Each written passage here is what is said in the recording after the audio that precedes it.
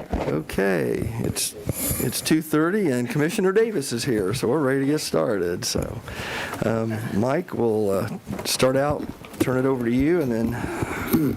Thank you, Mayor. This is a study session, if you recall what those are. We've kind of taken a detour on our format, and with the need for overflow seating and our typical overflow seating and social distancing in our typical side room, we're starting to conduct our study sessions out here.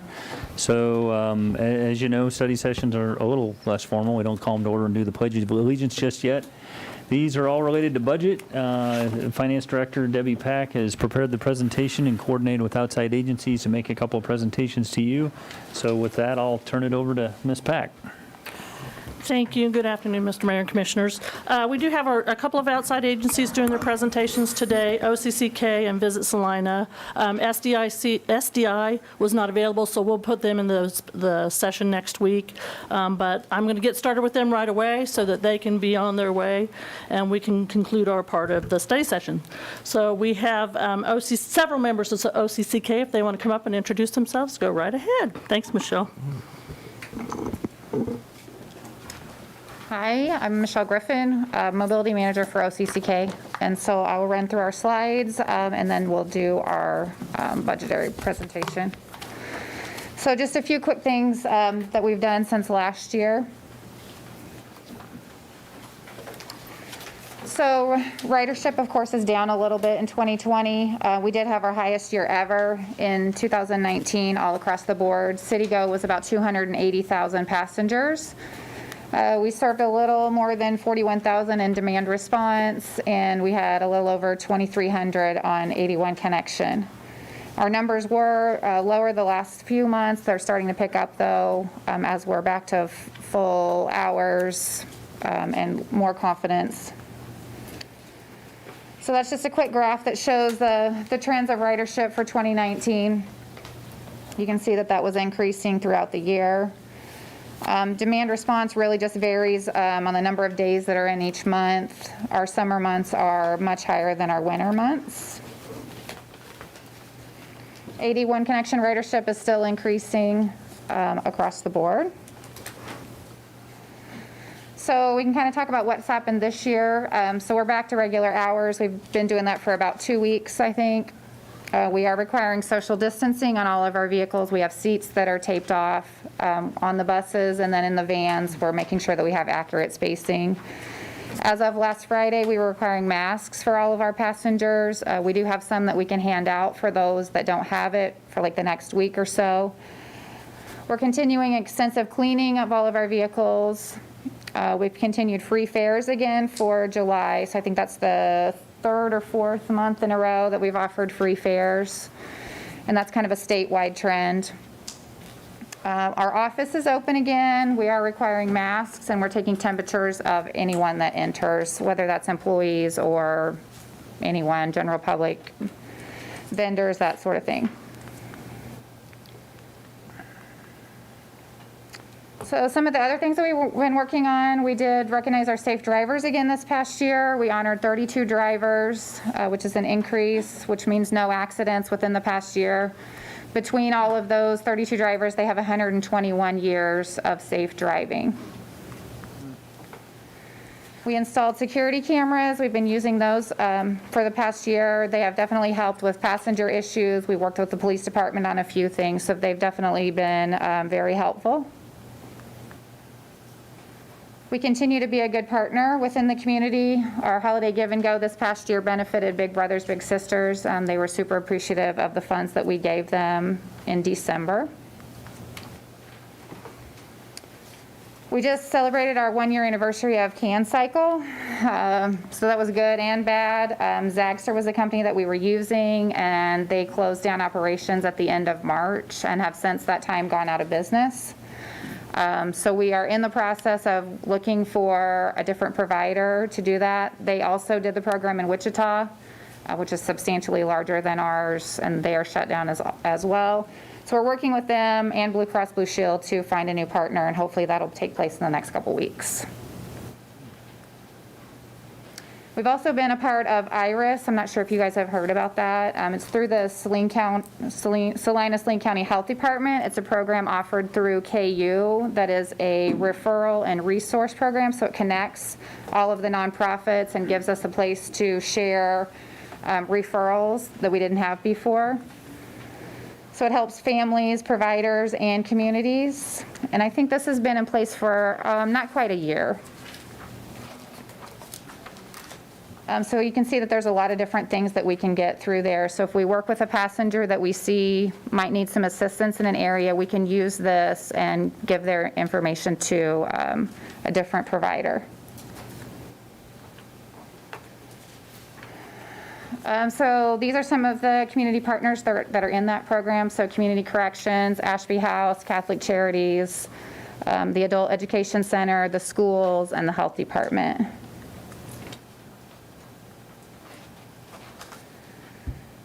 A brief rundown of some other things that we've been involved with. We did help with USD 305 enrollment last year, provided free rides on that day. We helped get people to the back to school fair. We were in the fair parade last year. We worked with Kansas Wesleyan on their back to school event, same with K-State Polytechnic. We did free rides on election day. We participated in the Salina Street Fair parade, the Parade of Lights. We did the holiday give and go like I mentioned. We've worked with Salina Arts and Humanities on the River Festival. We work with after-school programs, getting kids to and from different places within Salina. We've worked a lot with regional networking events, and we've been to several career fairs around the community. So now we're in a transition of building ridership back up. So the few of the things that we've talked about doing for that is a travel training program, getting people familiar with the bus system, how to ride it, working with large groups, small groups, and doing some one-on-one training. And we're also working on a series of videos that kind of explain the system, make it a little bit easier to understand.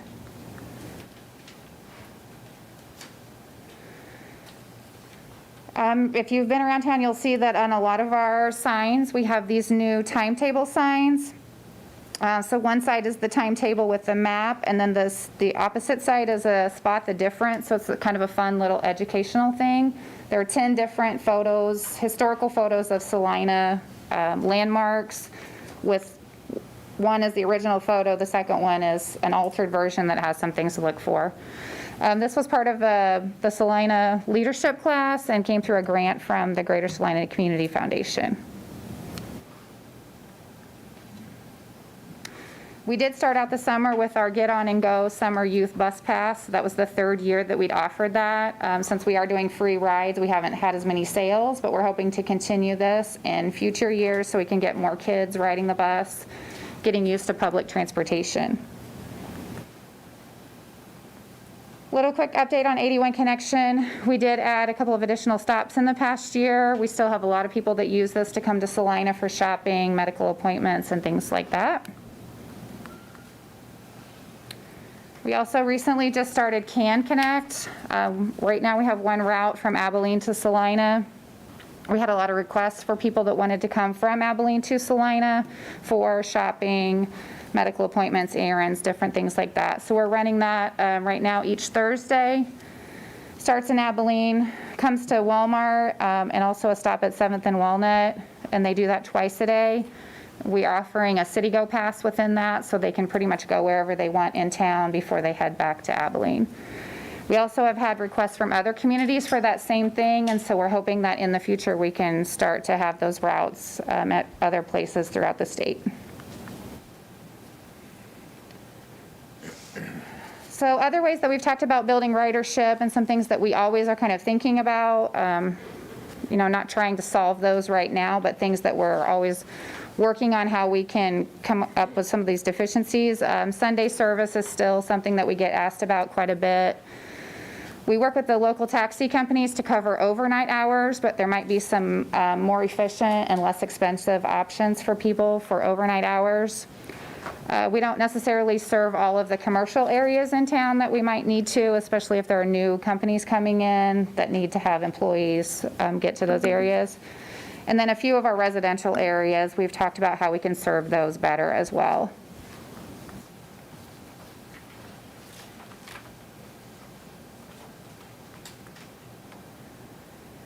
Still one of my kind of project goals is to have a trolley downtown. Again, that's on hold until things are a little bit more settled, but we do think it would be fun. We have talked with the Salina downtown about that, and they're interested in that as well. Just a quick note, OCCK turns 50 this year. We're pretty excited about that. Been around since 1970, providing services to people with disabilities. We did have a lot of things planned, but of course those have kind of gone to the wayside.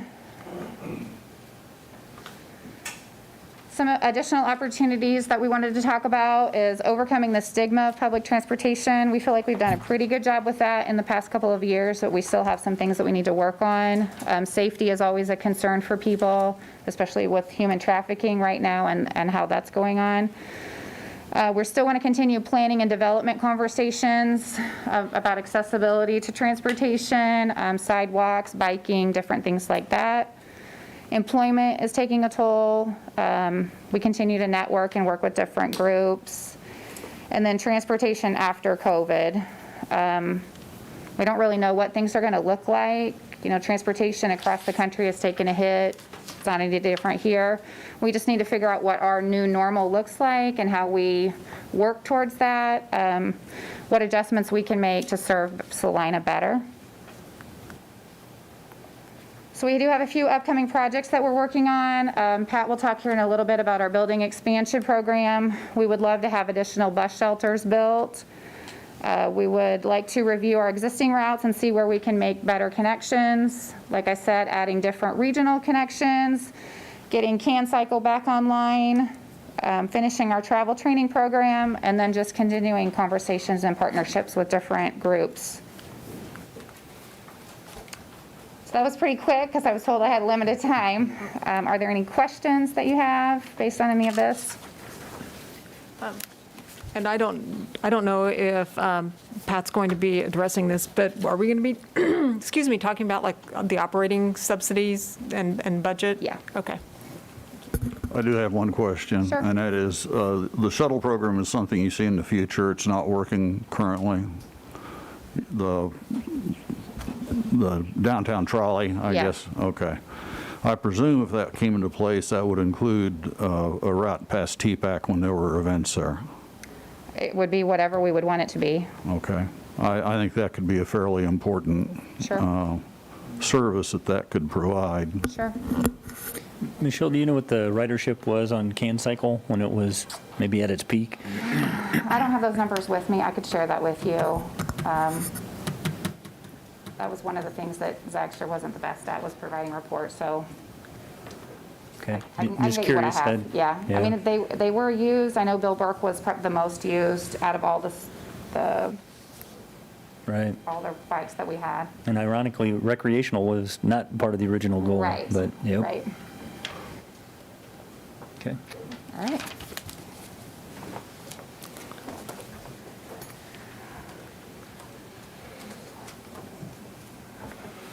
Good afternoon. I'm Patrick Wallerius, Vice President and CFO of OCCK. Two items I want to talk to today. You know, I am not used to talking with this mask on, so I don't know if I sound muffled or not. So the fiscal year 20 budget, which we're in now, and then our budget proposal for fiscal year 21. In your packet, I think Debbie has passed this out, that our request for fiscal year 21, which is, when I talk about fiscal year 21, I'm talking about the City of Salina fiscal year, the January through December. KDOT's fiscal year is July through June, so there is a separation between fiscal years. KDOT enacted the second half of this year, where most of the operating expenses associated with general public transportation would be funded at 100%. So therefore, there'd be no match required from us or from the city. We took that into account, as certainly if we looked at the fiscal year 21 budget, because the first 6 months of fiscal 21, which would be the last 6 months of the KDOT fiscal year, will be 100% funded. So our request is for fiscal year '21, as far as the city of Salina is concerned, is the $475,163. That is down, I think our current year grant is 812,000, around in there somewhere. When I say 100% funded, it doesn't necessarily mean everything.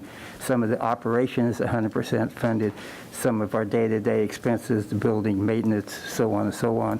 A lot of the overhead items are not funded by KDOT, so we still certainly have to carry on those costs. So the fiscal year '21 budget, again, our request is for $475,163, and that would be for the full year of 2021.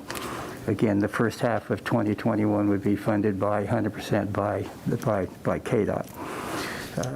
Also, what's going on happened with KDOT this year. Starting in the second half of this year, KDOT assumed 100% of the operating match for the second half of this year, 2020. Again, that's not all of our operating costs are covered by KDOT, but the majority of them are. We came up with, we think, we can give the city a credit back on this year's contract of $338,000. Which is the first 2 quarters of this year has already been paid by the city. I can get with Debbie and work out the details on how much is still left. The city would pay us for the third and fourth quarter. I want to get into jump subjects for a second. As you know, we're starting on our building expansion project. It's been on the drawing table and in the planning stages for over 2 years. We're finally getting it off the ground or off the drawing board.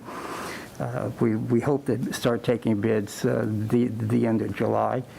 One thing that's happened for the 2 years since we've submitted our estimate to KDOT, certainly costs have increased, labor has increased, material has increased. COVID has made a lot of materials very, very difficult to find, and just the cost of living over the last 2 years have increased our costs. We are looking at the first estimates, that are kind of the final estimate that we got from Donnie Mars at the DMA Architects, was about 600 and some thousand less than what our original estimate was to the city and to KDOT. I have spoken to KDOT, the Office of Public Transportation. They are willing to come up with additional federal and state dollars, but I will have to come up with the match. So with the City Commission approval, I would like to take some of this credit that I'm offering you back and use it for the match, the additional match we're going to need to complete the building exactly how we want it completed. At this time, I don't know what KDOT is going to give us in additional funds. We won't know until the 1st of August when we get the general construction bids exactly what the project is going to come in at. It's a lump sum bid. So we'd have everything covered under one bid, which would be the demolition of the existing building and then the construction of the addition. So that is kind of what I'm hoping that maybe the commission will consider, is some of the credit that we're offering back to the city that we can use for additional match. Now, the match would be 20% on top of whatever KDOT gives us. So, like I said, we're about $700,000 less than what our original estimate. So mathematically, I don't know what that would be, because I'd have to wait and see what KDOT is willing to give us. Again, the project is scheduled to be bid the end of July. Hopefully the construction phase can start by August 1st. Probably 9 months construction, so we're going to go in the fiscal year 21. And of course, you know that the city has allocated $233,000 for the initial estimate on this. So that is going to, what has been budgeted this year, allocated this year, of course, is going to roll over the fiscal year 21. So that's kind of where we are, budget-wise, where we are in the building-wise. Kind of update on KDOT. We don't know for sure The city's budget always includes a couple match on 2 city-go vehicles. We don't know for sure if KDOT's going to match the vehicles at 100% like they are for operating. So if they do, that could be a little bit more credit. So, questions? I think so. Debbie, do we have their financial information? No, I don't think I got that in the packet. I have it on the screen right now, but Yeah, I'll I provide can't- it to you. But I know you're- I was sorry. thinking, man, I don't remember seeing that this I'm weekend, so, sorry. okay, so until I review that, I don't think I have any questions at this time. Is anybody else? I think the only question that I would have as a follow-up, what is the total budget for the new facility? For KDOT, I mean, for OCCK's For transportation? the total cost to construct the new garage and, Right at $3 million. okay. The agreement we have with KDOT is $2.3 million. Okay, And of course, they would put up 80% and then 20%. Half of the 20% has been obligated by the city. OCCK is putting up the other, or 10% of that match, so. okay. So so that would be around 300,000, and that's where you were talking about in terms of taking that credit and applying it toward our match. Am I understanding that correctly? Yes, I don't know if again, a lot depends on what KDOT, KDOT could come back with 200,000, they could come back with 600,000. And of course, if they come back with 600,000, we'll only be matching, whatever they come back with, we'd have to match the 20%. Now, some of the makeup, if they don't come back for the full amount, I'd be asking some of the additional money from this credit to offset the additional cost to build the building. And Pat, when do you think you'll know something from KDOT? I talked to Corey Davis, who's in charge of the Office of Public Transportation this morning. Hopefully in the next month. We will know more on July 30th when we take bids.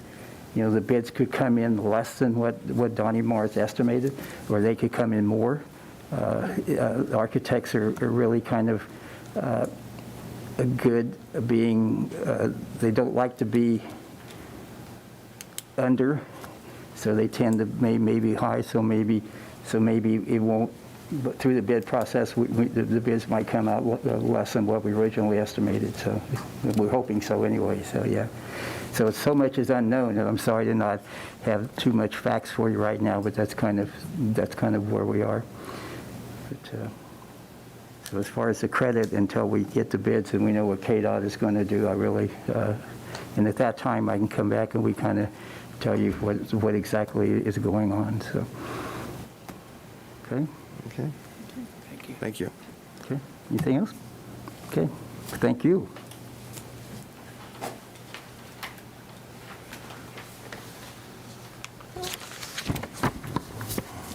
Are there any more questions for OCCK? Okay, then I think we have Sylvia from Visit Salina. Let me get her PowerPoint up here. Excuse me, Mayor Hoppick, are we going to be then getting the budget information Yeah, from, will you email We'll that get to us? that, Okay, yeah. thanks, I just want to make sure.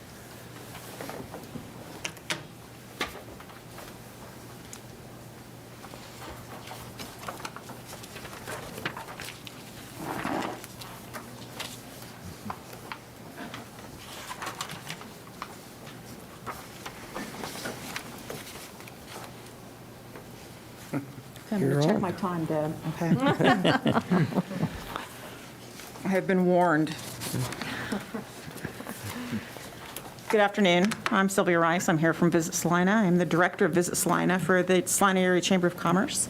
Thank you for the opportunity to report to you about several things. Some of the activities we've been through, some of the emotional roller coaster that we've been through in the last several months like everyone else, and kind of what we're looking forward to in 2021. This is the Visit Salina talent at this point. We are back to a 3-person staff. Myself as the director, and I take care of the administration, the marketing, the advertising, et cetera. Tiffany Benin, our phenomenal manager of sports and special events, who's keeping quite busy as she deals with events that are happening this summer and coming up through the fall. And Joanne McClure, who is our manager of conventions and military. Not as busy on conventions right now, but the military is chewing her up pretty good as we plan for some events coming up. Oops. I don't know. We're back there.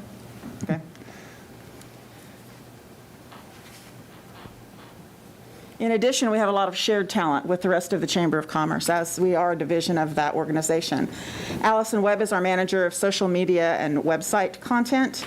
Sandra Cole is our accountant, and Eric Brown is our president and CEO. And I need to say that the other staff at the Chamber also jumps in where they can. They're working gates at KKOA. They're helping sell T-shirts at sports events and that sort of thing. Again, we've lost some talent. We no longer have a manager of tourism information, and we no longer have an associate of sports and special events. Today's format, as we go through it, is we're going to take a look at 2019 and early 2020 highlights, which we're going to refer to as pre-COVID, and then we're going to talk about 2020 inside of COVID-19, and then building for 2021. And we'll do that through each market. So we'll look at sports and events, we'll look at tourism, we'll look at conventions. Tourism marketing and general industry performance. The forecast at that time was tepid internationally for the tourism industry. But we have been excited about the possibilities that we have here. Everything from the new downtown streetscape to the 2020 project, our air service, new businesses coming in, the 10th year for the sculpture tour, all of those things that we're really excited about and we're ready to and already promoting via broad marketing, television, print, billboards, digital, and we're gaining momentum. Certainly we're pre-COVID. You each got a copy of the state travel guide. We have both paid space, a page and a half of paid advertising with a lot of partners. But we also got 2 pages of editorial copy, which is phenomenal, and it was exactly the kind of thing we wanted presented. Our arts vibe, the downtown excitement, that kind of thing. So at the end of 2019, citywide, our occupancy was being reported to us from Smith Travel Research at 57.3% with an average daily rate of $78.60. Our revenue per available room was hovering around $45. And again, the 2020 STAR forecast was 0 growth to a dip, and flat is the new up. Looking specifically at sports and special events. New in 2019, we hosted the first HAP Dumont tournament, and they rebooked for this year. That's a $155,000 piece of business. KKOA returned to Oakdale Park. That's getting closer and closer to that $1 million mark. And we have been planning for their 40th return this year, their 40th year anniversary. We invested heavily to digitally promote Salina Fieldhouse to target markets, identified $2.2 million that came into the community via tournaments at Salina Fieldhouse, and most of those events were back on the schedule for 2020. Kansas State High School Activities Association, state events for wrestling, basketball, softball, baseball, golf, volleyball, and football were on pace, 19 and 20. And we were chosen to host the first ever girls wrestling championships. Cumulatively, those KSHIA events on an annual basis bring us a little over $2 million to the community, 2 to 2.2 million. Baseball and softball facility improvements in the works, and plans to attend 2 marketplaces as part of Sports Kansas, which is our way of going out and looking for new business. One of the ways. Conventions and military, government market. We hosted the first international aerobatic competition nationals at Salina Airport Authority in September, and then in December, they chose Salina as their new home. Super exciting. The Hilton Garden Inn is gaining traction. Something's missing. The Hilton Garden Inn is gaining traction, getting Salina back in rotation for conventions, something that has been so needed for such a long time, and that has finally been happening. The Homewood Suites is catching meeting planners' attention with RFP and requests for information. The multi-tiered system of support and alignment, MTSS, has multiple dates booked at TPEC, one as large as 3,000 people. Brethren in Christ is expected, which is was an international event with a lot of flights into Salina directly. We successfully hosted the first Kansas Equifest event of an initial 3-year contract. We saw significant federal government events, military training, and so forth in 2019, and many, many scheduled for 2020. And we also had plans to attend the Christian Meetings and Conventions Association event, again, to generate leads. Inside COVID. So this happened, and things really looked very, very different for our industry, as it did for everyone internationally. Events are suspended, canceled, rescheduled, the situation changes. Phasing starts, the situation changes, reevaluate, and we do it again, and we do it again. And so from within the tourism industry, travel comes to almost an immediate halt. There's widespread confusion about the virus itself, what the exposure situation is, how it's best mitigated, all of those things. We have 3 Salina hotels that closed temporarily. 2 of them have reopened, and 1 should be reopened before the end of the year. Hotels are experiencing single-digit occupancy. That means I have a hotel with 100 rooms, and I'm renting 5 or 6 in a night. Not enough to cover the overhead, folks. Not by a long shot. Rates begin to drop because those that are open are vying for every single room night that they can garner. Partial closing of facilities and their services, hotels renting 1 floor and closing the others. Amenities, breakfast is different, pools are different, exercise space is different, everything changes. Our air service becomes limited. Attractions close, restaurants restructure. There are broad reductions in staffing. In fact, the tourism industry is probably the hardest hit, restaurants, hotels, et cetera, internationally. There's a significant increase in facility care, the things they need to do. So they have less staff, and they're expected to do more and invest more financially in the upkeep of the facilities. Extremely limited revenue and increased expenses. But we also see hospitality at the extreme. We've got hotels and we've got restaurants who can't keep their people working, so they're boxing up what's in the freezers and sending it home with them to feed their families. That kind of stuff happened across the board. Guest staff care and safety is at the utmost. On our side, immediately, our budget reductions are across the board, with ads, marketing, and marketplaces canceled or delayed. Staff is furloughed, work share is initiated, and we begin working from home. And we start to add to our vocabulary terms like move to the right in looking at events and trying to get them to rebook. And go, no-go dates. People setting in place calendar dates where we're going to let you know by this date whether or not our multi-100-person event is going to be there 3 weeks later. It's a really tough situation, especially for the hotels. Flat in COVID is no longer the up. We wish we could be flat at this point.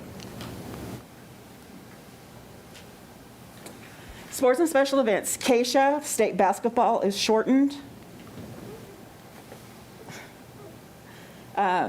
All the spring sports are canceled. Salina Parks and Recreation facilities have to be closed, including ball fields. Keep Salina playing group forms with Visit Salina as an active partner. Baseball and softball improvements are delayed to some extent. KSHA then, glimmer of hope, KSHA announces a full fall schedule.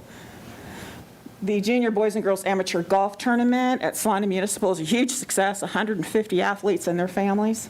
KKOA is on track for their 40th annual event later this month, and the Salina Fieldhouse is scheduled to host 2 to 3, maybe tournaments, yet this summer. Convention and military market. Conventions and meetings markets were hit incredibly hard, as you might guess. Convening is not essential in most situations. Virtual meetings begin to happen. Move to the right is essential. Strong efforts to postpone and reschedule, not cancel. Postpone and reschedule, not cancel. Let's get you on the books somewhere and hold some space and dates for you. That's what Joanne was spending all of her time doing as she worked from home. Brethren in Christ starts to reconsider the 2020 event, and ultimately they postpone until 2022. MTSS, an educational group that had the multiple dates at TPEC, moves to the right to 2021. A meeting planner event to feature the best of Salina for conveners is tabled with dates to be determined. Many cancellations at all venues. By early April, we've tracked nearly $3.3 million in convention and meeting business that we've lost for 2020. The IAC Nationals begin consideration of postponement. Their go, no-go date is in August. That's when we'll know if they're going to be here in September. Significant federal government events are still scheduled for 2020. Their go, no-go is later this month. That whole calendaring situation of, no, let's not cancel, let's get you on the books, let's get you on the books. Incredibly difficult, but that's really what our whole emphasis has been. Adjustments in building for 2021. We'll look at a few statistics here. Again, with Smith Travel Research, the hotel performance, April is the most current information that we have at this point. To give you an idea, our occupancy this year for April was 22%. Last year it was 67.9. That's a 67% drop. Our average daily rate was $59.61. And I'll be honest with you, I was surprised to see that it was that high, frankly. Last year it was $76.17. That's almost a 22% drop. So our revenue per available room currently is $13.10. And last year was $51.75, a 74% drop. If you look at the year to date, the percent of change from January through April of last year to this year is a 37% drop. Our average daily rate is just about 7, and our RevPAR is 41.5. So you can see what a toll the April business took, and we're not out of the woods yet by any stretch. When you look at the Department of Revenue's transient guest tax data citywide, in May only this year, that was $46,567. That really reflects the rooms that were rented in April, if that helps. Last year for the same month, it was $183,000. So you can see that's almost a 75% drop. And then our year to date, again, we're at about a 34% decrease. Again, staffing, as we're looking to 2021, we won't be bringing those 2 staff positions back. In marketing and servicing, every expense is on the table. It's no longer, yeah, that sounds good, let's do it. It's a much bigger pitch from staff to me and me to Eric in order to make those kinds of suggestions happen. We're trying to sublease billboard space that we're under contract to, that we cannot get broken. All travel, marketplaces are off the table. We're not doing that. And all of our advertising and marketing expenses are being cut dramatically. Our service packages for bids, from a financial standpoint, is being cut, certainly. But our goal is to try to maintain that good level of service, that great level of service, and fostering those relationships with our past and potential clients. Our partners, our vendors, our peers. And I have to say here, when we talk about relationships, every year we tell you this industry is relational. I'm here to tell you we were in a lot better position than a lot of communities and CBBs when people like Joanne McClure and Tiffany Benin are on the phone, and they've been here and they've been doing this, and these people know them. We were a lot more successful of moving to the right than a lot of our peers who just lost the business. That's why it's so important. We've learned to do a lot with a lot less, including dollars into the Visit Salina designated reserves. This year, we will deplete that completely. And so we will have to begin to build that again because we've got commitments going into the future. And to be honest with you, at this point, the Chamber's on the hook for those, and that's really not the way that it's meant to be. You have in front of you the budget, which obviously you can't see here, but you can see it in front of you. That's the budget that I submitted to Deb at the end of May. As you look at that, and if you look specifically at the income, you see several items of income that are not transient guest tax. Those are dollars that we earn in hosting events and so forth, but we reinvest that money back into those events. And most of the time, it's not even a break even. I'm suggesting that for 2021, or at least I was suggesting at the end of May, that in 2021, $714,338 was appropriate in trying to hit in 2021. If I was to redo this today, it would probably be less than that, but I'll know a lot better when we hit all these go, no-go dates, because those events that I've specifically pointed out, accumulatively, just into our budget, we're probably looking at $60,000, $70,000 in transient guest tax. It's a large amount. The CARM, Cultural Arts Regional Marketing, and the Kenwood Oakdale Marketing, I've budgeted those as a come in and a come out and a go out, just as a pass-through entirely, which is kind of how I think Debbie does on the budget as well.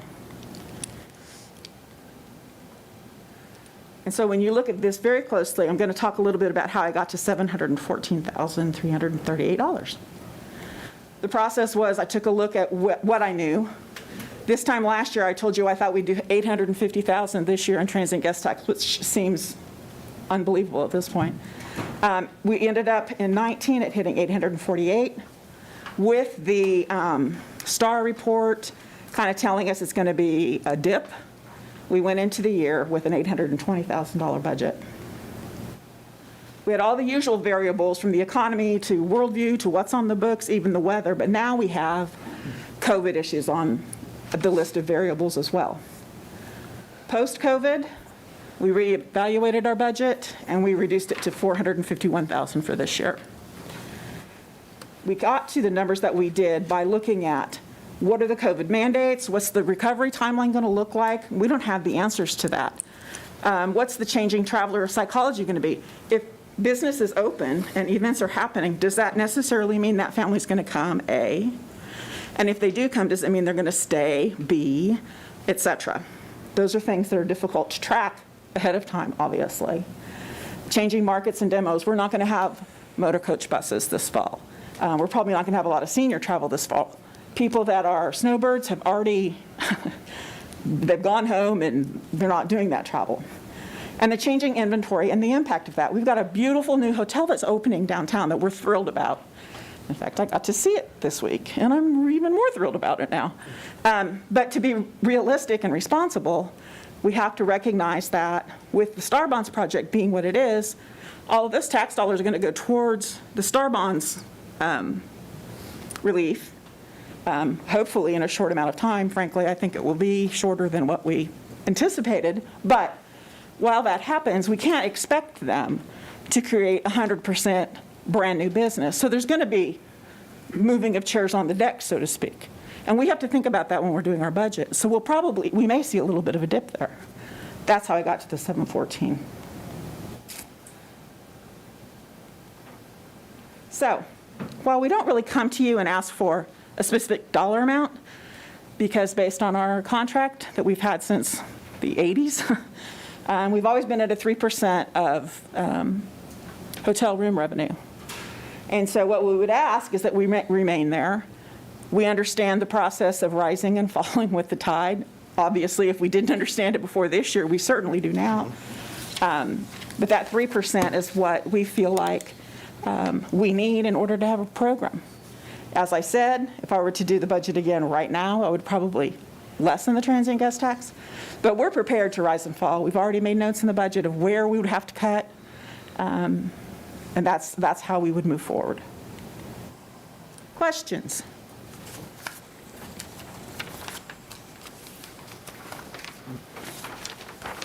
While you're thinking, I will acknowledge that Sylvia and her whole group have just been absolute troopers. I think their experience at however many years it's been, they fully understand it. It's our whole conversation's been it's a pass through, and what do you think the pass through is going to look like? And they've had to make as hard a decisions as we've had to make, if not more so.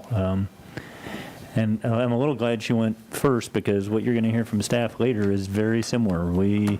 A lot of uncertainty. We don't know what the future holds. We're trying to factor that into budgeting, but that's kind of where we find ourselves right now. I keep looking for a crystal ball and buy-sell trade. There's not one there. If you have questions after you look, always happy to have a conversation. Okay. I'm not sure what my voice will do, but on a typical tournament, where does most of your income come from? I mean, it's not like ticket sales. Are you talking about the income that's listed here? Yeah. Yes. In some cases, if we're the host agency, we get a percentage of the gate, a percentage of the program sales, a percentage of the T-shirt sales. In other situations, for example, basketball, TPEC is the host, so they're the ones that have an agreement with Keisha. But they sort of, I don't know if hire's the right word, we have an agreement that we sell the T-shirts for them. So in that situation, we're just getting a percentage of the T-shirts. So it depends on the event. Does that That's help? where volunteers come in. That's where volunteers come in, absolutely. Absolutely, because we couldn't do T-shirt sales for a tournament like that using the three of us. Although the three of you all would probably try, knowing you. We might try, but right. I don't think it would be pretty. Anybody else? Thank you, Sylvia. Thanks. Thanks, Sylvia. That concludes the outside agency portion. Now we're going to go into the city CIP, sub-CIP, and comprehensive fee schedule. The first section that I wanted to talk about, because we know that CIP, the majority of that information is financed through debt, I wanted to kind of do a review about where debt service payments are, how they're funded, what that balance in that fund looks like. Just to kind of give you an overall idea of where it is, so that as you see projects come in and be recommended, you have a better idea of what that number is going to be. So on this first slide, on slide 3, this is our current debt service payments. And as you know, when we approve a project, we indicate where we're going to fund that project from. Either property tax, a special assessment, whether it's sales tax, the utility fund, solid waste fund, or if it's a revenue bond. So this is just a breakout of all the payments that we have through 2040, well, 2039, by those types that we've indicated. And then what we have on the next slide is, even though we say that something is being financed at a property tax, we do have some other finance revenue sources. So this breaks out where the source of the revenues are coming from. It gets a little confusing, but I wanted to just kind of, because you can't tie directly a project that we say is going to come out of property tax with a property tax levy, because we do have some other sources of revenue that are helping support those projects. Those would include motor vehicle tax that has the mill levy rate for the debt service fund, delinquent taxes. We do have a transient guest tax subsidy into the debt service fund right now for the TPEC bonds that we have out. That goes, I believe, until 2037. We have established an annual $650,000 transfer from the sales tax fund that was allocated for specific projects at the time that sales tax was implemented. That transfer also goes through 2036. Special assessments, we have, annually we submit those special assessment levies to the county. So this is what we would be sending as a levy to the county annually on those special assessments. Sales tax, these are projects that we've specifically designated out of sales tax beyond the original set of projects. So this number is taken from the amortization schedules for those specific projects, which are currently the downtown streetscape, and some portions of the river renewal project are coming into that number. Then we have some bonds that we've issued for utility projects and airport projects that are coming out of the utility fund. And we have a couple of bonds that we've issued out of solid waste for landfill cell development and some other things. So this kind of gives you an overview of what the requirement is. And the real key on this one is how much current property tax do we need to levy in order to support the payments of our debt. And so that's really what this picture, this guide kind of gives us. So in looking at the budget, we also have to look at what projects have not been bonded yet. And we currently have several projects that are either temporary finance or we intend to finance in 2021. So as we issue our debt or levy for 2021, we want to make sure that we include those projects. Otherwise, we're going to come up short when we try to collect property tax to pay for those debt items. So this list gives you a list of the current projects that were currently approved, are underway, or are possibly going to be underway pretty soon. in 2021 that will probably be financed in 2021. And you'll see that the debt payment on these we're not anticipating until 2022 because we won't finance it until 2021. So this just adds that additional financing to that current table that I showed you as far as payments that we currently have. And then this one combines both numbers. It takes what we have now, what we anticipate in the future with those projects that were listed, and what that number will look like with those two numbers. So it really gets us to a number where we need to be with the current projects that we've got currently in the process. Nothing that's coming up new, but everything that we've currently done that we have temp notes on, or that we anticipate to fund in 2021 or later. And then we also applied those numbers to the revenues that we would need to go, because this would be the number in 2021 that we needed to at least have mill levies set for the property tax in order to submit this number. As I go along, if you have any questions, if you've noted any questions, please stop me, because there's a lot of information here. Okay, I've got a question. Sure. On this last table, you've got a number for sales tax. Does that include both the transfer and the sale tax debt options from page 4, plus the police facility? Yes.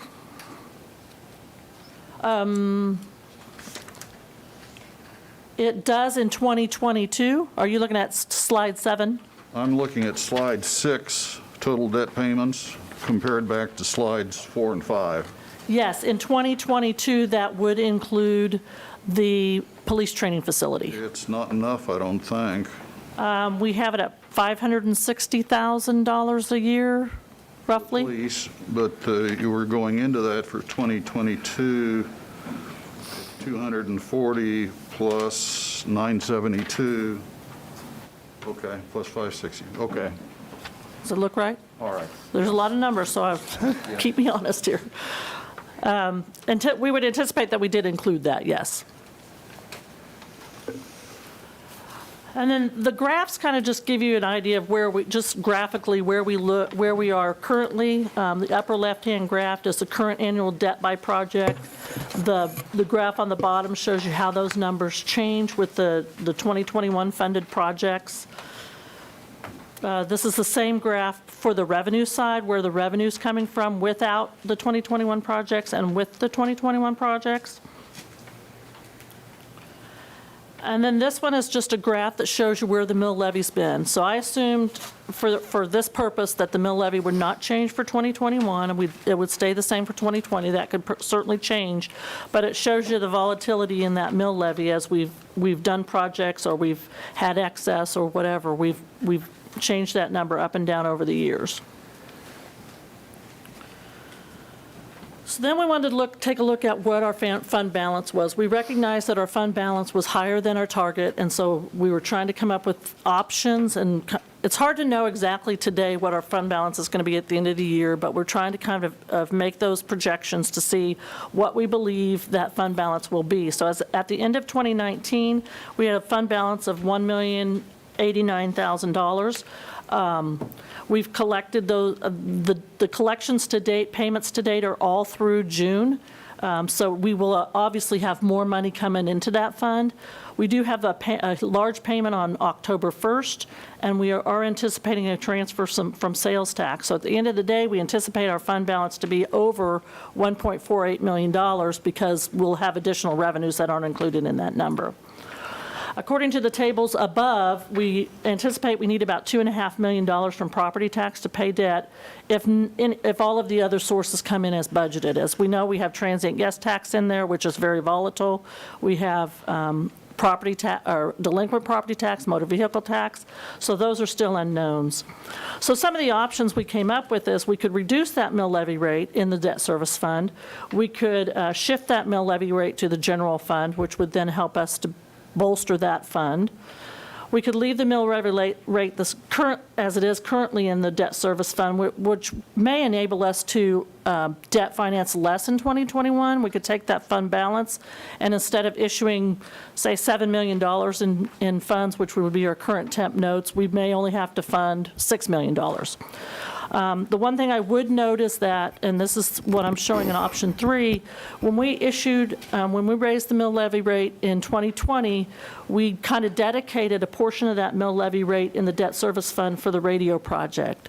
So I wanted to make sure that we knew that about $316,000 of the taxes that we collected in 2020 and that we will collect in 2021, we're really dedicated in my mind, because that's what we said, to that radio project. So I would anticipate that we may want to take those funds and pay down that debt once we get to that debt.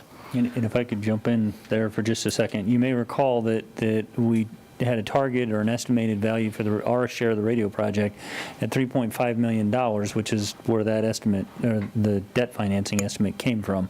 I should say that's not a firm number. That was the county at that point in time kind of hazarding their best guess of how the numbers might shake out. We've been going through the proposal process, and I think there'll be a joint city and county commission meeting proposed in the very near future to report out what we've received in the way of proposals and offer up some next steps in terms of reviewing those proposals. But I don't have any reason to think that it'll be less than 3.5 million, and I don't want to cause any undue alarm, but there's just too much uncertainty now to say that that number's locked in until we get through the proposals, till we get the actual costs. And the thinking was that we divide the entire system cost to the agencies that we're benefiting. So the city's share, because we provide dispatching, would be the costs associated with dispatching equipment, as well as the radios that we need for public safety, police, fire, and EMS.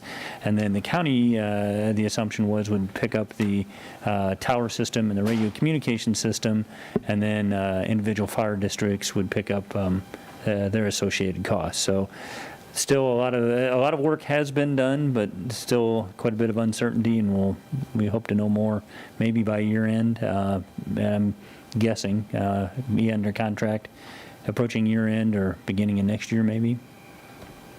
So I say all that really to I guess stress that 3.5 million was a placeholder, and it was gracious of the county to offer up a number, but I was clear with them that I understood we couldn't hold them to it. It was their best estimate at that time. As I recall, the fund balance target in the debt service fund is $200,000. That is currently where it's set, yes. Yeah. My inclination would be to consider increasing that to 500. It's been at 200 for at least 25 years. And it's probably time to up that a little bit. And then my second comment, either options 1, 2, or 3 would be acceptable for bringing the fund balance down towards that target. Actually, options 2 and 3 are probably long run better for us. But if the general fund needs money next year, option 1 would certainly be something to keep on the table when we know more about that.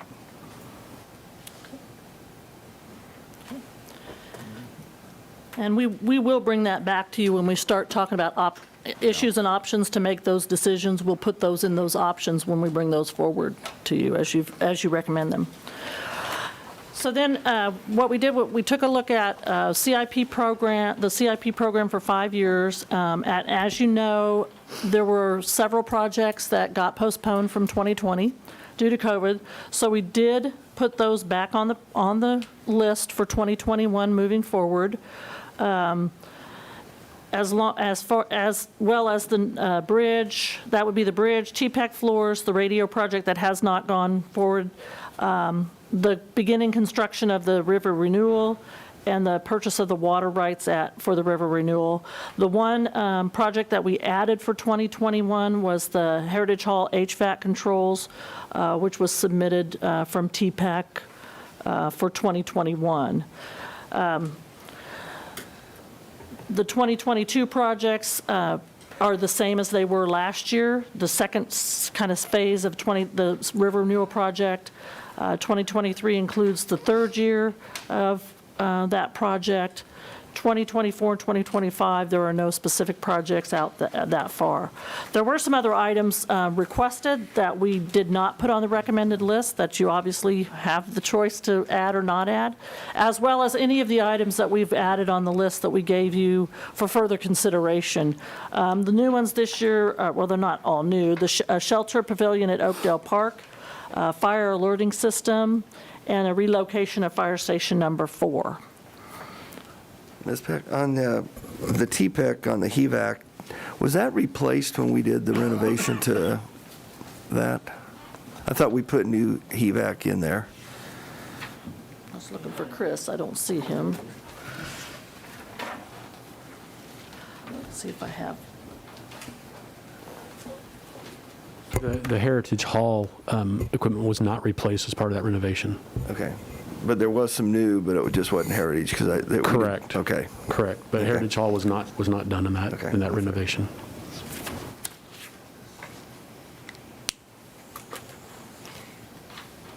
And I see Chief Royce is here. On the fire alerting system, is that the one where and I'm trying to recall from our tour of fire station number 4, is that the one that increases in volume to alert, or? Right, what- that's for the citywide system to alert the stations. Okay. Thank you.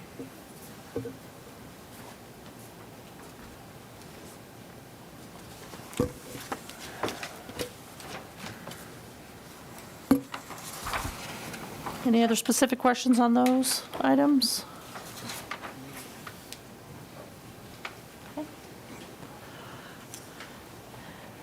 And then the fund that we really concentrate on when we're looking at sub-CIP and CIP is the sales tax capital fund. As you know, we have allocated $500,000 for parks maintenance out of this fund, $50,000 for hike bike trail, $3.2 million for streets. We have some funding eligibility for purchase of vehicle and equipment, building facilities improvements. So I think it's important that we see where this fund has been. As we know, it's pretty uncertain where this fund is going to go. We'll talk about that a little bit more when we do our financial update in the regular meeting. But I just wanted to show you kind of where the fund's been. It's kind of fluctuated a few $100,000 over the past 5 or 6 years. Don't let the 2020 actual through May 31st get y'all excited, because it's actually doesn't have most of the expenditures in there at that time, because it's just a timing issue with all the transfers. But at the end of 2019, that fund had about $1.8 million. We would anticipate that it has about $1.5 million in at the end of the year. So as we looked forward, going forward for 2021, what we did, and these are the assumptions that we made, was we assumed that our revenues for this fund would go back to what we had in 2019. We didn't anticipate it'd be higher than 2019. We anticipated we would reach 2019. We allocated the same amount that we have allocated for vehicles and equipment, CIP planning, and those other items in this fund as we looked through the fund. And this next slide is the one we've seen many times that just shows kind of in priority order from left to right what's committed through debt to, on the right, the more items that we kind of have a little bit more leeway with if we wanted to reduce those allocations or not. The items in blue are already financed through debt. The item in gray is the police training facility that already has temp notes, but it has not been bonded, but will be bonded next year. And the items in white that are not highlighted are not committed at this time. So that kind of gives you that. Now, one of the suggestions that we talked about, and one of the ideas we came up with, was that you have the ability to change where you want things paid from. If you chose, for example, to take the police training facility out of sales tax to allow more funding for the river project, we could do that. We could finance it for a longer time because we know the sales tax sunsets at 2036. So we really don't want to make those commitments past 2036. We could finance that for 20 years instead of 15 years. It would cost about $1 million per year if we did that. So this second slide, the next slide, I took that number out of there just so that you could see what the difference would be in that fund if that choice was made. Question, a couple of questions, actually. I note in slide 16, line 2, we have a $1.8 million general fund transfer. You know, we committed to a maximum of $1 million a year for that, and I know that that 1.8 comes out of discussions trying to stabilize the general fund this year. In my viewpoint, that should be a last-ditch thing that we do, because otherwise we're stepping on other projects' toes out of the sales tax fund. I would consider making that transfer over the taxpayers or over the voters' commitment if maybe the general fund got down to $2.5 million in reserves or something. But at this point, from what I see later in the packet, we're not there yet. And I would strongly suggest we leave that money in the special sales tax fund for the projects that we intended to pay out of the special sales tax fund. Yeah, and I think that, I understand your point. I think that's doable or possible. You know, the conversation we had that got to this assumption was that we weren't going to lower reserves a penny. And they were based on the projections we had at the time. So another point I was going to make, and I think these go together, is Ms. Pack mentioned that, you know, we're assuming that performance gets back to 2019 levels, and we've talked about that a little bit previously.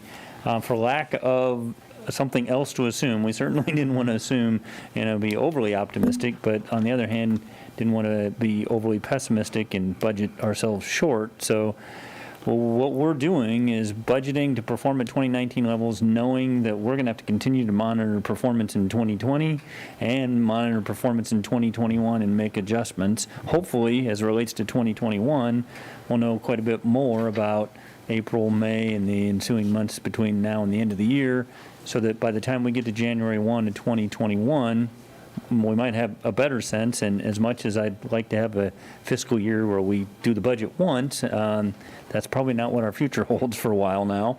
We're going to just have to continue to reassess and adjust. And with respect to that transfer, I see us doing the same thing. And we're going to have to continue to have conversations about what are we seeing on a month-to-month basis in the way of performance. And then to your point, if performance is bad enough, then we have a conversation about whether we make that transfer or Okay, not. and that's my point. I don't want that just to happen automatically and then suddenly, Right. I mean, we kind of put it there as a, we're keeping this in our hip pocket kind of thing.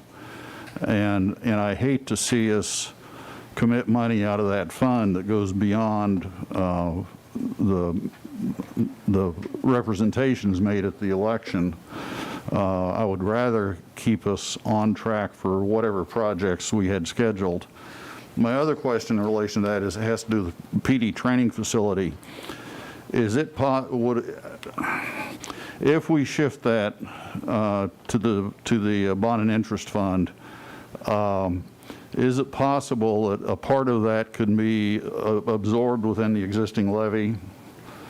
In other words, you say it's the equivalent of X number of mills, but I'm not sure if that really happens. If we manage that fund to its target, we might go several years without doing that levy. And again, my point there is that facility was added to the sales tax, and it really was never specifically included as a part of that funding scheme. It got added at a time when, you know, my perception, I wasn't here then, but my perception is it's money that's available, we can build it out of this, but that also kind of robs other pockets out of that fund because it was pretty well fully committed at the time that it was established. So I think we need to work on that a little bit more and see if there's something we can do to try to finesse that a little bit, again, with the idea of protecting this fund for the original purposes. I'd say your description of how it ended up in the sales tax fund is a fair assessment. We can certainly look at what it might take if we wanted to fund that out of the debt service fund. And just to follow up on your questions and comments about the amount transferred to the general fund stabilization, if we were to remove that extra $820,000 from that, that would bring us in to under $6 million in our general fund reserve, and I would assume that that would then have some consequence in terms of our bond ratings? Or does that need to be, when we revisit this, does that need to be one of the things that we take into consideration? We can certainly look at, we have a Moody's bond rating, and they are very specific about things that they're concerned about. I don't recall off the top of my head if fund balance was specifically one of those. I don't want to say it was, but I go back to what Mike said. We may get to the point where we won't have to hit fund balance even without that. I guess my question would be, are you more comfortable taking it out of the presentation so you kind of know, or would you be more comfortable leaving it in? It's fine leaving it in. I Okay. just want to achieve an Maybe we need a footnote. understanding that before we pull that trigger, we Right. need to have a discussion. Absolutely. And Moody's does look at fund balance, but they're Yeah. very cagey as to how they look at fund balance. So Right. you really never really know what they're thinking. We certainly, if it's helpful, we could certainly footnote this table and anything else that we do that makes that note.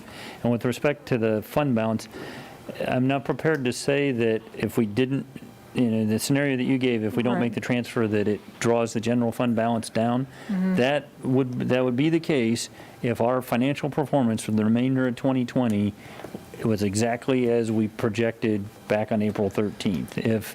If we end up somewhere in the middle, it may not draw the fund balance down as much or at all, just depending on actual performance. Yeah, not knowing where our sales tax and property tax are going to land, I think we're going to be juggling some things as we get towards the end of the budget. So I think we'll just have to, I think what Rod's saying, or Commissioner Franz, is that we're just going to have to start trying to weigh some of those as we get there. And Commissioner Franz made another comment that got my attention, and that was the project schedule. It may take us a while to figure out what our finances are. It may throw off the project schedule while we still have the funds in the sales tax fund to do the project maybe on a delayed schedule into next year. And as we have to bide our time and continue to watch our financial performance, we may not be able to hit our project schedule targets, but we may be able to hit our financial numbers. exactly. So just to overview those assumptions on that sales tax, we did reduce our revenues significantly for 2020 COVID projections based on the information that we provided you monthly. We did project that our 2021 revenues would be the same as our 2019, and beyond 2022, we went back to our assumption that it would raise by 0.5 or 0.5% growth going forward. We have some assumptions in there for the river project also as far as what that financing would be, leaving things like we have it now. Now, that'll change as we have those discussions going forward. With 3 minutes left, this is just an overview of the budget for the sub-CIP items. This is standard where the money's coming from. These are $20,000, typically $20,000 and over projects that are paid out of cash, some part out of the general fund, the sales tax, special parks, gas, and other funds as we purchase those. CIP, we still have the pay plan study on there. That was a project that we delayed from 2020. That'll be something that we're coming forward to you when we make those decisions in issues and options, whether we want to continue with that project in 2021. Buildings and facilities, there's several items on here. We've moved a couple to the example, the central garage had a request. We moved that to their fund. Kenwood Cove had a request. We moved that to their reserve fund. The other projects coming out of sales tax were a little over $270,000. One thing we did want to talk about in Special Parks Fund, this is a fund, and I have this on the next slide, that money this comes from the alcohol tax, and 1/3 of it goes into a Special Parks Fund that can be expended for the purchase, establishment, maintenance, or expansion of park and recreational services, programs, and facilities. So we are recommending that we take the request for purchase of mowers for the Parks Maintenance Department and buy those out of the fund in 2021. This fund has a balance of a little over $348,000. We have a remaining budget in there, so we anticipate it'll have about $255,000 at the end of 2020. With the revenue that it typically gets in, about $180,000 to $200,000 a year, we anticipate that this purchase would be very, very doable in this fund. We'd like to also think about going forward, taking that funding. It was typically used for the replacement of park equipment, so playground equipment. The Parks Department was trying to do 2 to 3 parks a year. They haven't been able to really do that consistently the last couple of years. But what we'd like to propose is that we continue to do a park replacement every year out of this fund, but we take the other portion of that funds, say half of that funding, and do some sort of long-term replacement program with that. If you look at their list of items that they're requesting and the list of items that they have, their equipment is pretty old, and we need to get a plan. And that's what we're trying to move to, is how do we create a plan for some of these requirements? So that's something we'd like to have you think about. So if you want to stop at 3:45, I would like to pick up on that a little bit if we do have time to have some more conversation after public comment.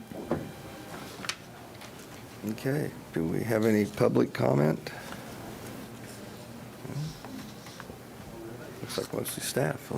Kind of building on Ms. Pack's comments, I think I've described to you that I feel like our vehicle and maintenance, or vehicle replacement is like whack-a-mole in terms of just trying to address the worst problem or the highest priority. And public safety is in a pretty good routine of replacing patrol vehicles and ambulances and emergency equipment.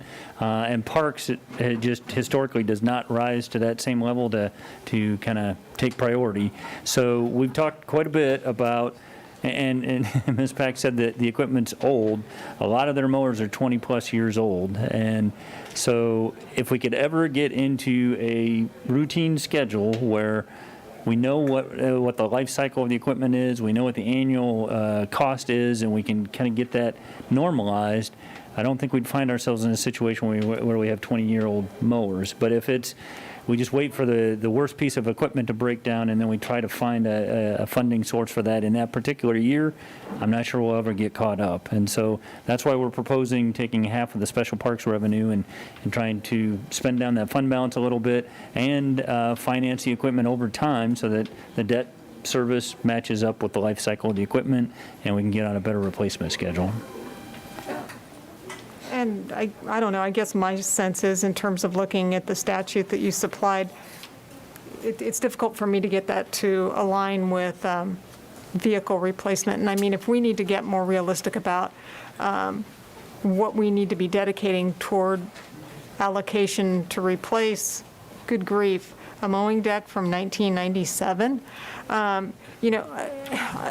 I don't know. I think that might warrant further discussion about other ways that we can do that. I mean, if we aren't funding parks equipment where it needs to be, I don't know. Just reading that on the surface right here, I don't look at that as a fund for getting mowers and such. To me, it strikes me as more enhancing outdoor experiences and recreation programs for our citizens. Well, I understand your point. I guess we were drawing on maintenance as being the source of it being eligible. And, Right. And I know we're desperately looking for any. That's the other thing I was going to say. I understand the desperation. For lack of being able to find an alternate source. Right. I would say that is the way the fund has been treated in the past. I think it's been oriented more towards programs and direct facilities, but maintenance would clearly allow us to buy mowers with that. And if you think about it, you don't have much of and not to pick on anybody in particular, of a soccer experience if the grass is a foot high. Right. So there is a tie to programs, even doing things like buying mowers. And until recently, we didn't have dedicated sales tax funds of $500,000 a year to put to address the Parks Master Plan either. So that helps give us a little bit of relief.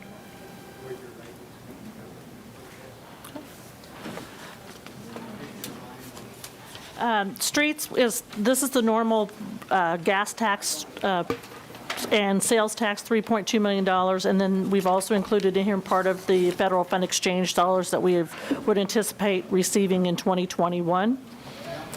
I have that in there twice, I apologize. And we always talk about how much we spend on streets, so I wanted to put this in here again. We've seen these numbers before, but we are spending because we do debt finance some of our street improvements, we're spending a little bit over about $7 million a year, $6 to $7 million a year on streets with that financing out of gas tax and sales tax. System enhancements are from the Utilities Department. Ms. Tasker submits these projects at the beginning of the year and then gets these done throughout the year. These are all out of the utility fund. Vehicles and equipment is where we struggle. I know Mr. Scragg talked about this. We may want to skip forward to slide 30. I think this is important for everyone to see.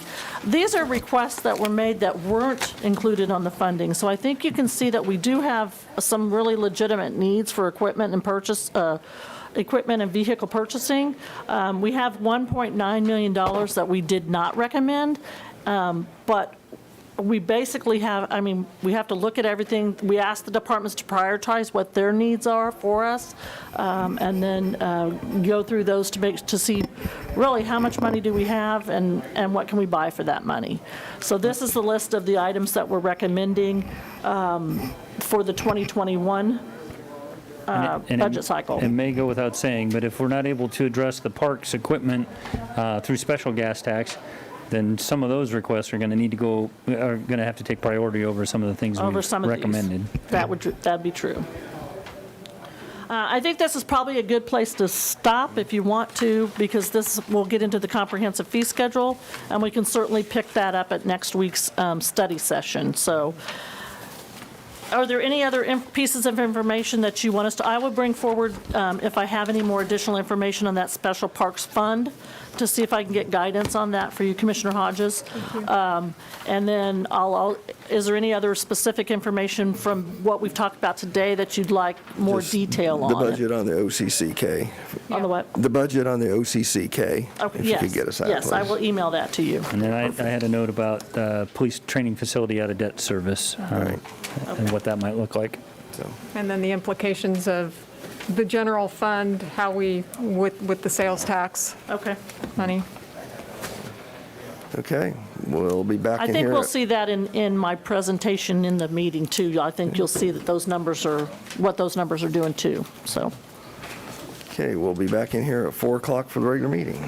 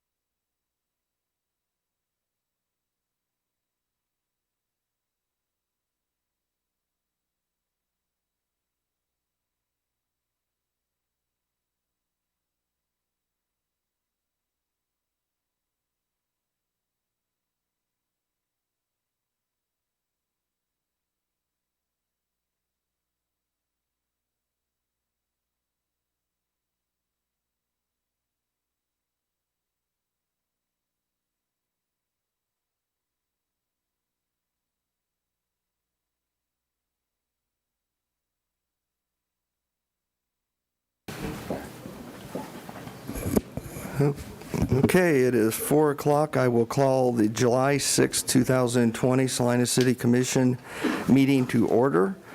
I would first ask staff for confirmation that the Kansas Open Meeting Act required notice has been properly provided. Yes. Thank you. With that, we will do the roll call.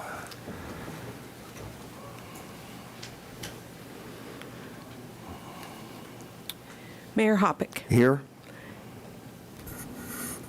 Commissioner Davis. Here. Commissioner Franz. Here. Commissioner Hodges. Here. Commissioner Ryan. Thank you. With that, would all that are able please stand for the Pledge of Allegiance and a moment of silence.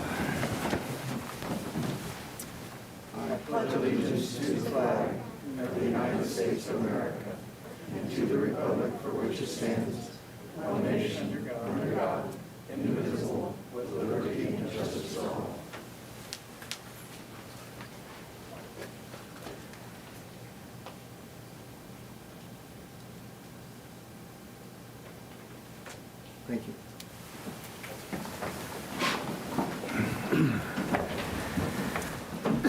Okay, with that, we will move into awards and proclamations. Item 3.1, presentation of the AAA Community Traffic Safety Award to the Salina Police Department by Bob Hamilton with the Kansas Department of Transportation.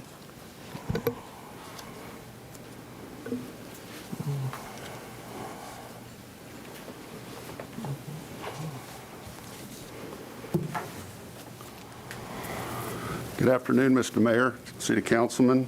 As you said, my name is Bob Hamilton, and if you've been watching any television on politics running for U.S. Senate, I haven't totally lost my mind yet, so that's not me. I'm what's called a law enforcement liaison with the Kansas Department of Transportation, and we work with AAA Kansas on picking out law enforcement agencies across the state that we feel have done a great job on traffic safety issues. And this year, your agency is one of 38 police departments across the state of Kansas that's receiving this award. Some of the things they have done to receive this is convening a traffic safety committee that meets regularly, having a department-wide policy requiring the use of seat belts, participating in the highly successful Kansas seatbelt usage program called SAFE, working with USD 305 in the high schools, dedicated enforcement campaigns targeting seatbelt use, failure to stop at railroad crossings, failure to yield to stop school buses, speeding, and DUI violations. Communicating with the public to share bicycle safety information and materials. I need to say one more thing. I'm a retired law enforcement officer myself of 33 years, and I was in traffic safety for 28 years, so I know what these men and women in law enforcement go through on a daily basis. And in the last, I'd have to say, month, I've been a little irritated, I'd have to say, with our public across this country, the way they're looking at law enforcement. Because when something happens, who are the first people we call? We call law enforcement for them to respond to take care of the situation. So I got to give a lot of credit to these people for putting up with what they're putting up with these days and still going out there and doing their jobs. This is the second consecutive year your police department has received the Platinum Award, and this is the highest award that can be honored for their traffic safety efforts. But first of all, only law enforcement can be good at what they do with the support from the City Council, providing them with the support that they need. So at this time, it's a great pleasure for me to present Officer Rubert and Chief Nelson and the entire Salina Police Department with the 2019 Platinum Traffic Safety Award.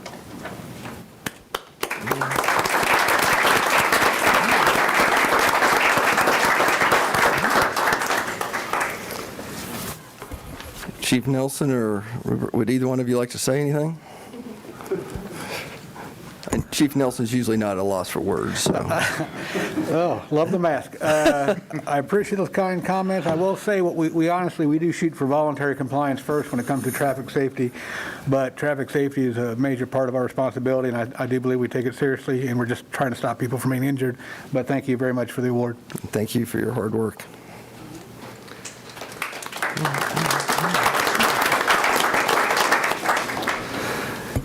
Okay, before we move into citizens forum, I have an item I need to bring before the commission. As most of you know by now, on Thursday of last week, Governor Kelly issued an executive order requiring mask or face coverings in public to become effective at 12:01 a.m. on Friday. Thursday evening, the Salina County Commissioners met in special session and ultimately passed a public health order determining that face masks will not be legally mandated by them in Salina County. Over the weekend, I've been working with City Manager Mike Scragg for input on being able to take up this matter today. In anticipation of the possibility that the City Commission would wish to discuss this topic today, staff has researched the City Commission's rules of procedure and order of business for conducting regular meetings of the Board of Commissioners. And I guess at this time I would ask the fellow commissioners if they would wish to take this up at today's meeting.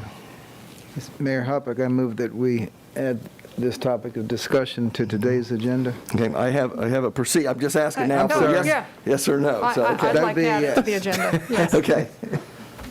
Nothing's as easy, remember, as just a yes or no with this. Is this going to be, what, an ordinance? That would be That is up one to us. possibility. I mean, what are we talking about? I'm sorry. Is this an ordinance? That is a possibility. We have a draft ordinance that you could consider. Okay. My only concern, I'm certainly willing to take it up today, but I think that there has been no general public notice that we will be discussing this, and I think it's important to honor that process.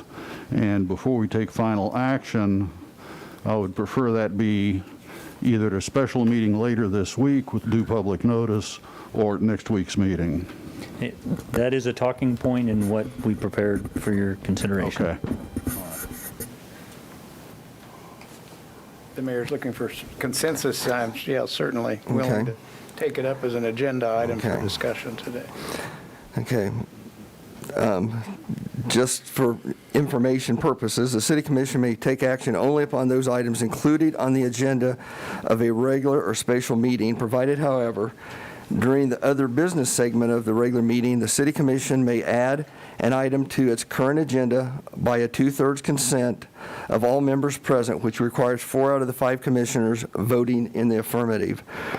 Recognizing that other business is one of the last items on the agenda, and members of the public would like a preliminary indication of whether the City Commission intends to address this topic today, this could be addressed in 2 steps. Step 1 would be consider a motion to suspend the rule number 3 requirement that consideration of an item to the City Commission's current agenda occur in the other business segment of the meeting and allow consideration at this time. Step 2 would be to consider a motion to add ordinance number 20-11034, requiring the wearing of masks or other face coverings in public spaces to be a specified point on today's agenda.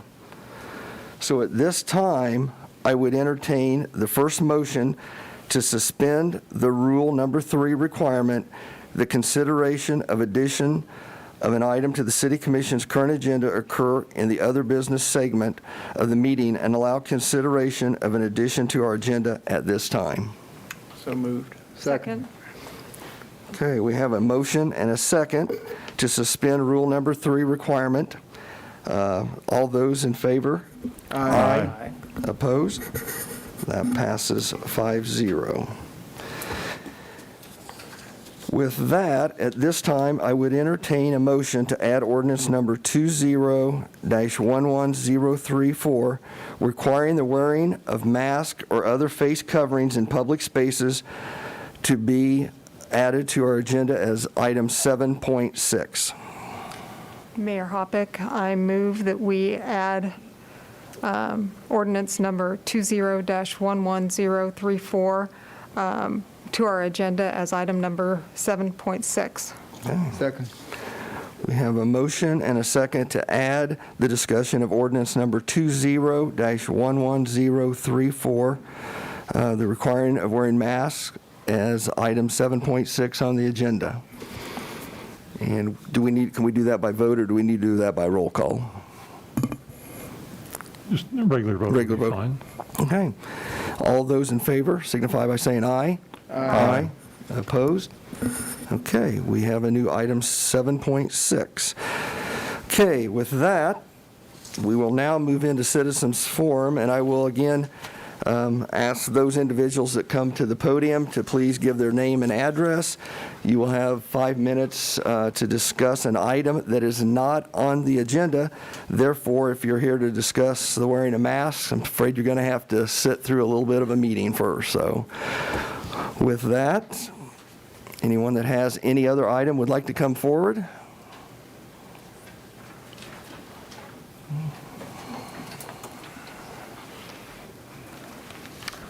My name is Vicki Ritter, and I live at 1619 Eagle Crest here in Salina. And I came to speak on behalf of our Salina Women's Municipal Golf Association. We're requesting that you consider letting the golf course open at an earlier time because of the heat. It's really stressful on a lot of our players. And, none of us are real young. And it's really hard out there in the heat. We're used to starting at 7:30 in the mornings through June, July, and August. And we've been starting at 10. I think we're moving up to 9 this week. But I know Mike and Keith have been doing a phenomenal job of trying to keep everything going out there, and I really commend them for it. But we would like to be able to play golf a little bit earlier so we could escape the heat. And maybe they could close during the afternoons or something. But we're just putting in that request that you would consider that, and hope that we could possibly come to an agreement on that. Thank you. Thank you. Mayor and Commissioners, I generally don't go point counterpoint with speakers, but I think it might be helpful to acknowledge that as we were putting the plan together for the golf course, that this question came up. It was nice and cool while we were having the conversation, but recognizing that heat was going to set in. And we didn't talk in specifics. When I spoke with the golf pro and staff, they indicated they thought they could come up with a plan. I know this question came up kind of towards the end of last week. I've not had an opportunity to sit down with staff and see what it might take to accommodate that request. I think it's very reasonable, and I'm hopeful that staff has some ideas that they already had in mind. But we can sit down and take a look at that, and if we can find a way that's cost neutral, that'd be the preference. If it turns out that it adds some cost, then I think we would need to come back to you similar to what we did with the baseball approach. But certainly understand the reason for the request and willing to get started staffing it through. Because, I could see this being a 2-month proposition or so because of obviously the time of year. Do we have any financial information as to how, that was one of our considerations. Is there a chance we could get some, because I know we had the number of plays we needed, and from when I've been out there, it seems like we're exceeding that, I would guess. So it'd be nice to have some numbers to know where we are. That would help us. I don't know off the top of my head. I can talk in generalities that we are ahead, but as we talked previously, the cool months are the time to get ahead, but I don't know specifics off the top of my head. Okay. Do we have anyone else that would like to come forward?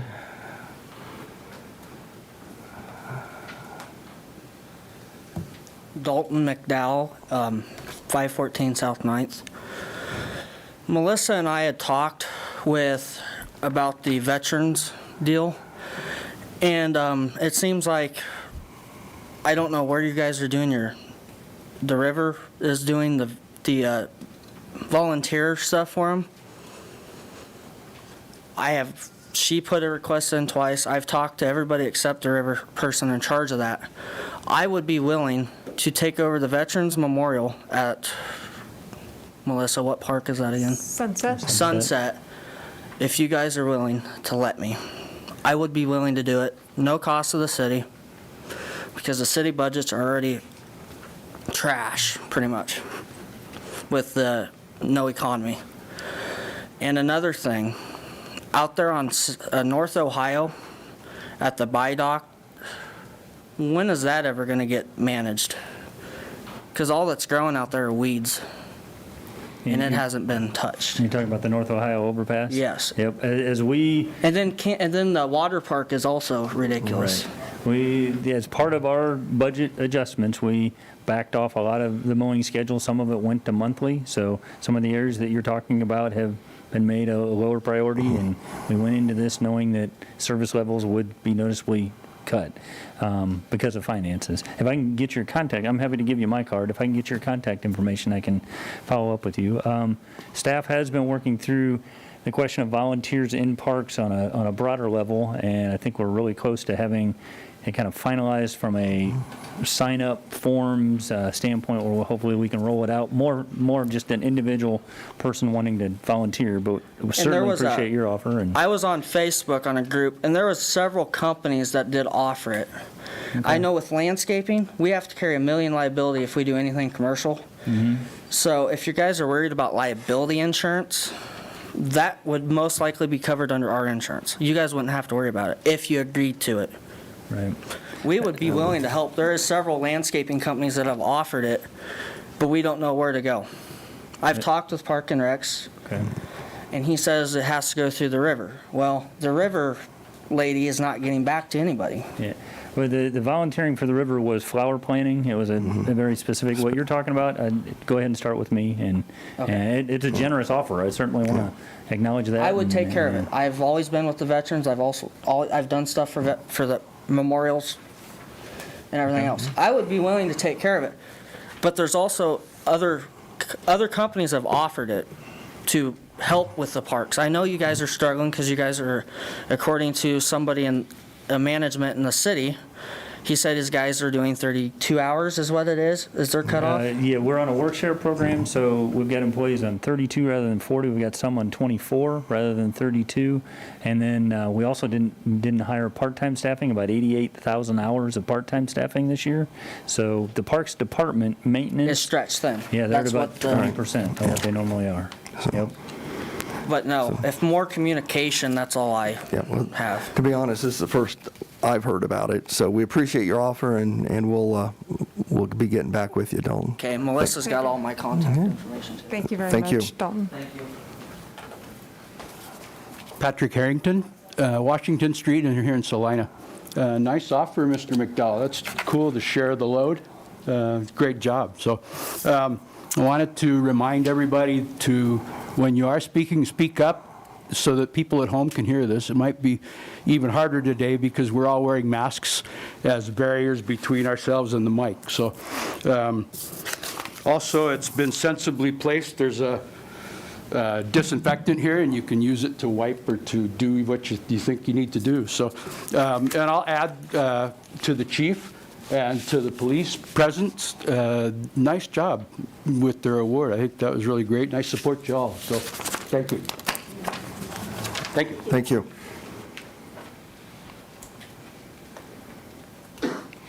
Anyone else under open forum? Well, since the topic came up, I'm just going to say that driving down here today, I drove up Santa Fe, and the flowers really look nice. So that project worked out pretty well, I think. And I noticed in the park, they did a good job, so thank them.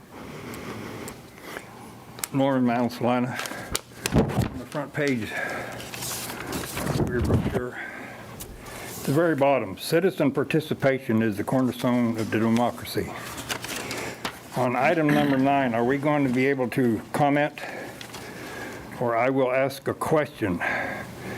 When you move into executive legal session, this is still a taxpayer issue. Why are we not given time to comment on it? Because we're the one that's paying this for this. We're the one that's signing the check. Why are you hiding this? I can try a couple things. Number one, if we take action, we have to take that in open session. So coming out of an executive session, if there's a decision to be made, it will be made in open session. There'll be an opportunity for public comment at that time. And then this particular topic is really kind of a two-step process. As we finalize the arrangements with the county, the ultimate lease would still require public action by both bodies, the city commission and the county commission, which again would create an opportunity for public comment. This is all leading up to that. But look at the front page. We're not participating in it. I'm saying that there will be an opportunity in the near, before action is taken, there will be an opportunity to participate. We should be at the beginning of it. All I know to tell you is we're compliant with state statute as it relates to how we're handling this. Well, that's what we're going to have cleared up.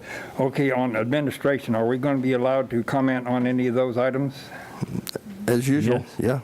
Well, good. Always You guys are doing better than some other government in this county. You hear that? I don't know about that.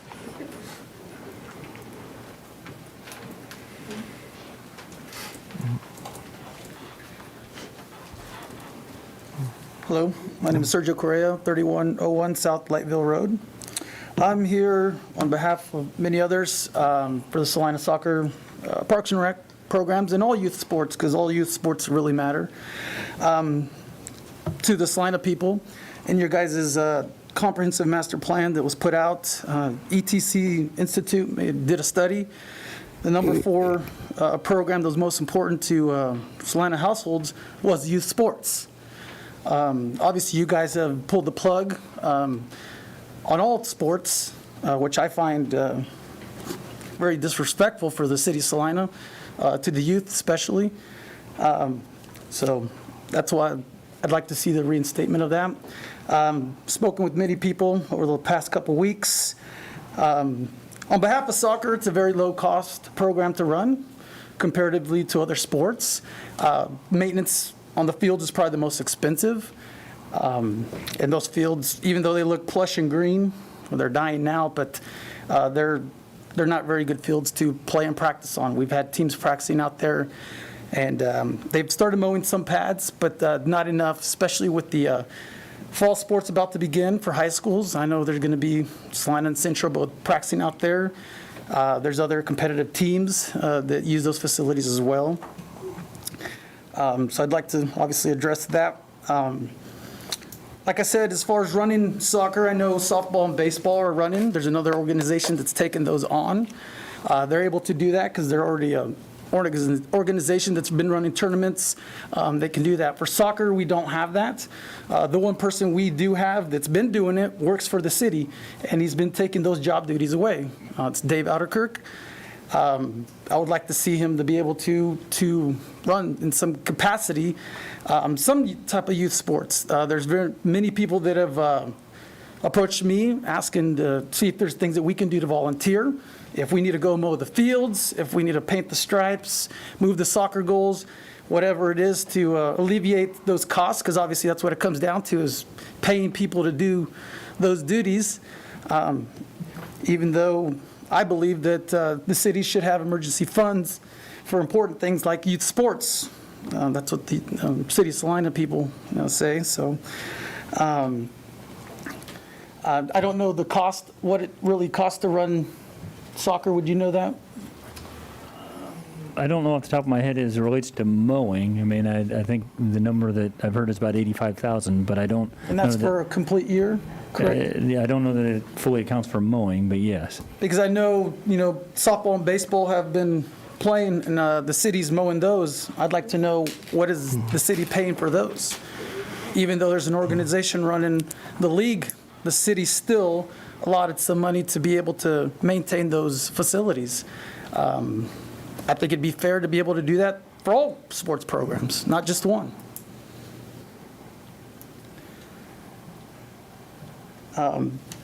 Just kind of want to mention, like I said, Dave Outerkirk, Chris Cotton as well. Chris Cotton, he gets a lot of heat from different people saying that he's not fair to different sports, and I believe he is. He helps with all various different sports, even though his boys do play soccer, and I think a lot of people just are biased because they see that his boys play only soccer, but he's done a lot of things for a lot of various different sports for the Parks and Rec.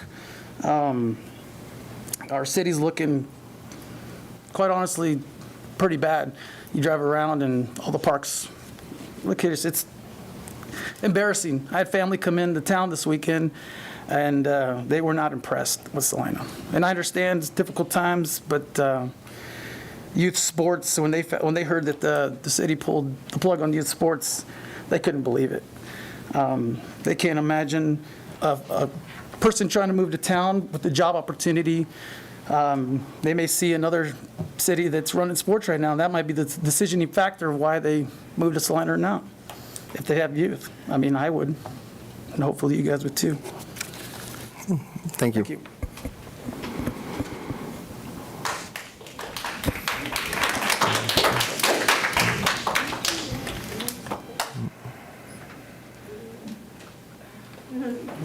I guess I'll get up after him. Okay, my name is Tisha Keller, 1226 East Wayne. I kind of started speaking with Melissa a little bit back and forth on this issue, and I'm not really sure where to go with it. I just fear for the youth that are not able to participate if we do not have these programs running for them. I mean, they have got to get out. They have got to express themselves. They need the teamwork. They need the camaraderie of everybody else around them. You know, our kids, our grandkids. I've had 4 kids in soccer and other things as well, not just one sport, but that's the sport that seems to be with our family. So it's done a lot for us. I'm not a very good speaker, so we just have to do something for them. We can't just let them be sitting at home doing absolutely nothing. I don't have a lot of statistics. I can't get much from the city as far as it costs to run these programs. I think $85,000 is a little out there. I'm not sure. I don't know what it costs to mow these fields, but I know we have people everywhere that will step up, volunteer to do the things that need to be done. It's just a matter of what, I mean, we as a community, we don't know what we're supposed to do. I mean, I'm sitting here going, I have no idea. So I need direction on what we need to do to make this work and so that these programs are not canceled. I have a question. Is there usually a summer soccer league? Is that what we're discussing? There's Okay. there's summer, fall, spring. Soccer can run year round. We have football in the wintertime, so these kids are playing inside at the field house. Yeah, Right. the field house. So it's a continual program that it doesn't stop. And if they want to play and if they want to keep playing, then they can.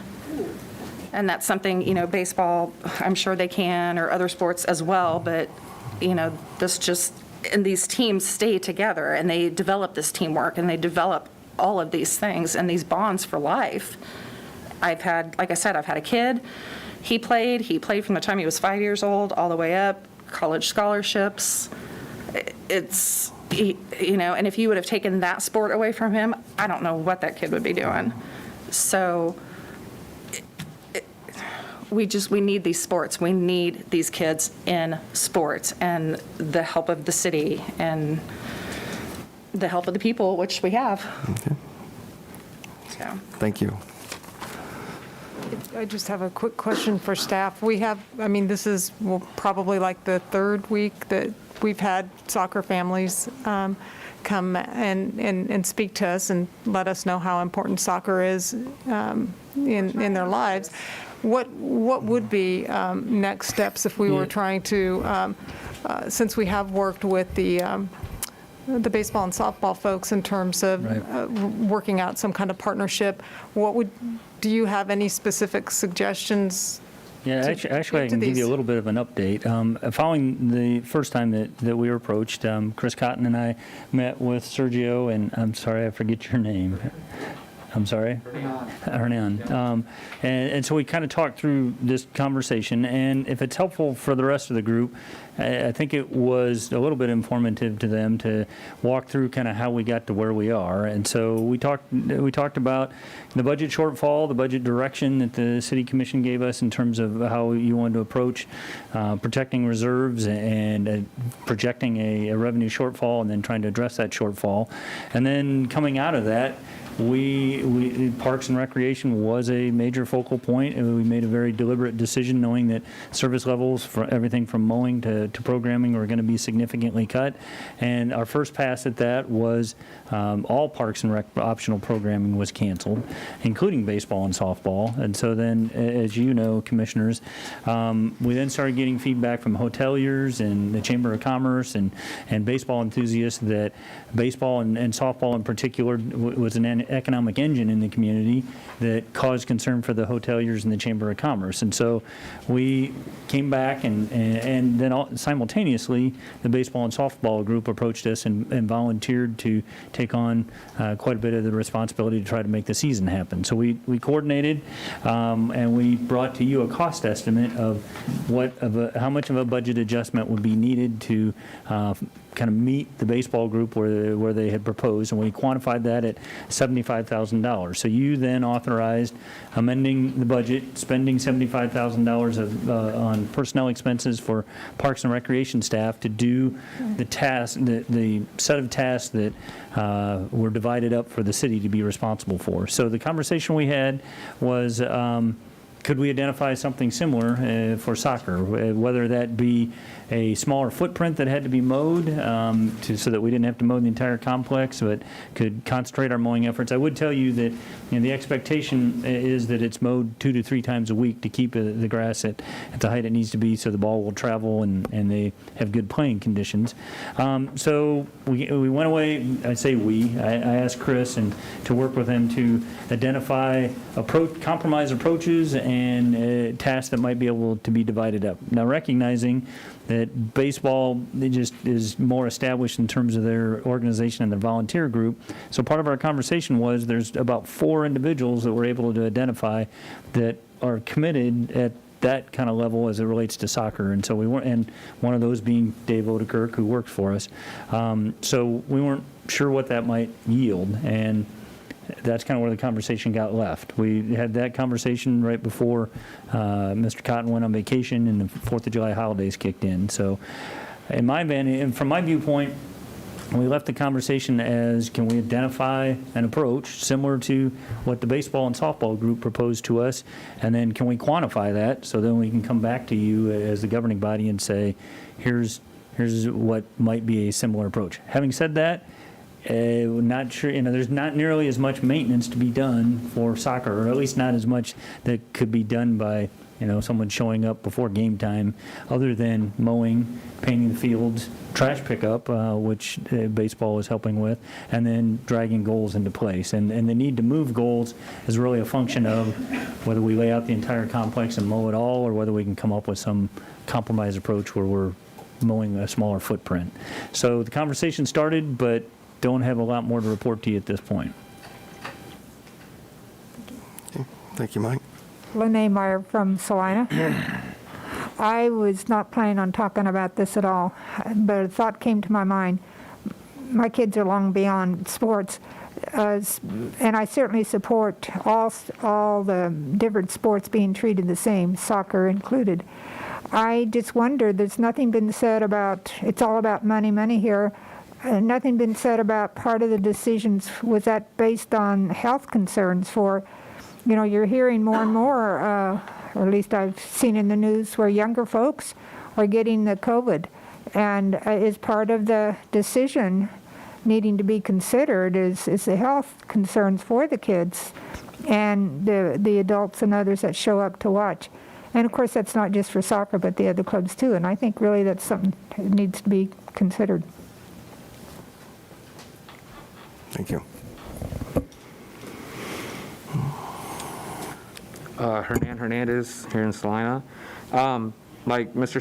Scragg said, we talked and we tried to find out those missing gaps of maybe the stuff that we don't know of the soccer community and how, baseball has it or how golf is still going or anything like that.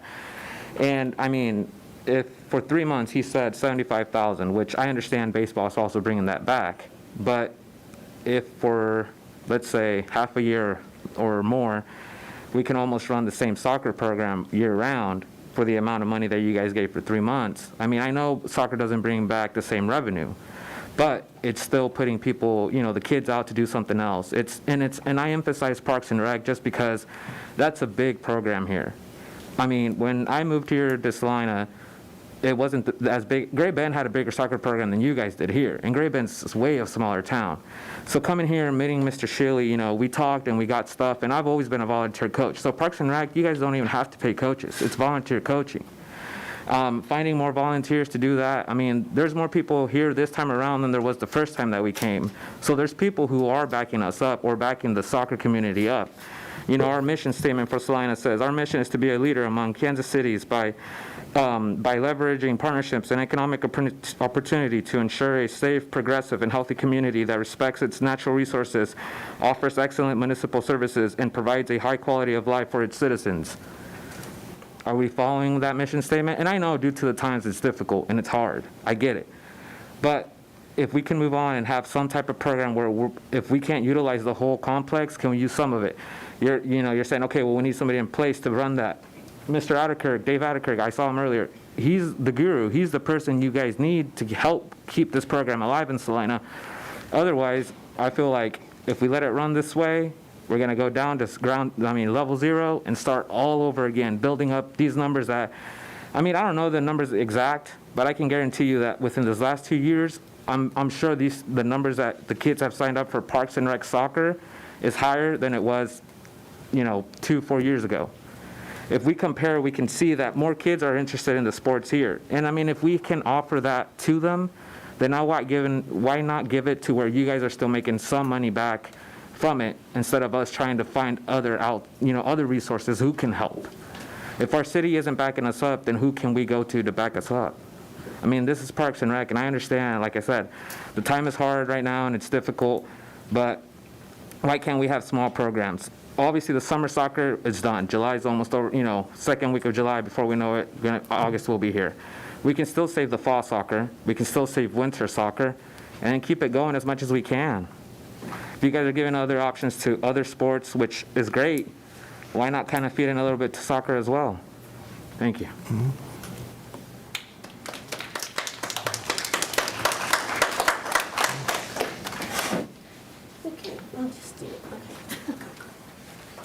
Hi, I'm Sue LaForte. I live on Huntington Road here in Salina, Kansas. And like Tish, my son's been involved in soccer and other sports since he's about 4 or 5.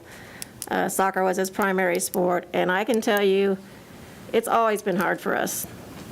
As parents, we've always had to fight for soccer in this town. And if that means volunteering, fundraising, we've done it all. I helped get the soccer field put out there. It was a lot of work. It wasn't just city money. It wasn't just city people helping us. It was a lot of parents, kids, grandparents, you name it.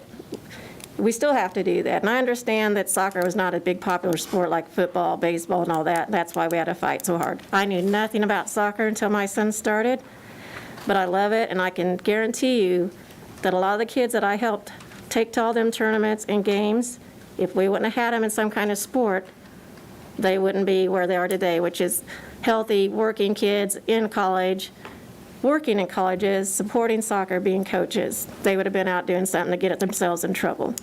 Not every kid can play football and baseball, but soccer is open to a lot of kids. It keeps them running, keeps them going, it keeps them fit.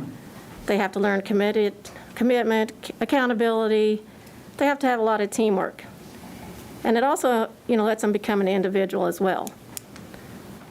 I just hate to see no programs, whether it's soccer or whatever it is, not somehow supported by the city. My kid was offered a scholarship too. A lot of these kids were offered because of the voluntary coaches that they got through the years. I volunteered, I'll still volunteer. He's not in soccer, but I have grandkids coming up. Even if I didn't, I'll still volunteer. It's just a matter of you guys asking us and letting us know where that's needed. So I hope you guys consider that and put it back on your agenda to get it back in. Thank you. Thank you.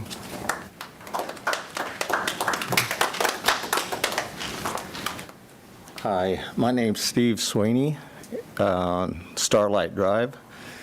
I have a couple of issues here and concerns. I was born and raised in Salina, graduated from South, Marymount, worked at Beach proudly. Other than, when Beach went through their layoffs, there was nothing for us. You know, we had to go elsewhere to make a living. So that I did. I moved away 35 years ago and decided I was going to come back to peace and quiet. I lived in Daytona, and 2 hurricanes drove me out of there and come back. And, you know, the one reason that I moved back was the Salina Muni. It's always my favorite golf course. And why not? I live a mile from there. So that's my second subject. No, I guess I'll stay on the first one. It seems like there's a lot of effort to put in these Yayas and Starbucks, but where is our industry here? You know, what is going on to get industry in this town, which creates jobs? And jobs is sexy. Jobs is really sexy because people spend money. Downtown effort, that's new to me. Where's the money going to go to support that? So we need industry here. My second subject is the Muni. I think Mike and Keith do an outstanding job out there. And I know they're killing themselves right now because there's a lot of spoiled golfers out there like myself. And the bottom line is the Muni has always been around 50 years and has always been the mainstay of people in the state going, yeah, I played there. I love that place. And here we reopen it and they're restricted. They can't open on a Monday. We have hours now, 9 o'clock. But the members, we're restricted to playing 3 and 4 days a week and having to drive elsewhere to play golf during the week. I think that's ridiculous. I had to have, when I played softball here, we had to travel to Fun Valley every week. And here we are again, having to drive all over the state just to play golf when we have a membership.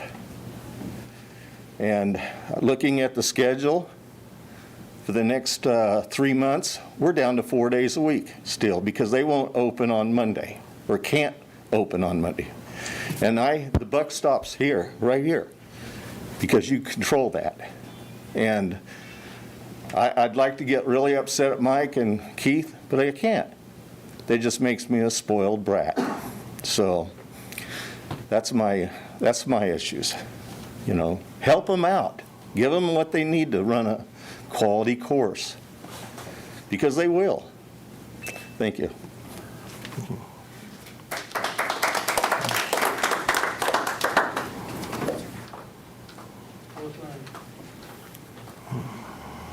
My name's Don Crow. I live at 2500 North Cunningham Road. I'm the South High soccer coach. Have been part of that program since 2002 on the guys and the girls side. Sorry, I can't breathe with this thing on. I want to just thank Sergio and those guys. They called me, contacted me, asked me if I'd talk on their behalf. Club soccer is out of the question, but as far as the city soccer, we get a lot of our kids that come out and they play soccer because they played it when they were young at the city. Whether it started at the Y, went there, went to club eventually, maybe. Some of them couldn't afford it. Some of them can't do the traveling, things like that. And their only opportunity to grow in the game is actually through our city. At South High, I've coached the girls longer, and probably 10 to 12 kids come out every year that don't go through our club program because they can't. And then the only thing that they can really afford is to do the city soccer. Without that, they wouldn't be part of that. They wouldn't be part of our program. Not all those kids are going to go to play college, but it gives them a chance to belong, be part of our school, part of the community. You know, we just need to have those programs for those kids. I understand the cost. There's a lot of people in this room, I coached their kids, whether it was high school, club, through Parks and Rec, the Y before that. And I'd just like to see us continue to have soccer here, as well as baseball and softball that's offered through the city. I have 2 kids that still play baseball and softball along with soccer. And yes, they're able to play that this year just because they've had that opportunity. I'd just like to see the same opportunity for the others. I've had 4 kids come up. One of them will be off to college next year, hopefully playing soccer. another one that's a freshman this year, and then the 2 younger ones that are still 3rd and 7th grade. I'd like them to still have that chance to play here in town. And they do still participate in some of they play club, but they're able to play in the winter through the field house and do some of the futsal and other games like that I think have been a valuable kind of experience for them, but also gave them a chance to play with some kids that they don't always play with. I'd like to see us just kind of keep that and be able to continue to offer those services for our kids. And it's our commitment to kind of get them there. Like Ms. LaForte said, I'd like to know what we need to do a little bit more too. I'd volunteer to help mow fields. I'd volunteer to help line the fields, move bleachers, whatever we need to. My South High teams, they need volunteer hours every year. They'd be happy to help out with that. I understand there's some legal concerns, liability-wise, with other people mowing and doing some of that. But I know many of those players would volunteer their time to help out as well with whatever we need. So if we could get some guidance, like we've asked, then I'd be happy to help with whoever wants to coordinate that and be part of that and give my time too.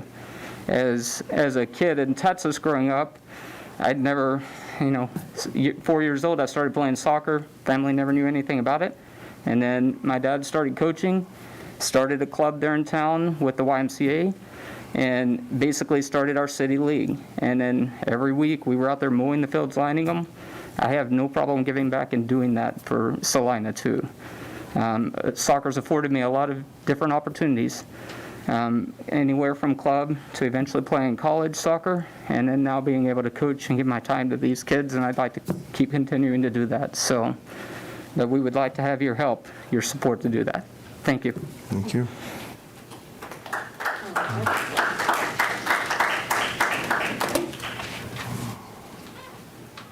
My name's Caleb Williams, 2404 North Halstead. I'm a transplant to Salina from Pennsylvania. I grew up playing rec soccer.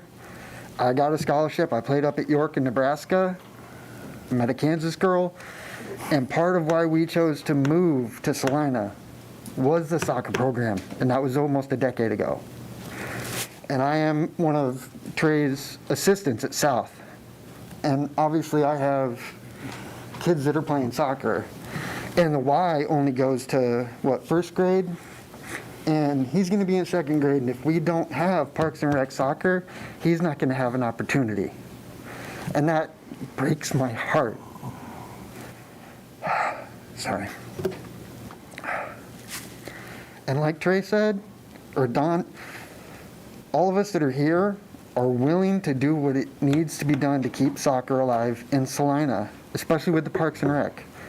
Those are the kids that most need it. Thank you. Thank you.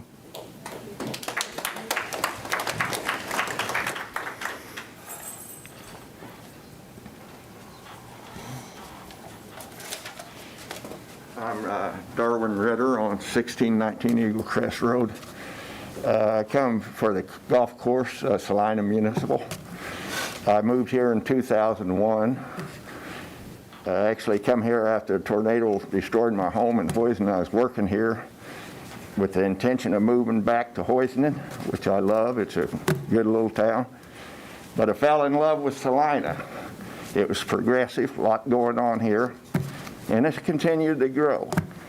And I think it's important that everybody realizes that your golf courses, your parks, your soccer, baseball, is all important. And I don't know what the answer is. I know this virus is a bad thing. I had a brother-in-law that almost died from it in New Jersey, so it's serious business. But we can't just let it stop us.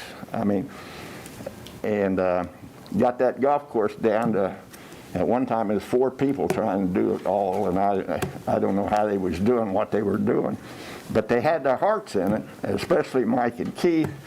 And I don't know, I pay an annual fee, and I don't know the finances of the golf course. I got this, I'll look it over if it's on here, but we're paying to play out there. And I had kids grow up too that played baseball and wrestled and whatever. I realized that that's an obligation we owe them. And we got a lot of nice soccer fields, and I see from over there on Magnolia, they keep one mowed really good. I don't see anybody playing on it because of the virus, but I think it's important to maintain all this. Sunset Park, all the parks in Salina are nice parks. They're not being maintained like they were, and I reduced staff, and I don't know the finances, but it's something. I know McPherson didn't close their golf course, Hutchison didn't close theirs, and Hayes didn't close theirs, and we were down for almost 2 months, and but anyway, I just want to speak on, and we got a lot of elderly golfers up there, and I see a lot of young guys too, but it's something that needs to be maintained and try to keep it, because it draws people here. All the soccer games, when they had them tournaments out there on Magnolia, there's lots of people here, and we want them coming back, but if we don't have soccer teams, they won't come back when this is all over. So anyway, I appreciate what you're all doing and thinking about, and I know it's a tough job. I wouldn't want it, but we love our golf course and want it maintained. Thank you.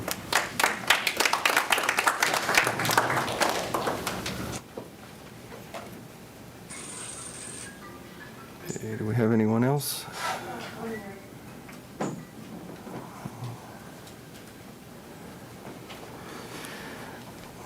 Hi, I'm Ann Hookstra, 2062 Raymond, and this does not have to do with soccer or the golf course.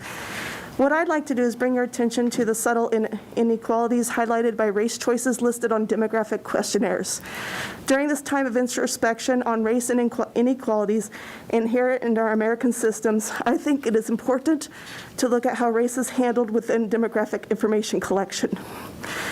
Let's look at the race choices on a standard demographic questionnaire. A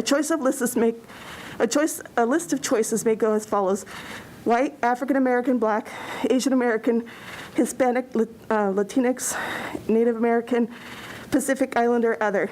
I find this list to be an example of subtle racism. Notice that white is first, and also that anyone other than white has to list their area of DNA and origin. The subtle connotation is that people with European ancestors, aka white, belong here, and anyone else came from somewhere else. That white is the standard and everyone else is different. This is an indicator of privilege. An obvious note here is that no one belongs more than Native Americans. All others came from elsewhere, European Americans included. I believe if Salina is to be a leader in addressing racial inequality, we need to equalize the demographic race questions on surveys and other modes of information gathering within the city limits. I believe when we look through the eyes of equal treatment, it may look like something like this. Select all that applies so you don't have to just choose one. American Native, American of African descent, American of Hispanic Latinx descent, American of Asian descent, American of East Asian descent, American of Pacific Island descent, American of European descent, and other. The emphasis is that we are all Americans first and foremost. This handling also comes from a point of equality. I am requesting that when the City of Salina takes demographic data in relation to race, the city distances itself from a list that has an inherent bias towards white. It's time to become more aware of subtle, inherent race biases within our systems and work to root them out. Thank you for your time. Is that a city questionnaire? I'm sorry? Is that a city questionnaire? No, I do not have a city questionnaire. I do not know. I couldn't find one online. Okay.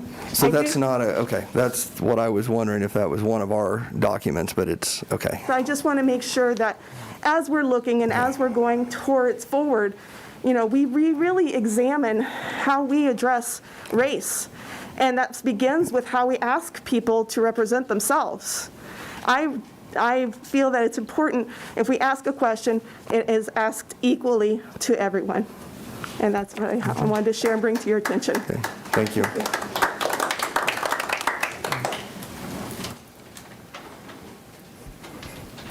Is there anyone else? If not, okay.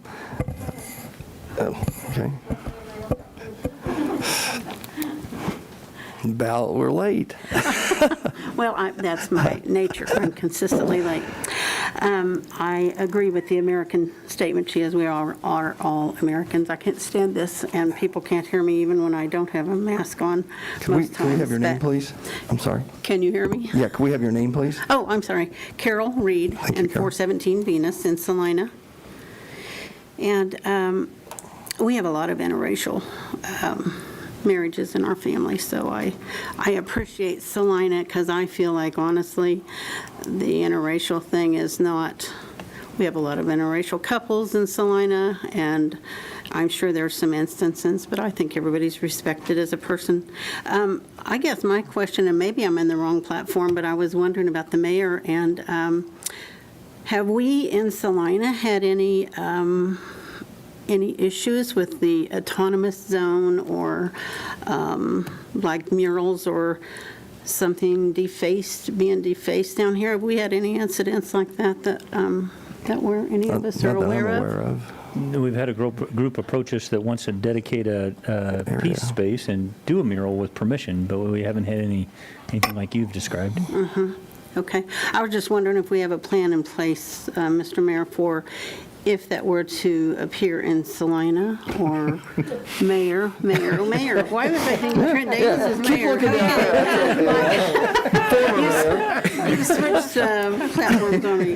Well, anyway, so do we have a plan that is set up through, like with the police, or if there is anything, would we tolerate something to be set up like that? Well, we haven't addressed that. And I'm guessing there's a chance that Chief Nelson and right, there's quite a bit in place just in terms of obstructing roads and trespassing on private property. So, unless, in the instance of Seattle, they had to make a conscious decision to permit or allow that to happen. So, I think it would start with the presumption that that's not permissible unless the governing body provided direction to the contrary. Okay. I'm just hoping we all have strong feelings against any kind of rebellion. I think we have a nice little community, but I know it's never a safe place if you don't keep your eyes open and see it happening or starting. So, and forgive me for implying, weren't you the mayor before? Yeah. I knew what was going to happen this year, so I made sure I did it last year. Oh, good news. I'm sorry. Thank you, Mike. It's a big shell game.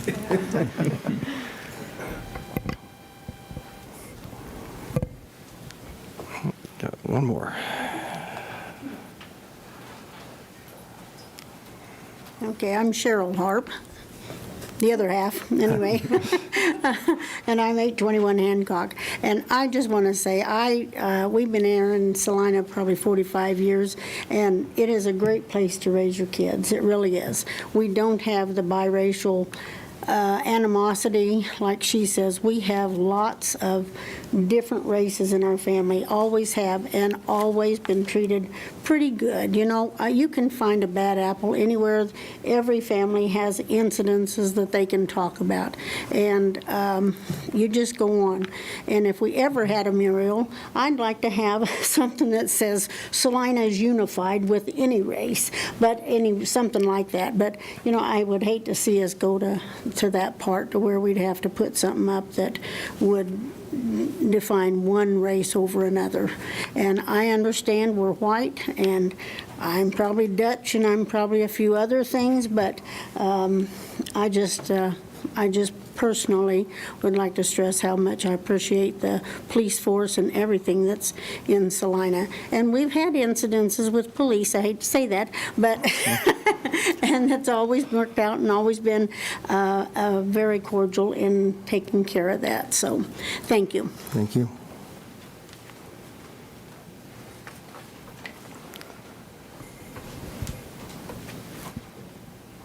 Okay, before we move on, I just had a few words I was writing down here dealing with the soccer and golf, and I think City Manager Mike Scragg will address some of these. And what I want the public to realize is that we made some hard decisions several months ago, and these were not easy.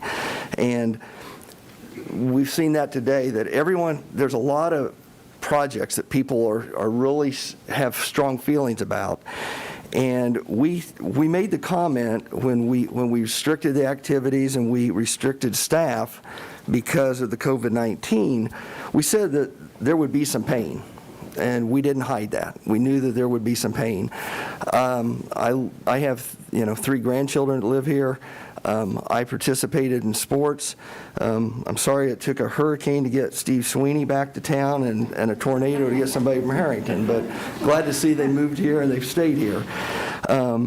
But we do want to continue to, as we look at our budget and as the numbers come in, to address those items that we can.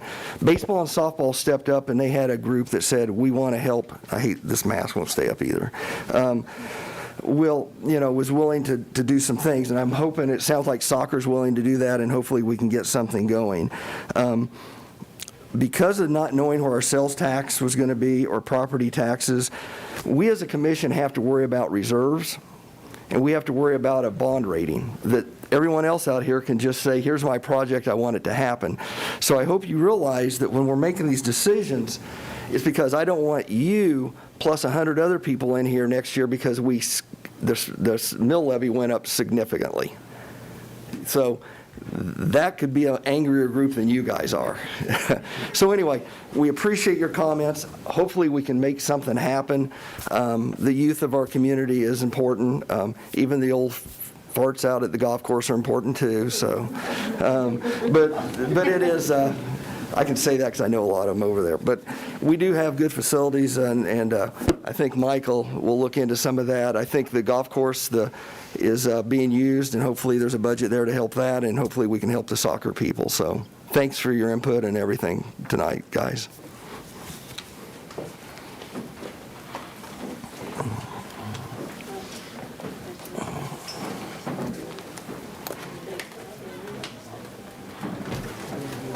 Okay, we'll give them a second for some people to clear out here, and then we'll get moving.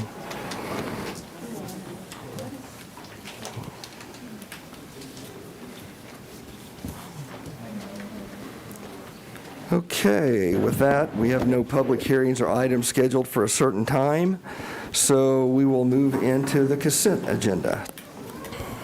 Item 6.1, approve the minutes of June 22nd, 2020. Item 6.2, approved minutes of June 24th, 2020. Item 6.3, approve the minutes of June 29th, 2020. Okay.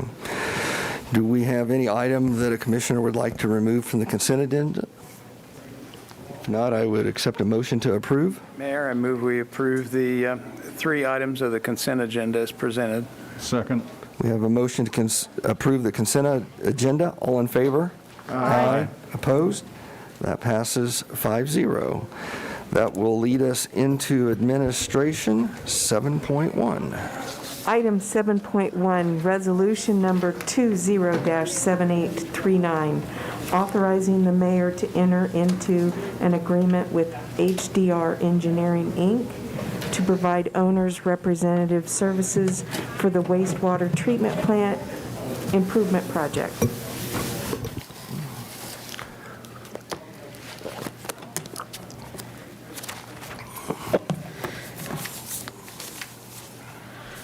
Thank you, Mr. Mayor and Commissioners. Martha Tasker, Director of Utilities. Been looking for the optimum location of this mask versus my glasses and deciding whether I can see out because the masks in front of my eyes are fog. So I may have to rearrange here shortly depending upon whether they stay perfect.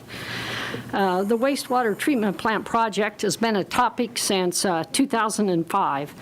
The 2005 through 2009 National Pollutant Discharge Elimination System permit, much easier to say NPDES permit, had a requirement for a study to assess the feasibility and cost to meet total nitrogen and phosphorus reduction goals. Basically, the NPDES permit provides levels or limits for the liquid that we discharge from the wastewater treatment plant, in our case, into the Smoky Hill River. And it also includes monitoring and reporting requirements to ensure that these liquid discharges do not harm water quality or people's health. The 2007 report had a requirement to meet total nitrogen at 8 milligrams per liter and total phosphorus at 1.5 milligrams per liter, and an estimate of 11.5. More stringent limits of 3 milligrams per liter for total nitrogen and 0.3 for phosphorus was 22.7. And I only give you these numbers because as we talk further, you're going to see they've been a moving target for multiple years and have finally settled down, and that's why we can move forward with our project. In 2015, we requested qualifications for the wastewater treatment plant feasibility study. We sent 12 consultants advertisements for the project, and we put it on our city website. 8 consultants submitted their qualifications. We interviewed 4 and selected HDR. This process follows our purchasing policy. And then in December of 2015, the City Commission entered into an agreement with HDR to complete the feasibility study. It had 2 major parts. One was a short-term capital improvement program to address the operational needs at the wastewater plant, which would be, for the most part, equipment replacements, and with the intent of staying in compliance with our NPDES permit. The long-term capital improvement plan was to implement nitrogen and phosphorus limits to meet the current 2020 NPDES permit. Multiple technologies were evaluated, and the cost ranged from $30 million to $54.5 million, so quite a range. In December of 2019, early in the month, we received our draft 2020 NPDES permit.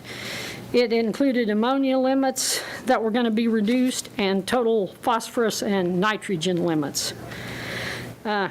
In order to meet these revised total nitrogen and phosphorus limits, we knew it was going to be necessary to make some major upgrades at our facility. And at this time, total nitrogen was now talked about as being 10 milligrams per liter, and it was an annual average goal. And phosphorus was 1 milligram per liter. And what they set as their limits were limits on pounds, and an annual average of pounds per year as opposed to the milligrams per liter. So 606 pounds annual average limit for total nitrogen and 60.6 pounds average annual for total phosphorus. So again, different requirements that have changed over time. So that's what's kind of held us back from going forward with this project, is to know exactly what we have to meet. But in our permit, there was a schedule of compliance, and the work was to begin in 2020 with the ultimate of achieving the NPDES compliance by December 31st of 2024. In December of 2019, the City Commission authorized staff to utilize the progressive design build delivery method and to negotiate an agreement with HDR to provide the owner's rep services for the wastewater plant improvement project. In late December, we received our final permit from KDHE. There was a couple of dates in there that changed that were a request from staff. One was with the basis of design report, to move that from October 1st to December 31st, and the other was the 60% plans. And we were set to move forward with the owner's rep services in April of 2020, and COVID struck. And based on that, the City Commission made the decision to postpone the project for 90 days, which was a very good decision because we would not be able to have tours and do all of the work that we needed to move the project forward. So it was something that we knew the Kansas Department of Health and Environment would be agreeable to. So we then have talked with KDHE on a revised schedule, and basically the basis of design report moved from the end of December 2020 to April 30th of 2021. The plan, 60% plans, is January of 2022, and then we have construction from May of 2022 through May of 2024, 2 years for the construction. And then the ultimate date is to meet the permit by December 31st, 2024, and that has been the date since the beginning permit. So that's kind of when the rubber meets the pavement and we have to be done. So we've developed the schedule, coordinated it with a few of the contractors to see if it's doable, and the engineering firms and KDHE. The wastewater treatment plant was first constructed in 1926, and we still use one of those structures. So kind of like the water plant, we use things forever. We get all the good out of them. Our last major upgrade was in 1993, and that's nearly 30 years ago. And typically we look at the useful life of equipment in a corrosive environment like wastewater, maybe 20 years. So again, we've got good life out of that equipment. In 2017 dollars, we estimated the project would be approximately $30 million. And we knew that there would be some equipment replacements that would come out of our wastewater operating budget, but we really didn't want to spend those dollars on equipment that may or may not be used for the ultimate project. So we've been very careful about what we replace. But we're at a point now to where, as we go through this final step, we'll determine what equipment needs to be replaced, and we'll include costs for that in the basis of design report. So we'll have a cost for the nutrient removal and then a cost for the equipment replacements that we can make some good decisions going forward. So what we're really here today is to talk about HDR's agreement as our owner's rep. They've been providing that service out at the South Wellfield and Water Treatment Plant project. And basically, they function as an extension of our staff. My staff is fairly short right now, so I'm in need of an extension of staff. And ultimately, really, what they do best is they have a multiple discipline firm, so they can provide process, structural, electrical, mechanical, any other facet of what we need, and keep our project moving on time and in budget. So they've been very helpful out there on that project. And we propose for the same efforts to be included on this project. New technologies have been approved through the state, and we intend to take a look at those new technologies and compare them to what was defined in the feasibility study to determine how to move forward with the project. And all of that will be tied down in the basis of design report, which as an owner's rep, they'd be actively involved. The project really is defined in 5 steps: project management, facility requirements and design, design builder procurement, project design and construction. And the total fee is $980,990. Excuse me. The South Water Treatment Plant, we had about $1.4 million for the project in HDR's owner's rep services. We've used roughly $1.1 million. We have about $325,000 left to spend to get through the rest of the year. City staff and HDR will keep the commission informed of the project as we move forward. We have 3 times in mind.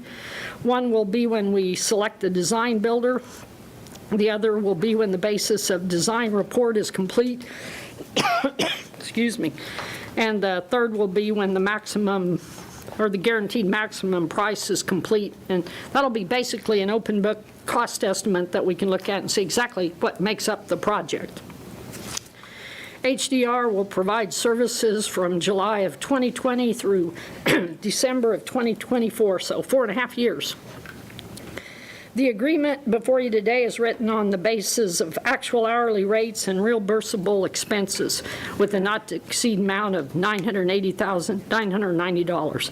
We can't exceed that without a supplemental agreement with the City Commission. Starting to get a fog here. I don't think the cough is helping. Sorry. A guaranteed maximum price is not determined until the design is at least to a minimum of 60% or a maximum of 90%. The 2020 through 2024 capital improvement project includes $1.85 million for engineering services and $28 million for construction and engineering. Proposed to fund this through the KDHE revolving loan fund. The cost of the proposed loan amount of $29,815 is included in our current water and wastewater rates. We have included $125,000 of interest payments for 2020 through 2022, and our estimated annual payment is a little over $2 million, and that begins in 2013. We made that estimate on a 2.5% interest rate. I think we'll be looking more around 1.6 to 1.7%. We've identified 3 options for the City Commission. One is to approve resolution number 20-7839, authorizing the mayor to sign the agreement with HDR Engineering Incorporated to provide owner's rep services for the wastewater treatment plant project. Option 2, approve resolution number 20-7839 with amendments as the City Commission deems appropriate. Option 3 is to postpone consideration of resolution number 20-7389 to a specified date and provide staff direction. And number 4 is to vote to deny resolution number 20-7839. Staff recommends option 1. We'll see if I have anything left to answer questions, but if not, I do have Jessica Adams, our project manager at the Salina water plant, South Water Plant, and Pat Young is a water business group manager. So they're with HDR, and we spent a lot of time working on the agreement. We did it about 3 or 4 months ago, so it takes all of our memories to pull it together, but we'd be glad to answer any questions you might have. Yes. I could use some. Okay.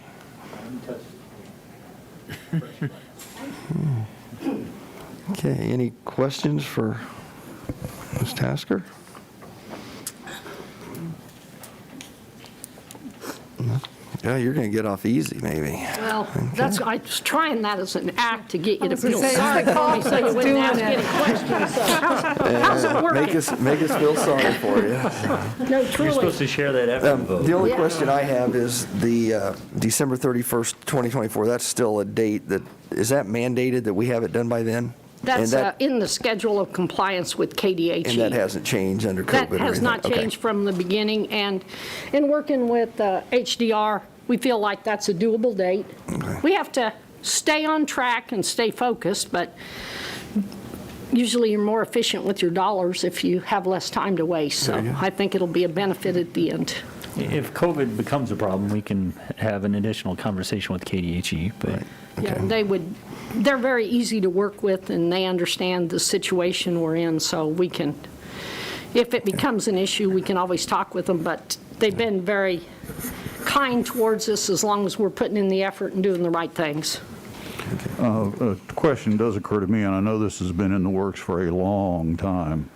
At one time, there was a discussion that this project is different from many of the prior projects in that it will, in fact, replace most of the existing plant. Is that still the case, or will we still have a part of the plant that goes back to 1929 or whenever? 1926 is a secondary digester that holds sludge, and right now we assume we're going to have an anaerobic digestion process, so we'd still have that structure. Okay. Our goal, Rod, I hate to part with tradition, you know. our goal is to use as many of the existing structures as we can to make the project the most cost-effective we can. So to say it'll be a whole new plant isn't our intention. We intend to do the best we can with what we have.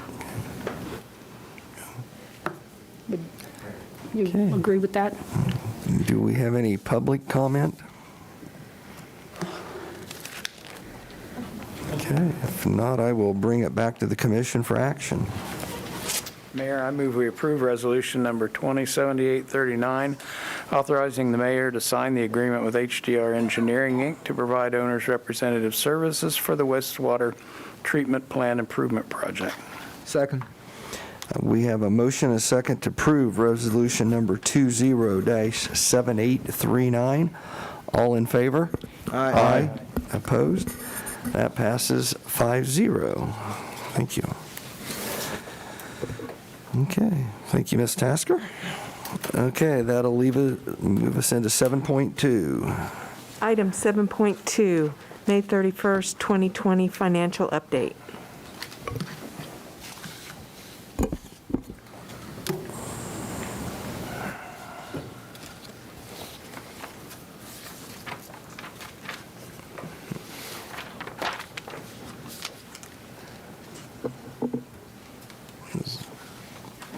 Takes a minute, sorry.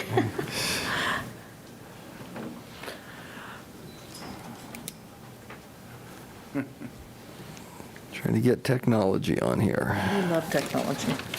There we go. I can start with that anyway. Debbie Pack, Director of Finance. Today, we wanted to give you an update with the numbers that we've gotten through May 31st. We also have some numbers from sales tax for June, so we're going to include those in these numbers. But first of all, we wanted to take you back to where we began, because I think what people forget is that when COVID started in mid-March, there was a lot of unknown, and we were trying to produce numbers very quickly with a lot of unknown. So we just wanted to kind of tell you, we've been through several iterations of what these numbers look like. Back on April 13th, we brought you actual numbers from February of 2020. Those projections did not include any of the direction you had given us for personnel reductions for workshare or furloughs. In March, when we got the March 2020 actuals, we brought projections back to you that did include those personnel reductions and workshare and furloughs. And we also did a projection using April 2020 actual numbers. So as we get actual data, that provides us additional information to provide a little bit more clear projections. So each month, as the actual data comes in, we're constantly evolving what the economic situation's happening. So we did want to go back to the numbers that we started with back on April 13th. At that time, we had initially brought you a set of projections, and you sent us back to do it a little bit more strictly. So we took back and we did a 30, a 60, and a 90-day projection, assuming that at that time we didn't know if we were going to be shut down for 30 days, if we were going to be, we didn't know anything. We know a little bit more now. At that time, we were looking at about a $3 million deficit in the general fund. Then when we got our March numbers and we could apply some of those some of the direction that you gave us as far as savings in part-time salaries, which are affecting the parks, the golf course, the furloughs, the work shares. We brought those numbers back with the March actual data, and we were still about $1 million deficit in the general fund. And then we brought back in April, as we got new numbers, we continued to bring those back. The projections didn't change a lot as far as new initiatives in April. But we were still at about $1 million deficit when we brought the actual April numbers. And as we recall, the difficulty that we run into is that we do not collect, one of our biggest revenue drivers is sales tax. And as we know, we do not get our sales tax for 2 months after people actually spend their money. So we knew that with the shutdown in late March and April, we knew that we were not going to know how that really affected us until June, because we wouldn't see those numbers for sales tax until June. We also have to deal with the timing of when people submit their sales tax. Every business is a little bit different depending on how much what actual liability they have. So it's always important to remember this as we talk about these numbers. If I'm talking about May actuals, that's actually what people spent in March. And as I talk about June actual sales tax, that's actually what people spent in April. So it does make a difference when you're thinking about where people at home, where people working, where business is closed, things like that. So it's important to remember those things. What we are seeing in June, which is our April sales, which is when we were completely shut down and most businesses were shut down, was that our sales tax did go down. We anticipated that. We also, this is our sales, so our gross sales went down. We also saw that our sales tax receipts went down in June, which was our April. What we did see also is, though, that our, this is by industry, so what we did was we looked at by industry because we had some data as far as what industries were being hit a little bit harder, and so we tried to evaluate this at the industry level. For example, accommodations and food services we knew was the travel industry. That was going to be probably hit a little harder. We felt like grocery stores would probably gain because people were buying more at grocery stores and eating more there. So that's just kind of the breakdown. This slide is the breakdown between June, the numbers between June 30th, or June collections of 2020 and the June collections of 2019. We collected a little over $48,000 less in 2020 than we did in 2019. Cumulative year-to-date, which is January 1 through June 30th of 2020, compared to June, that same time period in 2019, we actually collected $11,768 more in sales tax. This is about a 0.18% increase from last year, which is kind of surprising to us.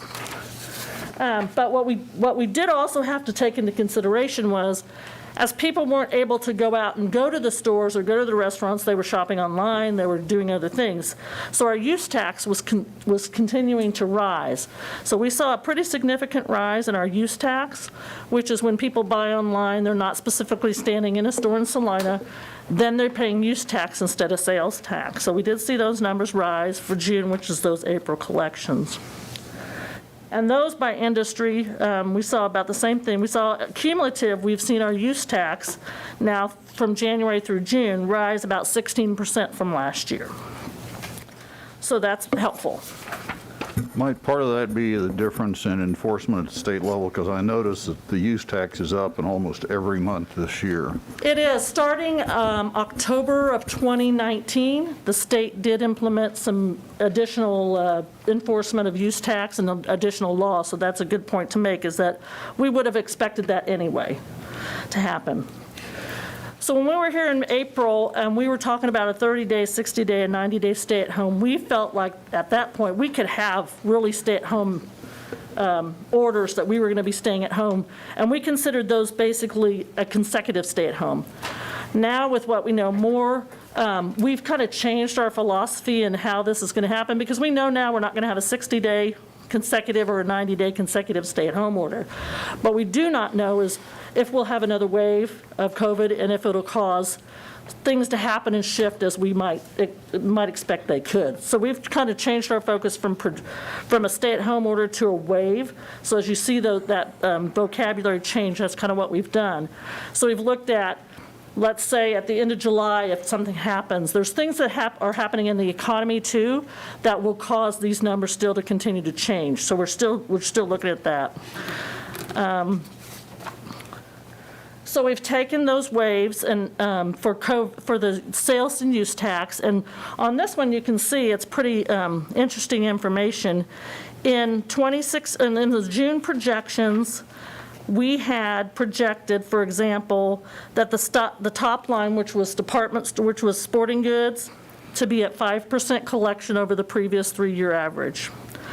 We actually came in at 43%. So this schedule gives you what we thought was going to happen in June and what actually happened in June.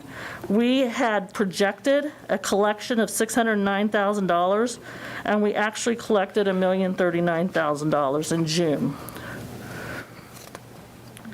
And then, so what we've done is in this wave 1, 2, and 3, you can see here, the wave 1 is what we've already done. So we've already had one wave. So what we're saying is we could have another wave, but we're growing that sales tax projection a little bit each month. And then we're saying in October, we could possibly settle back down and get back to where we were with the March or April shutdown. So that's kind of how we were projecting these numbers. And as we go through the 2-wave and the 3-wave, we've taken those numbers and we've gone up a little bit, and then we've gone back either 2 times or 3 times throughout the end of the year.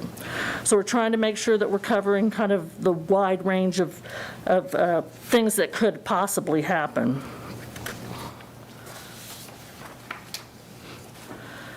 So on this slide 16, we're showing the actual May numbers in May of 2020 compared to May of 2019, where our revenues are about $5.5 million more than they were in May of last year. I will note that, as you recall, we did all of the transfers in April, so that's gonna be about a $5.3 million shift, 5.45 maybe, actually, because we have a transfer for franchise fees. But we also see that our expenses are down from $16.3 million to a little over $15 million. So our expenses are down about $1.3 million from this time last year. We went through the same projections with the waves, and with the numbers that they're looking like through May, if we look at the wave with 3 waves, we're looking at a $747,000 income at the end of the year if our numbers stay like they are now. But as we know, there's a lot of still unknown.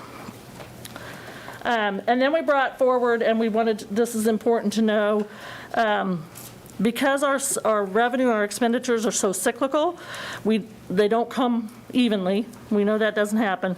So the next set of 3 slides is kind of every month where we would be as far as our fund income, net income or net loss for that month, and cumulative for the end of the year. So you can see our projections for one additional wave could leave us about $1.2 million to the positive by the end of the year. This is assuming we change none of the activities that we've got currently in place. So any of the work furloughs, work share furloughs, any of that thing, we're assuming in all of these numbers that none of that changes. So that's what these numbers include. I think that's important to know. If there's 2 waves, we're projecting a $900,000 income, and if there's 3 waves, about a $750,000 income. The next set of graphics just shows us kind of where we were when we did our budget back in 2020, for 2020, and kind of where our projections are taking us. As you can see, for property tax, we're still down from our budget from 2020. I will note that in property tax, we will only collect property tax 2 more times for the year, in September and October, so we won't see that number grow a lot. Same way with motor vehicle tax. We'll collect that again from the state. We'll get distributions from the county again in September and October for those numbers. These graphs have not changed a lot from what we've previously seen, but you can tell in all cases what's happening now is well below what we originally budgeted in 2020.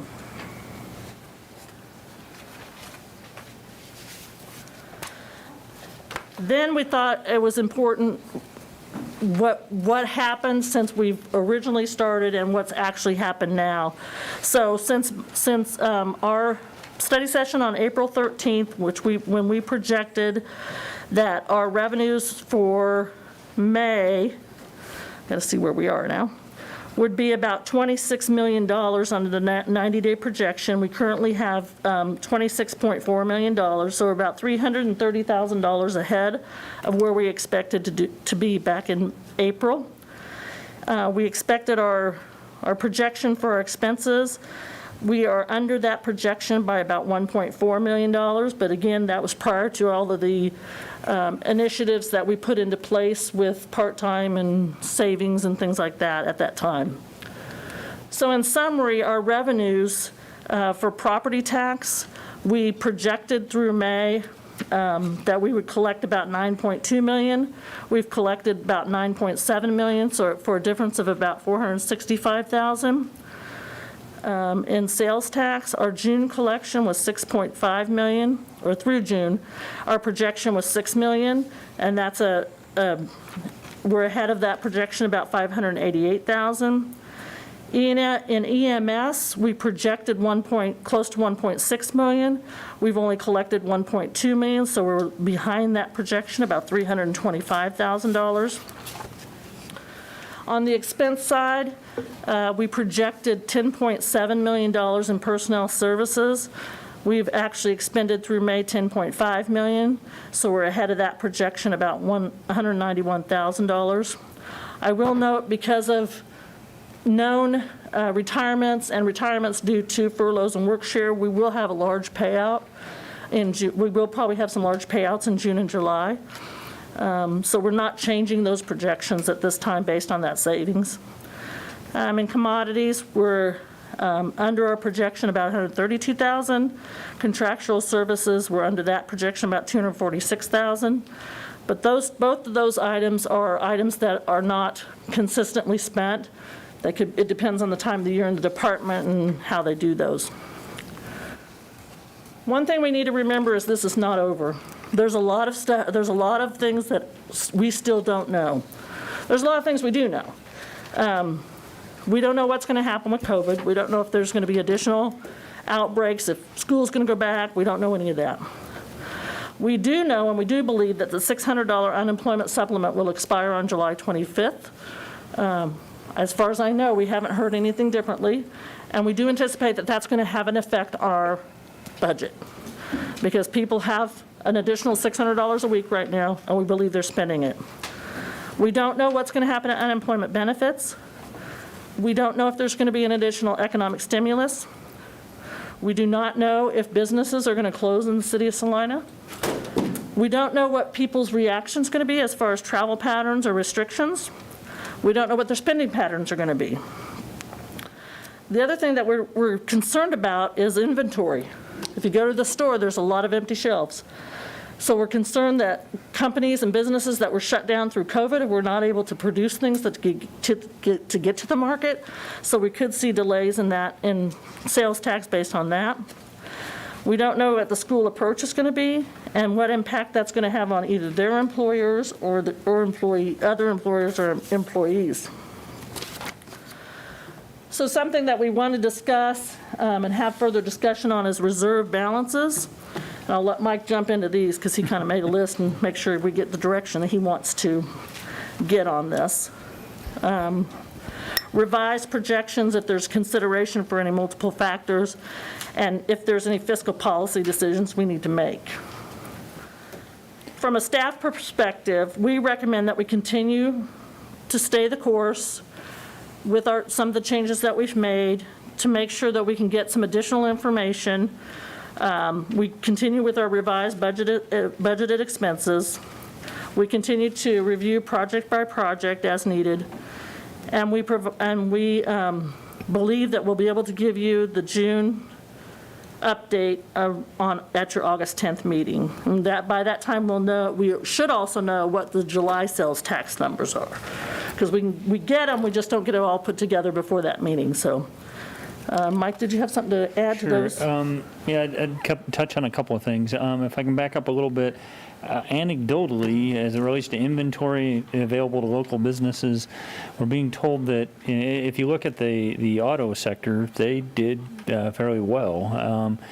Anecdotally, I'm hearing that their lots or the inventory on their lots is low, and because of COVID and impacts on production, they may have a difficulty resupplying their inventory, and so they may see a lag somewhere out in the future. I don't know, but when we put that bullet point in, that's what we were thinking about. With respect to slide 30, some of the discussion items, as a commission provided direction and very intentionally wanted to be fiscally conservative, both in terms of preserving reserve balances and I think the first pass at it you described as rosy, and we need to be more conservative. That's very understandable. The reason the reserve balance topic is in that list is, as things start, as we get a little bit more information and as we see that the performance was better than what we projected in April, it still is a question of what's your level of comfort. And one thing that would be a buffer possibly is those reserve balances. If we start to take our foot off the brake in terms of our financial planning and we're wrong, we've got a little bit, it looks like we might have a little bit of capacity, but again, it's still a question of your comfort of having those reserve balances as a backstop and possibly having to dip into those. With respect to revised projections, it's those multiple factors that Debbie listed previously in terms of when the unemployment supplement expires, when unemployment benefits expire, and what we think the economy might do. So staff doesn't it doesn't have a definitive answer on how that's going to play out. That's a discussion topic for you. And then the third point there is this is much more of a fiscal policy decision for you as a governing body and us as a group than it is just a mathematical exercise with a correct answer coming out at the end. As much as we're trying to provide projections and we've kind of taken the wave approach, I don't think it's a function of length of stay-at-home order. I'm not even sure it's a function of waves as much as the variables that we've identified that need to play themselves out between now and the end of the year. Everything from whether there is another outbreak, but also all these other financial factors that are starting to impact spending decisions. I do think the stimulus, both in terms of the one-time check that was mailed out as well as the $600 a week benefit, definitely helped us, helped our economy favorably. If you recall, we looked at Moody's projections heavily, and as we put our projections together, and they anticipated that groceries and home improvements would see a surge, and we projected that. There's quite a few of the categories that our projections were pretty close, but then there's a lot of other categories that maybe the stimulus helped them weather the storm when the initial projection was that they'd be hit much harder. So. As Ms. Pack mentioned, at this point, we have 1 month of information, in my estimation. But we now know what April looked like. April hopefully was the valley of the financial performance, unless something unexpected or very significant happens. Hopefully, we're on an upward trend from there. But as Ms. Pack mentioned, we can get more information about May, which is kind of that first month coming out of the stay-at-home order, but it's still heavily dependent on stimulus, the effects of stimulus. So while we may see it trend upward, don't know when the stimulus ceases whether we'll maintain that level or we'll see a backslide. So. Are we able to find out what our unemployment rate is in Salina compared to where it was pre-COVID? Pre-COVID? I mean, now versus pre-COVID, because again, I think the biggest deal is that August 1 date when that unemployment goes away. How many people do we have back to work that, Right. I think that's a big plus. We can get that number. I don't know it off the top of my head. I also anecdotally am hearing from employers that are trying to hire and they're having a hard time hiring people because of the $600 Right. a week. They're speculating that people aren't motivated to go back to work right now. And I do think some of the, if you look at the national news and some of the unemployment is, I guess, temporary in response to the stay-at-home order, in response to kind of this downturn, and as things pick back up, hopefully employers will be able to bring people back on payroll, but time will tell. Yeah, I think it seems like our sales tax is kind of hanging in there. The one thing that concerns me is the property taxes that I don't know where we're budgeted at for December, but I honestly think that's going to be a telling sign because, and it's not residential as much because a big percentage of those are escrowed, but I think commercial properties could be a big concern. Because that typically lags. And if you have a business and you have to meet salaries and you have to buy inventory, those come first because when it comes to property taxes, they won't, you don't get foreclosed on for 3 years. So you've got a little bit of lag time there and I know there's a large facility here in town I looked at the other day and they owe half of 2019, which makes me wonder how they're going to make if they're going to make their December, and that's a $400,000 a year property. So those type of things really add up fast. So you're correct. It's a known phenomenon that property tax receipts, changes in property tax receipts lag the economic performance. So that would be the one I would keep a close eye on. So.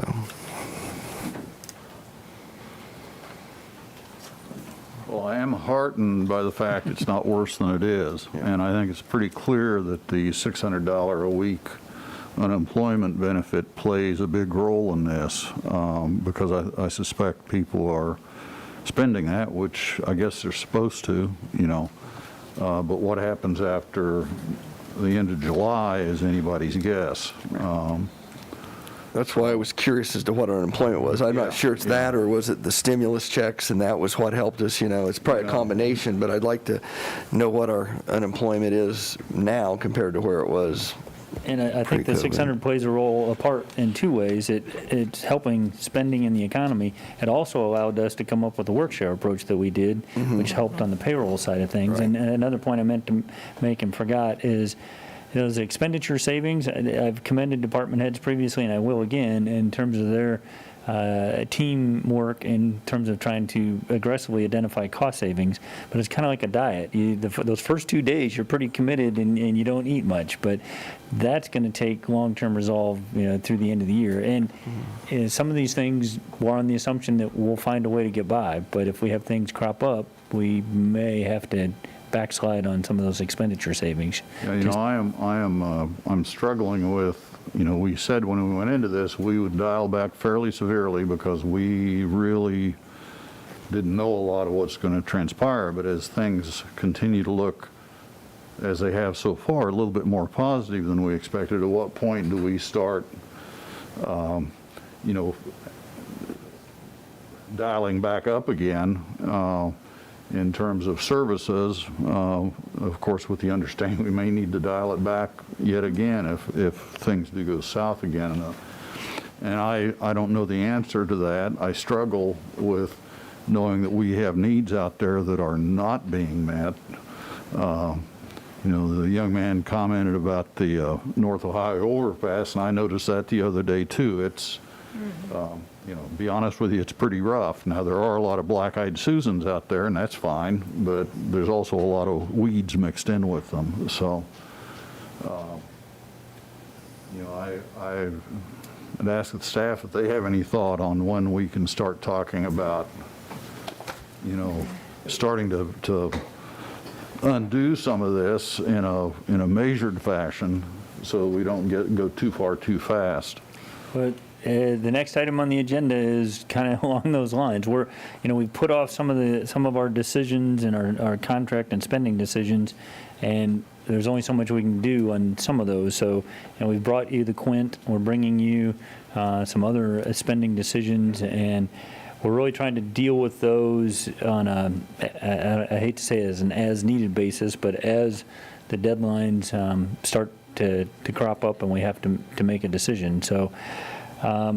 Staff spent a lot of time talking about that as well, and that's why we recommended at least kind of riding it out through the July 25th workshop or $600 a week federal pandemic unemployment compensation playing itself out. Now we're not going to know what the employment levels are on July 26th. It may not snap back, but I think we'll have a better sense of what the business climate looks like, what we're hearing about likely employment and unemployment and as much as I would love to reset our budget and move on, I think this is an ongoing conversation into next year. One other factor that, I forget who mentioned it, school opens in August. Or if it doesn't open in August, I think you're going to see a secondary ripple effect in employment patterns. So I'd let school get a couple of weeks under its belt before I'd loosen too quick. Plus, by then, the health issue should have declared itself one way or the other. And I don't want to get ahead of the school district, but one of the things we talked about as a possible model for them may be a split schedule or less than a full schedule. And as a parent of school children, I think parents figured out a way to kind of get through April and into May till summer was out. But to your point, if that's a long-term model, that changes daycare demands, that changes how people might approach daycare, their children staying home, and their work schedules possibly. By the end of July, we may know if there's any consideration being given to extending the supplement in some form. I've heard speculation, I guess is what it is, one way or another, that it will get extended in some form, although maybe not at the current level. But nobody really knows. Yeah, I'm encouraged, but April, I try to pick my words carefully. April was not as bad as projected, and property tax is performing a little bit better, and we're able to. So far, we've been able to realize our expenditure savings. I would tell you on the work share approach, it's not just an employee that's on a 32-hour schedule. For example, if this meeting runs as long as I think it will, quite a few of our department heads are going to have to compensate by working one less day at the end of the week to stay on their work share schedule, which is a significant impact in terms of our ability to get the budget prepared and get packets prepared. But we've been able to realize significant savings in that regard so far, and I think we continue to try to toe that line. And going back, tying that in with what Commissioner France said earlier too, I think that needs to be a conversation that we have as things progress about when we do start bringing people back full-time, and and if we are not going to be able to bring back people full-time, at what point do you say we need to invest our resources in seasonal help to help us keep up with the demands that our parks have? So. And I'm fully prepared to bring soccer back earlier than, as early as next week. And I wasn't just specifically speaking, it's not just soccer, it's the North Ohio overpass, it's every park, it's every right-of-way, it's every median, it's, and we knew it was going to be like this, but,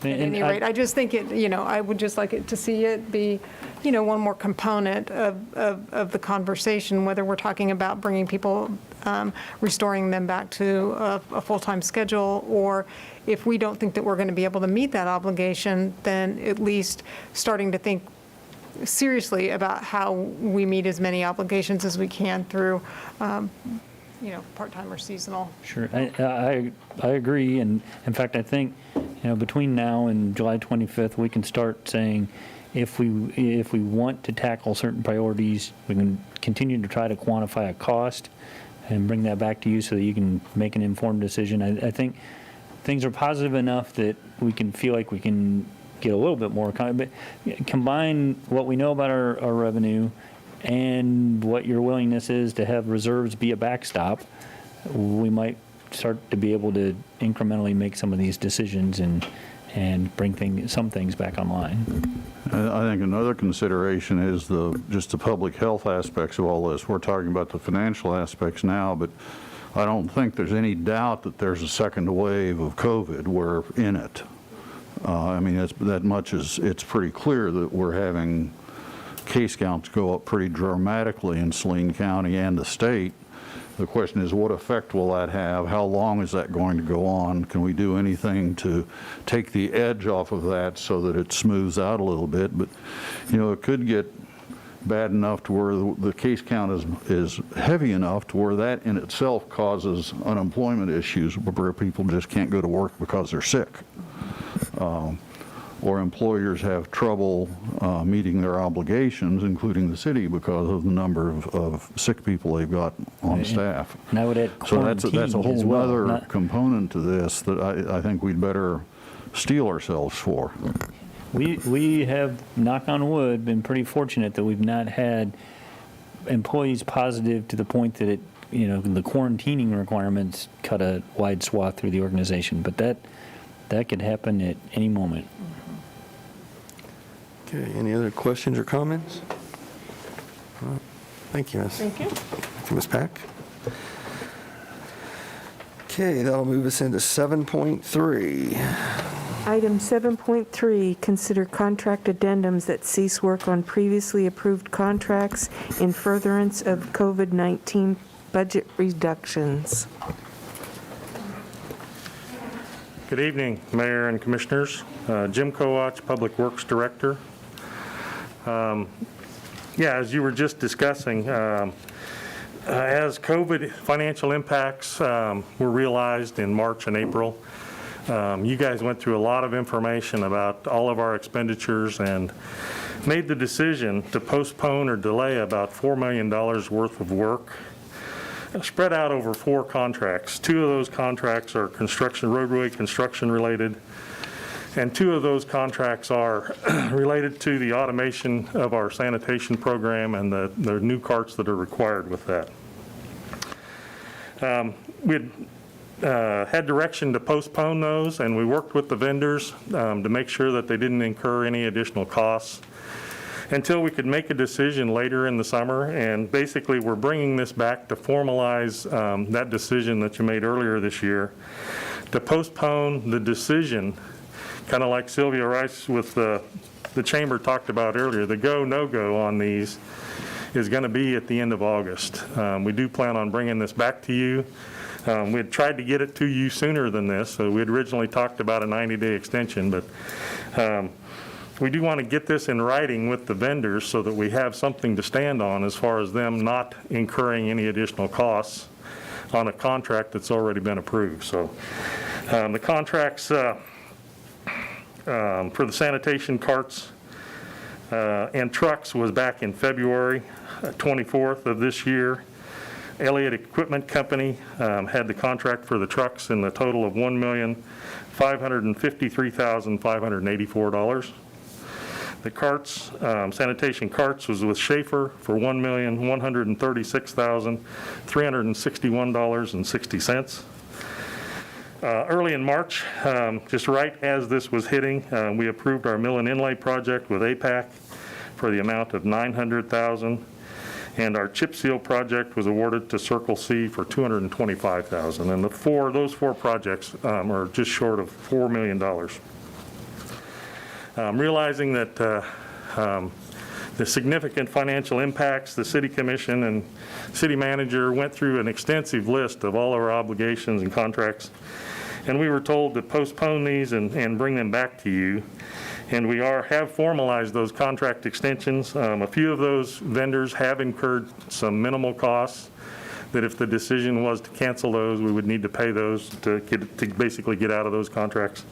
Some of those vendors, there would not be any additional cost. They're willing to postpone those and haven't incurred any costs yet. We'd also, and there is still an opportunity, Congress is looking at some infrastructure stimulus money that may or may not be available yet this year. They haven't made any formal action, and we don't hold any, not a lot of hope that we would be able to turn that around quick enough to complete the work yet this fiscal year. All four vendors that I mentioned have verbally agreed to not incur any additional costs. And I want to say that we don't have it in writing, and that's what this is, are actual contract addendums that extend the decision for us to either go or no go later this year. And our plan is to bring that back to you in late August. The trigger date for the trucks is September 1st as far as additional expenses being incurred. And it also, for the construction contracts, if we don't make a decision by the 1st of September, they can't get the materials in and complete the work yet this year. So it wouldn't do us a lot of good to extend those. There are some extensions.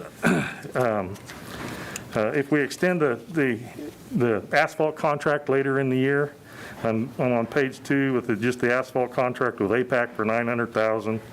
The cost to cancel that's right around $83,000 right now. But depending on the weather and materials, they did ask that if that contract was approved to proceed, that if they got caught by cold weather, they could finish next year, and we think that's a reasonable request. The chip seal contract, the materials are more readily available, and that work goes really quickly. And we feel like even if we postpone the decision to September 1st, they could complete it this year. The contract with Circle C is for $225,000, and they have not incurred any costs or would not expect some sort of payment to cancel that contract. For the fully automated sanitation trucks, the contract with Elliott for $1,553,584. If we cancel before September 1st, the cost is $43,900. Due to their contract with their sub-supplier on the chassis, if we cancel it after September 1st, we bought the chassis or an incomplete truck. So the cost to cancel goes up to $918,000.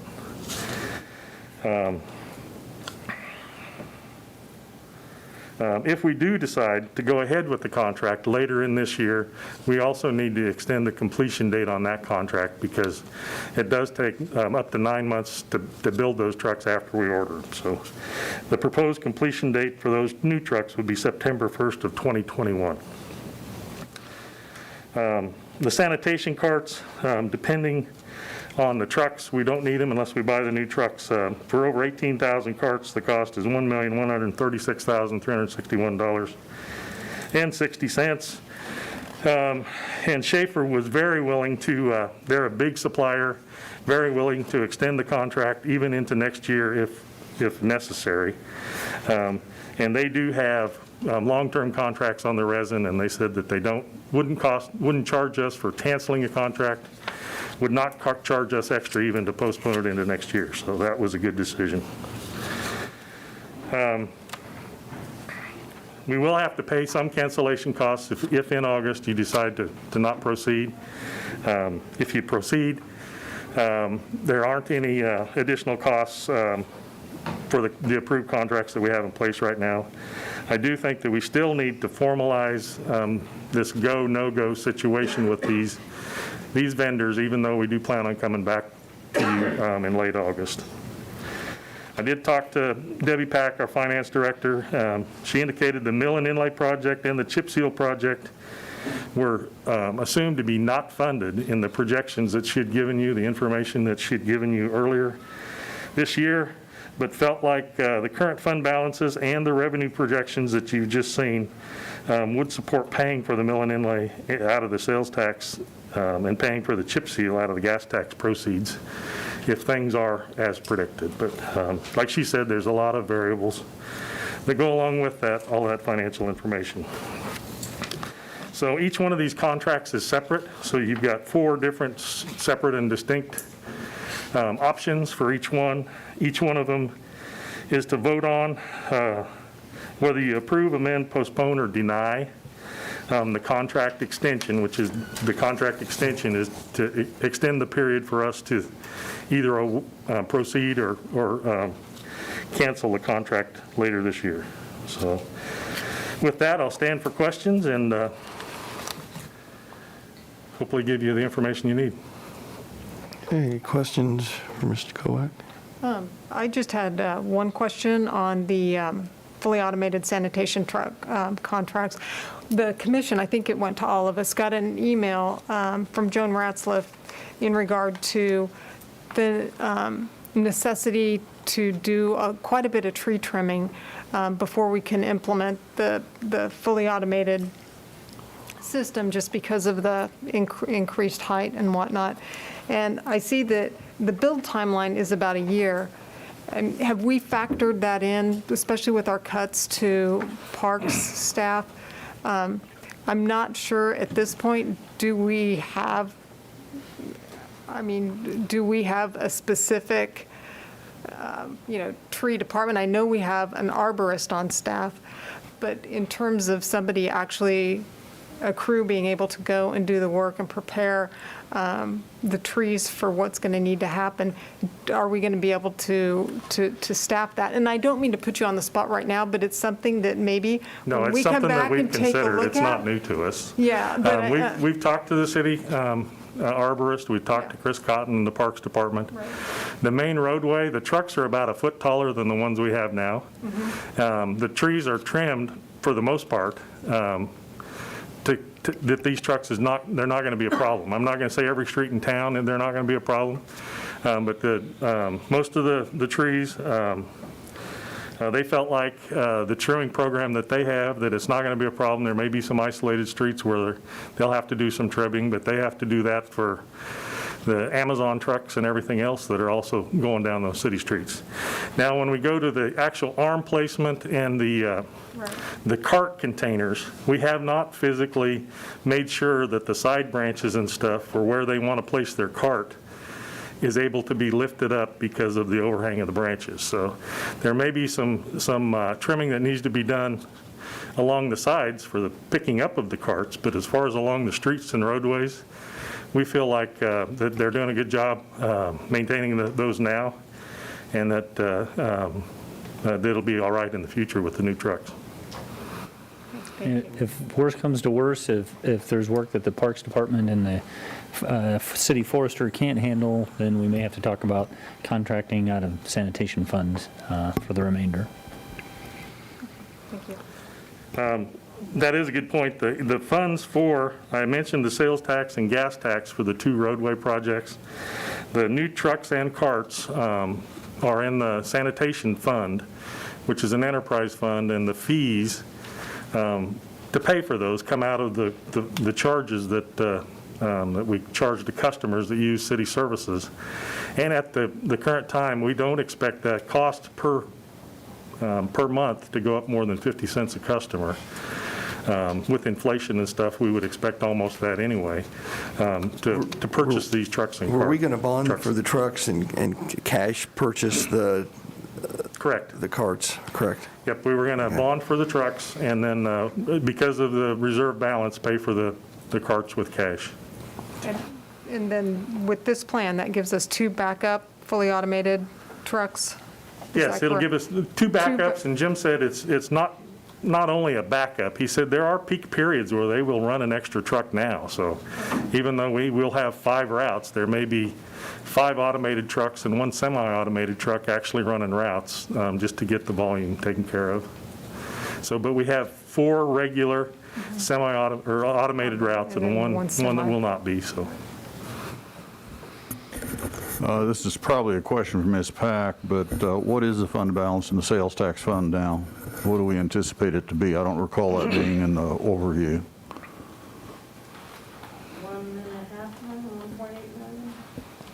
Okay. So there's more than enough money there to cover the cost of the APAC contract for the mill and inlay at $900,000. Yes, with the additional sales tax that we'll be getting in revenue for the Okay. next 6 months, I anticipate that there'll be enough funds in there. Well, yeah, because there would have been normally, and we're not that far from normal at this point, so, Right. okay. In our gas tax balance, do we, It was 1.7 million. so there's plenty there for Yeah. that? Yes. My personal inclination on this is I'm not sure that 90-day extensions are all that valuable to us at this point, and my inclination is we pull the trigger and go ahead with all 4 of these commitments and get it done. Could you explain the lack of value in the 90-day extension? I just don't think we're going to know that much more in 90 days. We've got cash in the fund to pay for the project. In both of those funds, we've got sufficient cash to cover the cost of the carts, and we're going to bond the trucks anyway over 5 years or whatever. I think just delaying it is delaying getting the work done.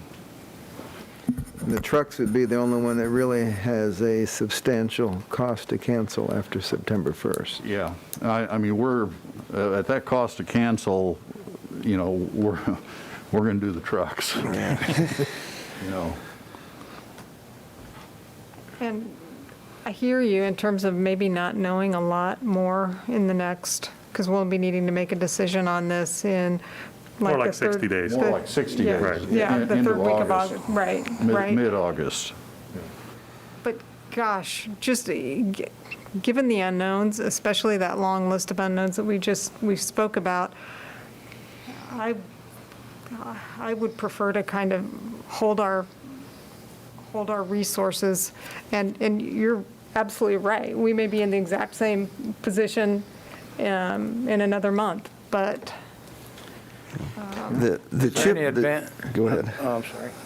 Is there any advantage to moving forward with these now as opposed to a 90-day delay, maybe gets you into bad weather at the end of the year for these contracts? We feel like the carts and trucks, it's just a matter of delaying when we actually put them in service. Both of the contractors felt like they could complete the work. Now, the mill and inlay contractor, it's a bigger, more time-consuming project by the time they mill. They do the overlays and adjust the manholes, do all of that work before winter sets in. They weren't sure they could get it done, so they did ask for an extension next spring. But The good news is if you did it earlier, the work would get done and there would be people working in the community, so.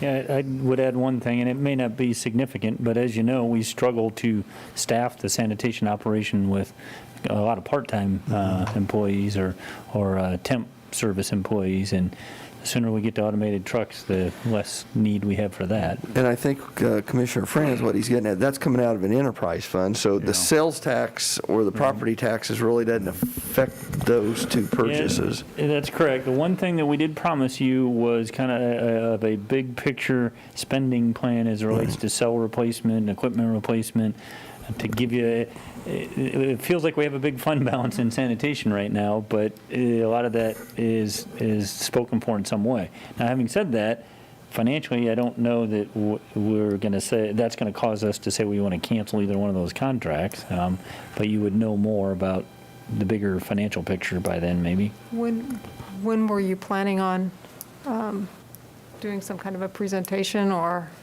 Within just a 60 spreadsheet? days would be aggressive, but I think we could do that. Well, sanitation fund balance is somewhat separate than solid waste fund balance too. That, there is some overlap, but. I would question how the sanitation fund balance you're helps right. us with our big picture items in our general fund and so on, because it's not usable for that anyway. You're right, I conflated. Yeah, you those. can't- I apologize. There is a separation, and my concern with the asphalt mill and inlay, if they get partway through the project and there's a half a mile of road that they've got milled up and they haven't been able to complete it because the weather turned bad, and we have people driving on that for 4 months, or the traffic cones are up and we've got a 2-lane road instead of a 4-lane road for 4 months. That is, if we're sure they can be tidy and get everything completed for whatever part of the project they complete and then stop, but I don't want it to be halfway for 3 or 4 months. I mean, that would get annoying if you had to drive that route every day. Yes.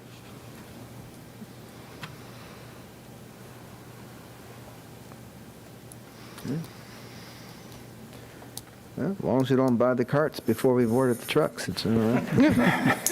Don't put the cart before the horse, is that what you're saying? Literally.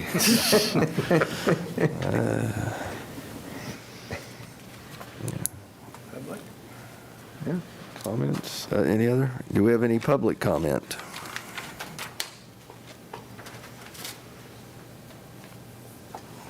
Okay, I guess I'll bring it back to the commission. Any more discussion? A motion? You're looking at me? I'm looking at you, yes. You're like the motion in the manner you described. Okay, I will move that with respect to all 4 of these contracts, we take, commission recommended action number 5, which isn't actually listed here, but that we proceed with these contracts in the most expeditious manner possible. And we stop this business about delaying it any longer. I think we're good enough that on these, I think we can say we can go. Second. Okay, we have a motion and a second to move forward with the 4 proposed items in an expeditious manner. And we have a motion and a second. Okay, all those in favor? Aye. Aye.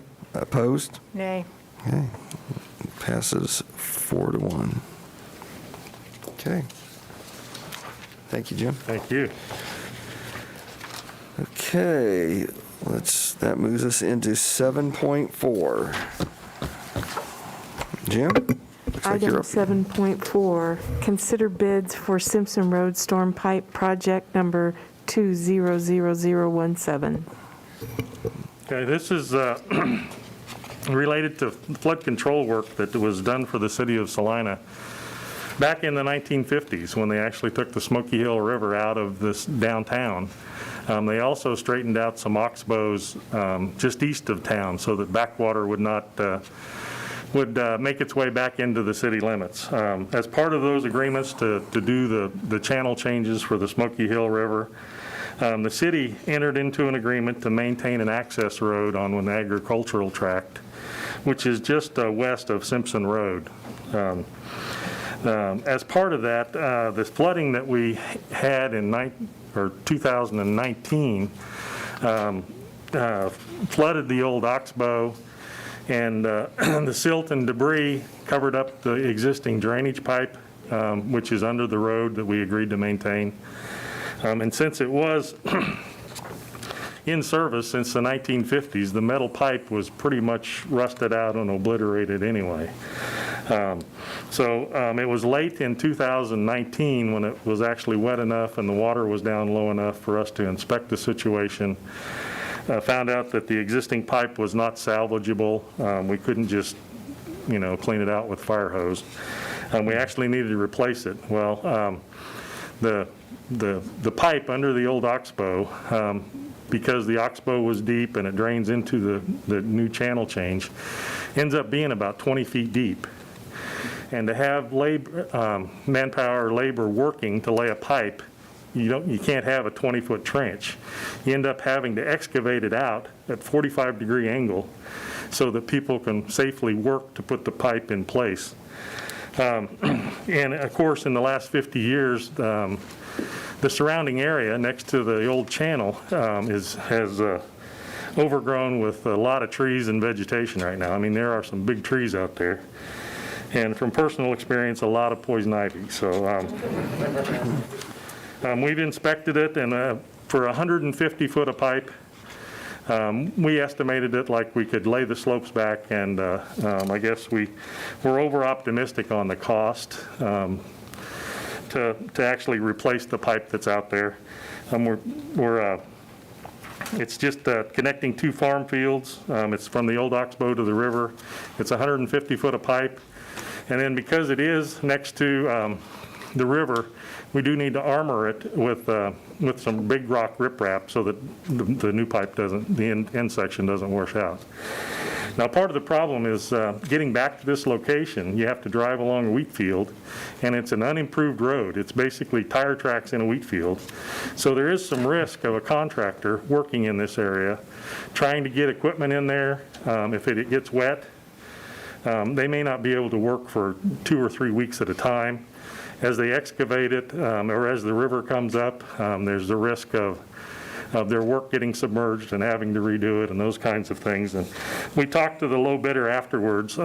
Because it's been flooded since 2019, we wanted to try to get it done yet this year, so we put a restriction on it that it had to be done by the 1st of November. And most of the contractors that we talked to felt like there wasn't a lot of risk, or there wasn't enough reward for the risk involved here. And then having to get it done this summer, they just didn't have time to do it. So the thought of rebidding it and giving them more time was considered.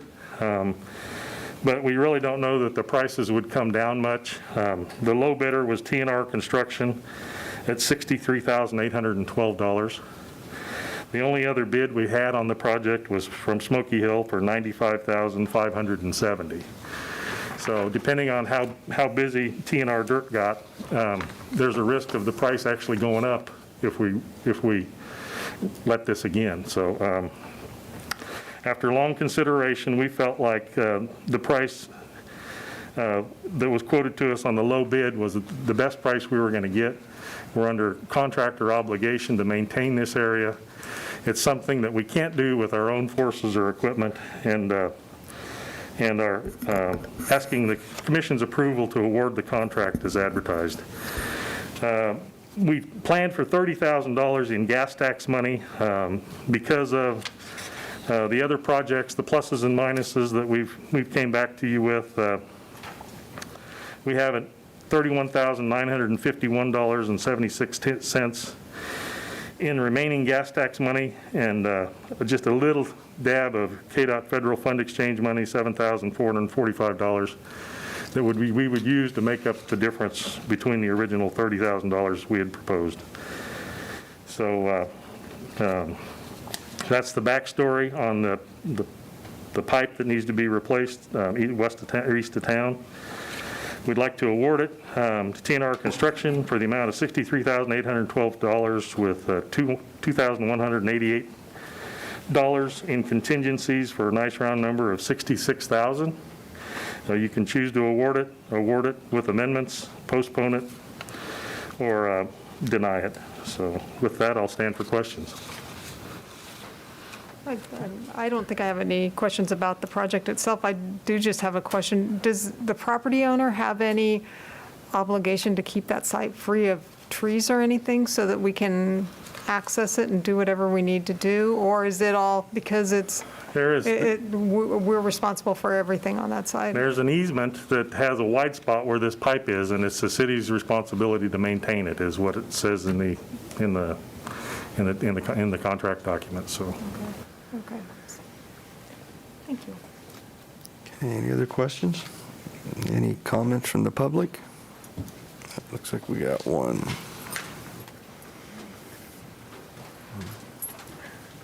This goes back to the 1951 project. Have you talked to the Corps of Engineers? Have you got them involved in it? No. You should. Okay, thank you. Okay, bring it back to the commission for action. Mayor, I move we award project number 20017 Simpson Road Storm Pipe to TNR Construction of Salina in the amount of $63,812 with a $2,188 or 3.4 construction contingency and a total project authorization of $66,000. Second. You got a motion and a second to award project number 20017 to TNR Construction. All those in favor? Aye. Opposed? That passes 5-0. All righty. Thank you. Have a good night. Thank you. Would anyone like a break before we move on to the next? Please. I figure so. Okay, we'll take about a 7-minute break. Be back here at 6:30, and we'll move into 7.5.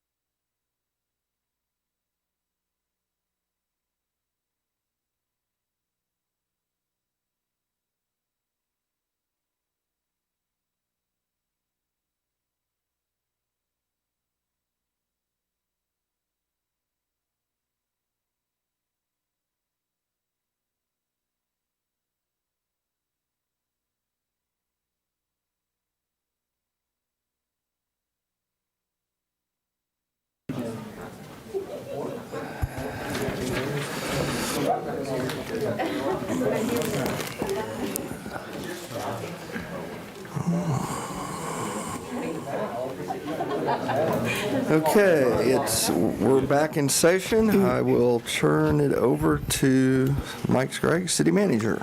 Thank you, Mayor and Commissioners. The topic at hand is follow-up on the Law Enforcement and Community and Race Relations Forum that we conducted on June 29th.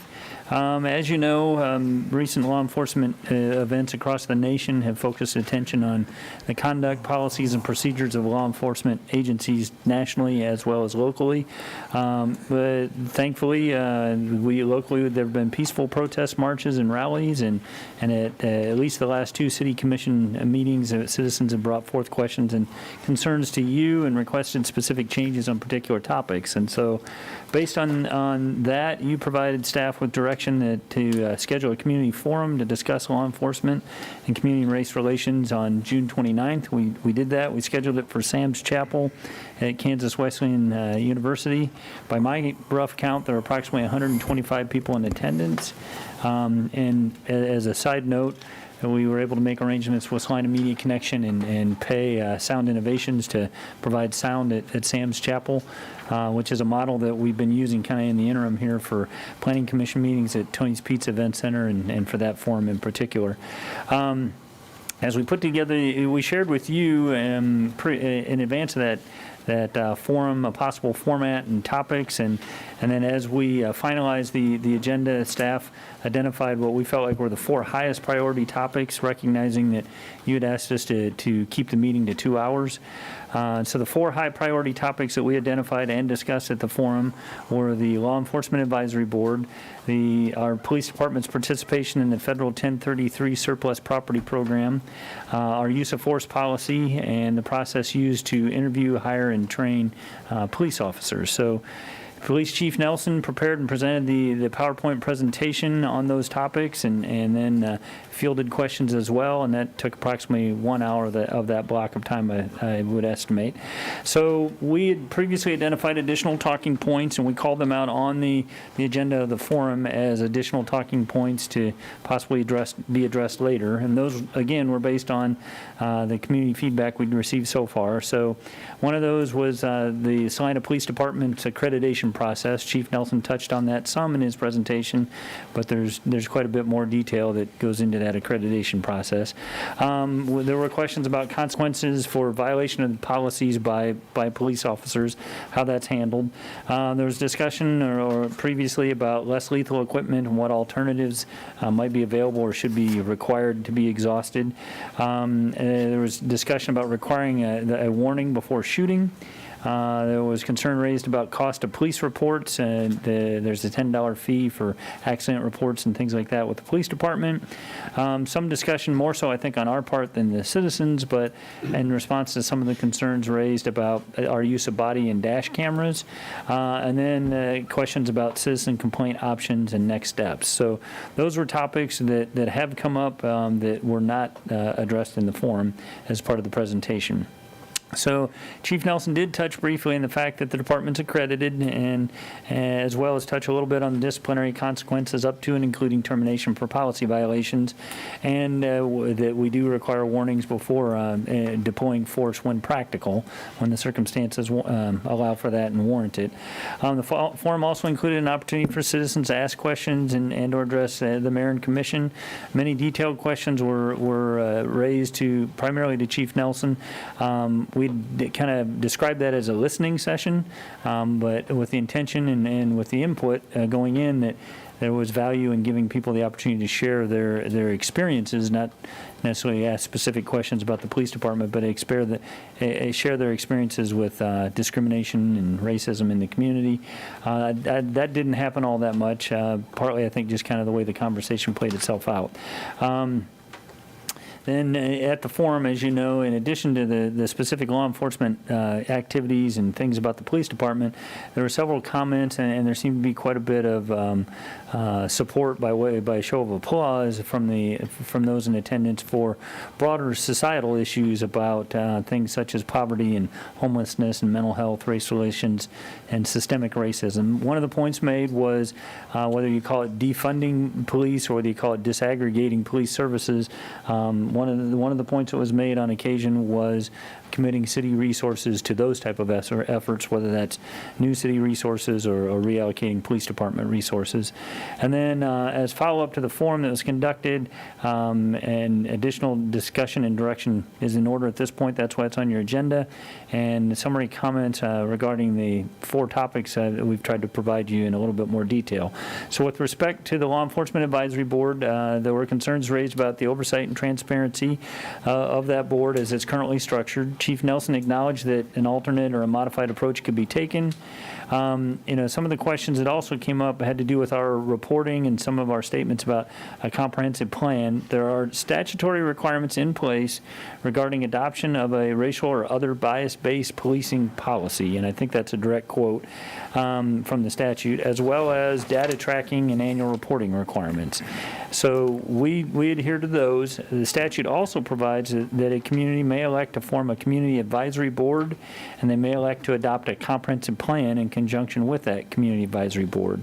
So some of the memo that was provided for the forum kind of elaborated on the timeline of how the statute was originally adopted, and then it was amended and made alternate provisions or provided more discretion as related to a community advisory board and that comprehensive plan.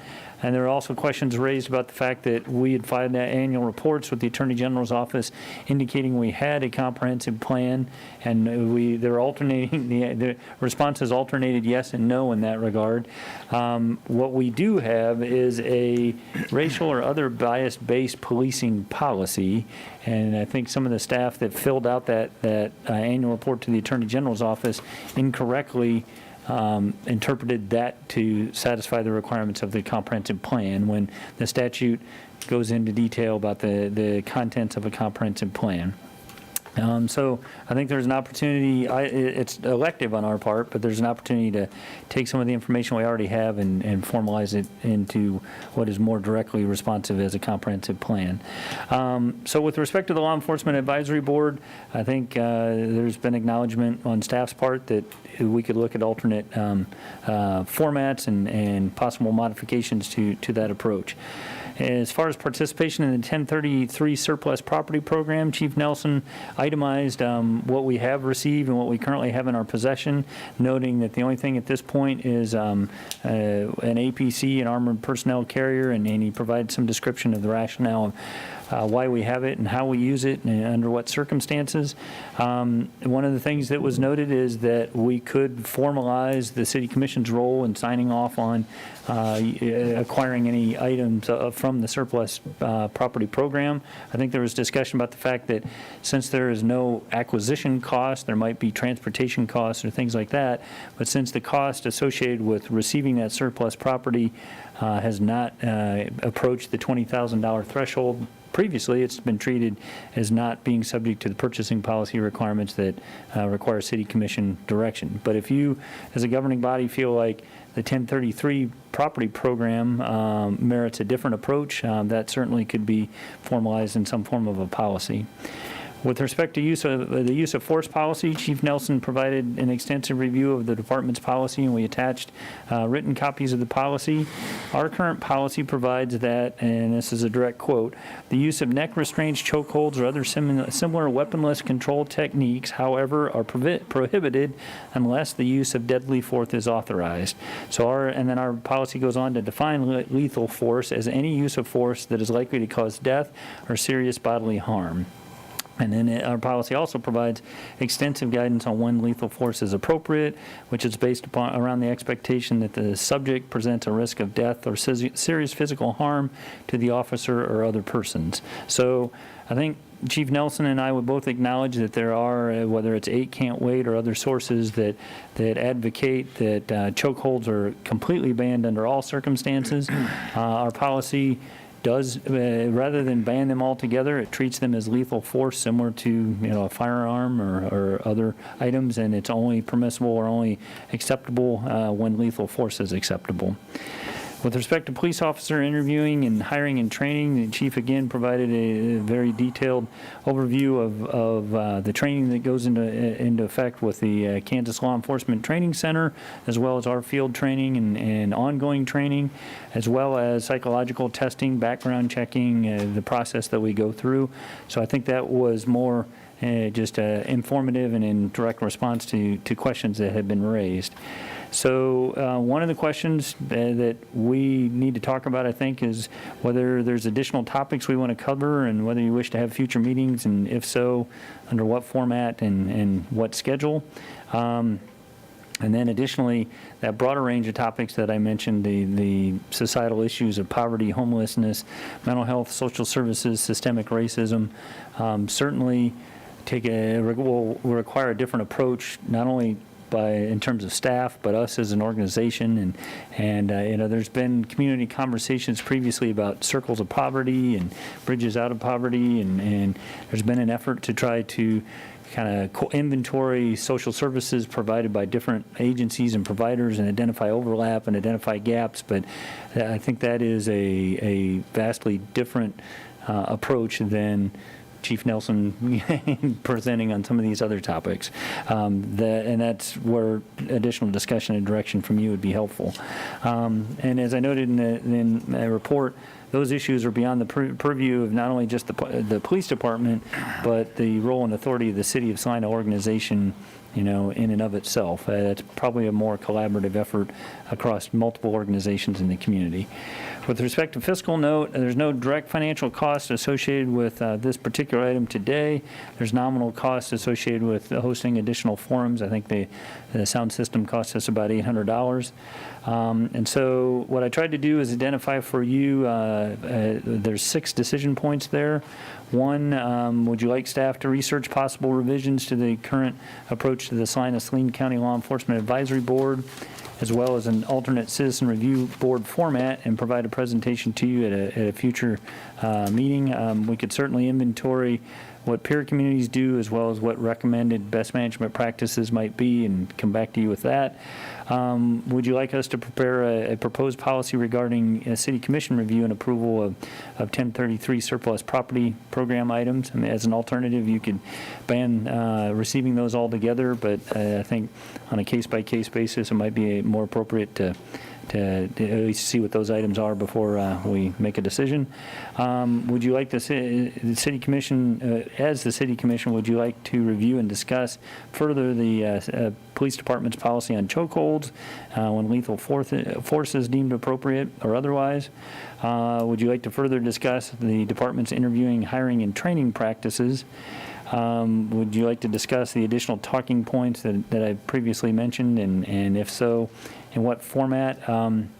If we didn't have so much budget conversations, I think we might be able to take a study session approach, but I know there's been conversation about what's the appropriate location and what's the appropriate time of day. And then lastly, do you wish to pursue the broader societal topics of poverty, homelessness, mental health, social services, systemic racism, et cetera? And if so, do you want to involve additional organizations and stakeholders in that broader community conversation, or do you see that as a staff task? So there's a lot of information there that certainly is intended to kind of help frame the things that have come up so far, but be happy to try to answer any questions you might have. Okay, question. Mine isn't, probably been thinking about this too much. It's not really a question. I think the topics that you listed as high priority items is a good list. I don't know how many minutes I get, but if I go on too long, just give me a signal. We don't turn the clock on you. Unless I do this, that means turn it on. So. I think some of these items are items of immediate concern, or more immediate concern than others, such as establishing a clear use of force policy, or another example, just establishing some agreement. This is what our police officers expect citizens to do when they're pulled over, and citizens should expect our police officers to do this when they're pulled over. The law enforcement advisory board is probably something that can be handled more in the short term than the long term. But I think there are a lot of other long-term issues which I wouldn't be in a great rush to get through in the next 30 days because they're going to take longer than that. And I put at the top of this, measure twice, cut once, because these are longer issues or slower issues to change. And in my dreaming, I'm sitting here, designing the police force of the 22nd century. But I think what we first have to do is ask ourselves, what type of force do we want? Design the force, then budget. What you may find is the budget actually goes up. It may not go down, depending on what you want our police force to do. So I'd want to first find out what it is our police department does, and some of that data exists. And then under that, ask what are they trained to do, what is it that they are called to do that they aren't trained to do, or that some other agency or person in town could do better, or with their assistance, or vice versa. We talk about mental health aides responding to domestic violence calls. Some of those are criminally disruptive events, and if as a physician, as a neurologist, I might feel comfortable going into some of those situations, but some of those can turn ugly in a hurry. And I should be looking over my shoulder to see if one of Chief Nelson's officers was nearby, just in case. But there are ways that you can have collaborative teams. I think as a city, we need to determine what we want the attitude and rules of engagement for our police force to be. Do we want, Chicago tough guys? The police in Washington, D.C., my hometown, used to be kidded because they were considered soft. They'd ride around these white cars, painted lollipop red and blue, and it wasn't a real tough-looking force when they showed up. They've since changed their attitude a little bit, or do we want the Ritz-Carlton or the Beverly Hills approach, or something in between? But we have to decide, what type of attitude our officers are going to have when they first engage someone. The use of force does have to be defined, because sometimes just show of force can be interpreted to the person on the other end as a use of force. Seeing a gun does things to my mind that you don't have to pull it out because you already got my attention. Of course, the best way to stay out of trouble is don't break the law, but sometimes life makes you do things. Not that I'm condoning anything. So we need to assess and refine our policy. And again, what is it that we want our police to do? And we have to show that the use of force is appropriate to the suspected offense. If you're pulling someone over for a taillight, obviously there's no reason to have a gun out of a holster, unless you have reason to believe this is the person who just held up the bank.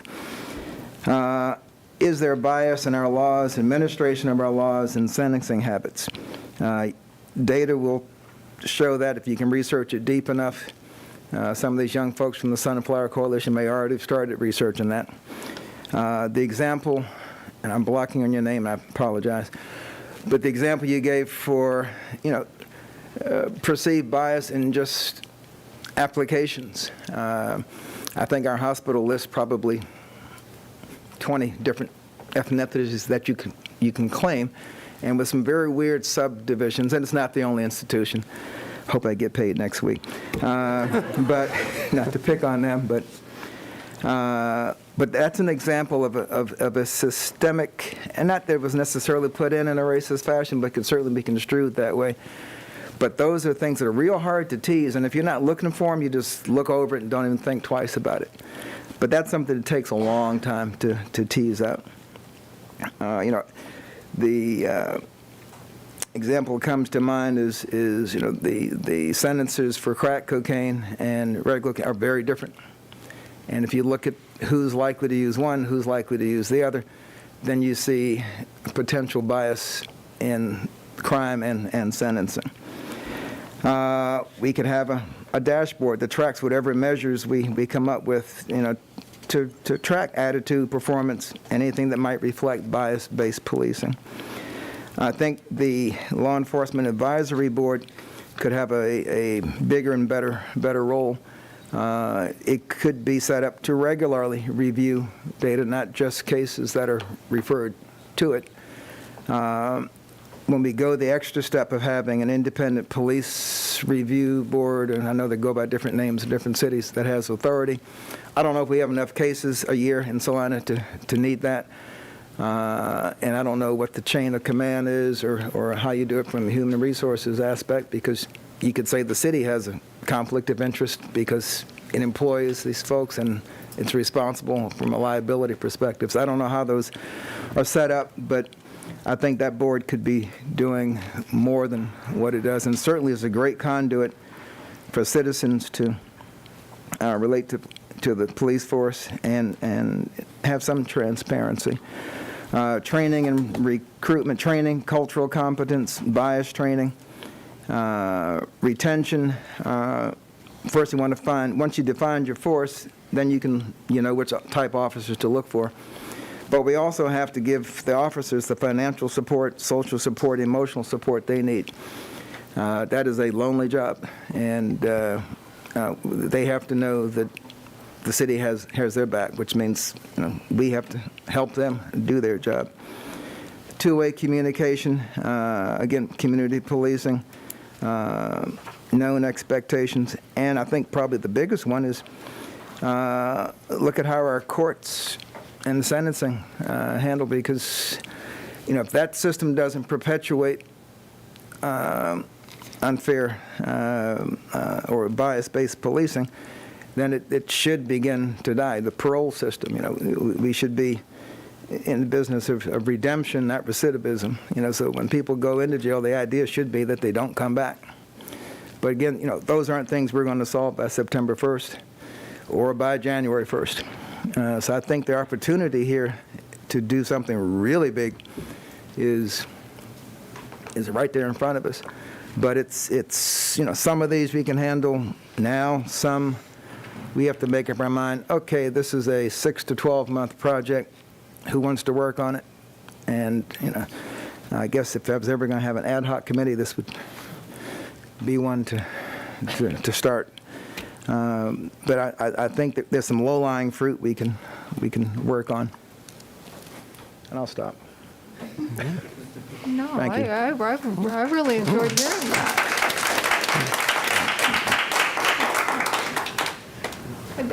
Thank you, Commissioner Davis. I mean, you were able to verbalize a lot of what I was thinking, and I won't be able to say it as eloquently as you do. I would like to emphasize that several of the items on this list, as Dr. Davis said, they are relatively low-hanging fruit, and the ones that stand out to me are looking at our current Citizen Law Enforcement Advisory Board, its construction, its purpose, looking at our policies regarding the 1033 surplus property program items, and whether or not it would be a good idea for the governing body to know what tools that the officers have at their disposal. Let's see, looking just at a few other things. I do think it's important that we have some sort of a comprehensive bias plan, because I think comprehensive plans are how we set our goals and our expectations for ourselves as a community. And we know what we've got. We know what where we're trying to get to. Even if we can't meet that every day, it's at least giving us something to work towards. So I think it's important that we develop that. And then I just had a few questions, follow-up questions, which I can get to you in terms of statistics, which the Sunflower Coalition folks may be working on. I had some questions about retention numbers, because while we are at our highest level of staffing in years, when I look at the numbers and just see the total number of officers that we have, sworn officers that we have staffed, it's hard to get a sense I mean, we could have sworn in 60 last year, and it would be helpful for me to know how much experience that we have out there on patrol. But I definitely think, evidently, I was the only one that didn't get the memo that we were going to be done after 2 hours. And so I was really surprised when the conversation ended after 2 hours. And I think there was a lot more conversation to be had because I saw a lot of people in the audience who, quite frankly, I had expected to hear from, and then we were done. So I really think that we owe it to the folks that who showed up here, the opportunity once again to be heard and to make sure that we allow sufficient time to allow them that opportunity to bring their concerns to us. So I think we're probably going to need to have an additional meeting of some sort. That being said, with having 29 new COVID cases diagnosed today, I'm not feeling super comfortable about getting people together indoors, so I would love it if we could explore alternate options. I understand that Zoom's problematic, and I don't know who the sound provider was at Kansas Westland, but whoever it was, we probably shouldn't use them again, because I got more emails, texts, calls about the audio quality at that meeting, and I realized that it was probably set up at the last minute and a challenging job to do, but ideally we'll be able to find some kind of a forum where people can participate virtually in real time and they can hear what's going on. Either one of you? Here we go. Well, the commissioners have both made many good points, and I think I appreciate staff breaking things out. I mean, if we want to discuss each of these points individually, I think that could be useful. I also agree that the conversation should be continued. We should hear from those that have come here today, but a further community forum could be possible, but I agree there are also the restraints with the current COVID, but I think the conversation should be ongoing. Pretty basically for me, I don't want to substitute my sense of what is appropriate and effective policing for those that are the professionals. So I am reluctant to jump into the conversation and think that my experience or reality should supersede the professionals and what they need. So I'm looking for the staff and the department to give us the direction that we need. I certainly think that the Law Enforcement Advisory Board, we could review its scope, and I like the point number one that we would look at what other entities are doing and how they're staffed and conduct their policies.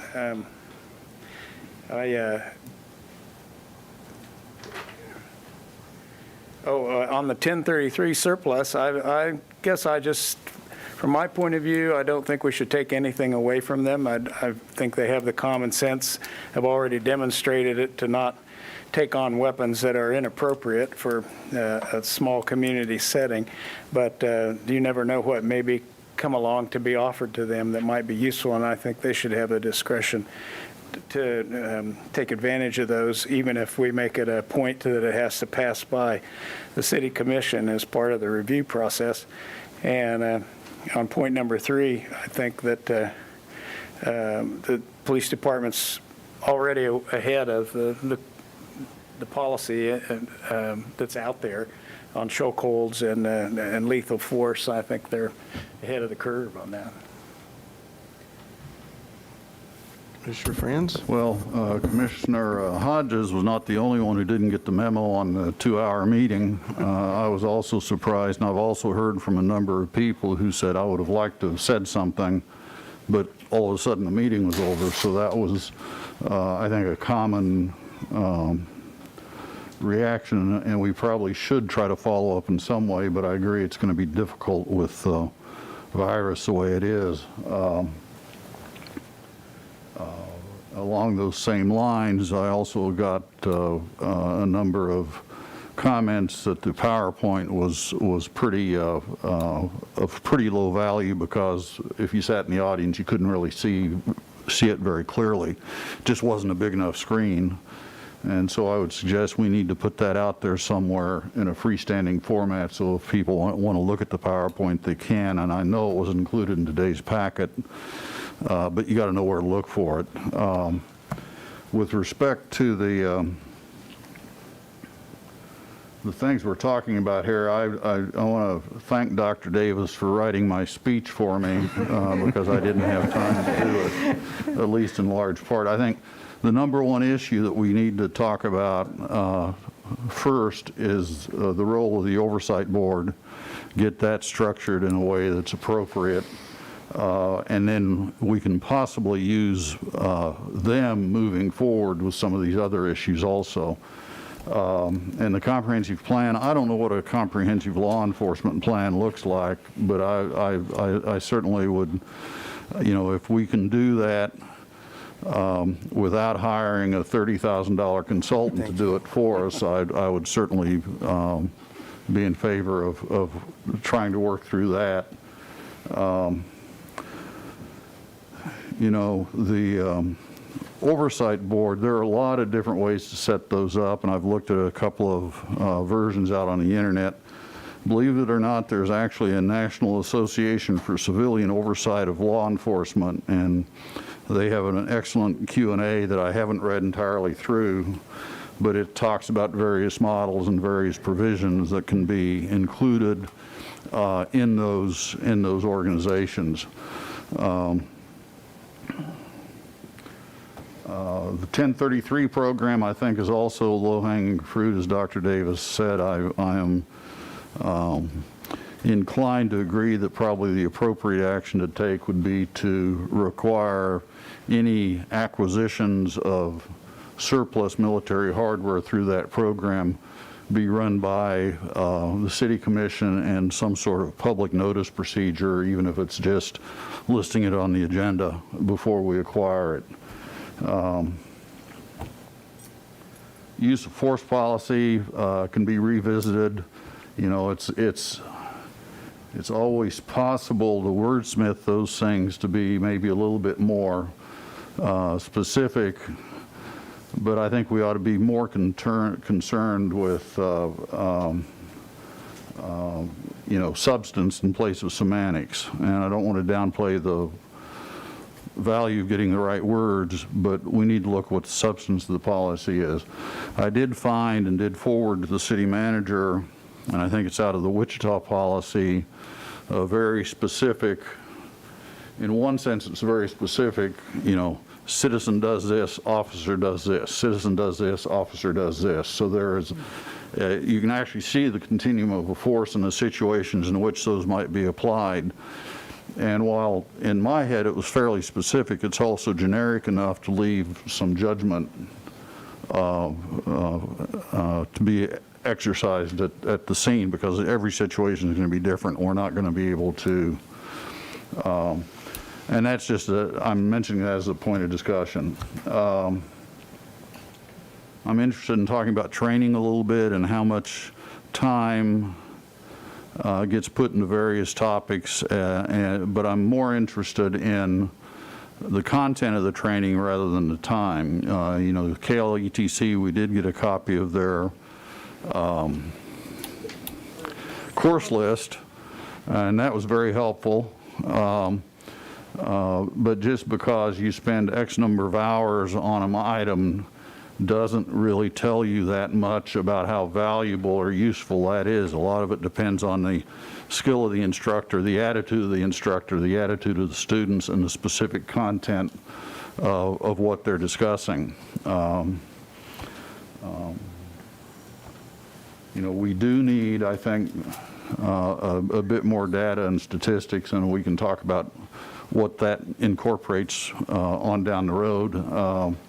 Some of it may just not be available.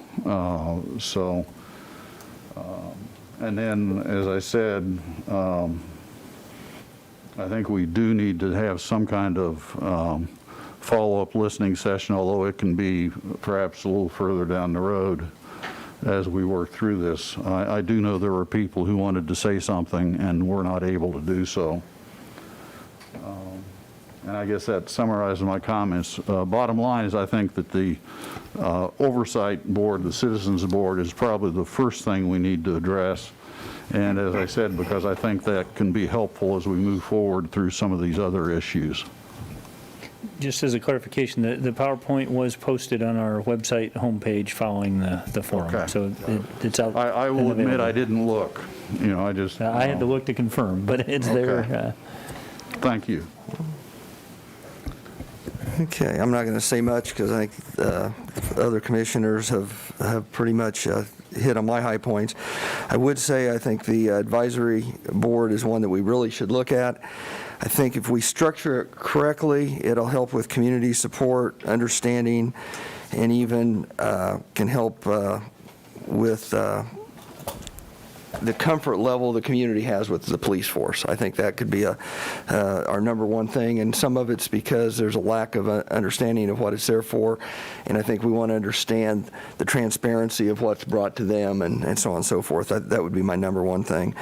1033 is easy. I think I'm going to jump down to number 6. No one's addressed, and that's dealing with the broader social issues which got the most applause at the meeting, and dealing with the homelessness, mental health, so on and so forth. That's not just a police, that's a community issue, and that's going to, and that's not a commission.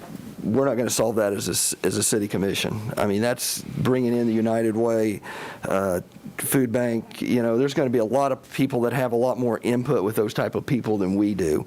You know, I think I know Commissioner Davis and I made a trip to Garden City and went to a meeting that, because of the COVID now, we haven't been able to deal with child care.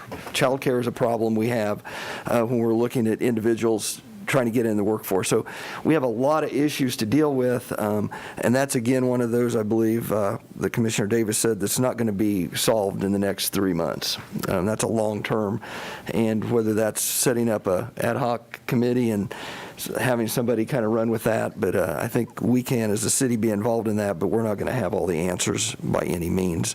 I think the new training facility gives us a lot of opportunity, and again, it's about ready to be completed. I think that gives Police Chief Nelson a new classroom. It gives him a simulator. Hopefully that simulator, you know, we're not just dealing with situations where a gun's involved, but hopefully it has it where you're walking into a domestic dispute, and how do you bring down the tension in that room.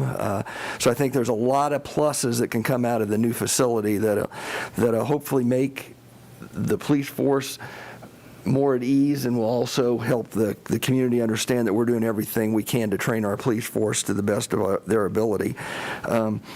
Again, as we talk about this, none of us are out in the field, and every situation's different, and you just don't know how you're going to react. And the more training they can get, and hopefully they're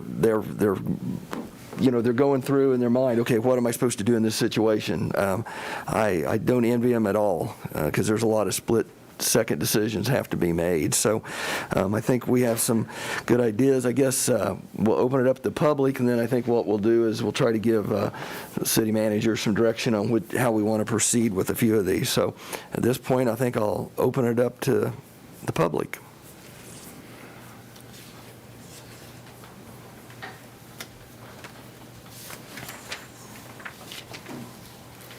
My name is Luke Stanford, and I'm a resident of Salina.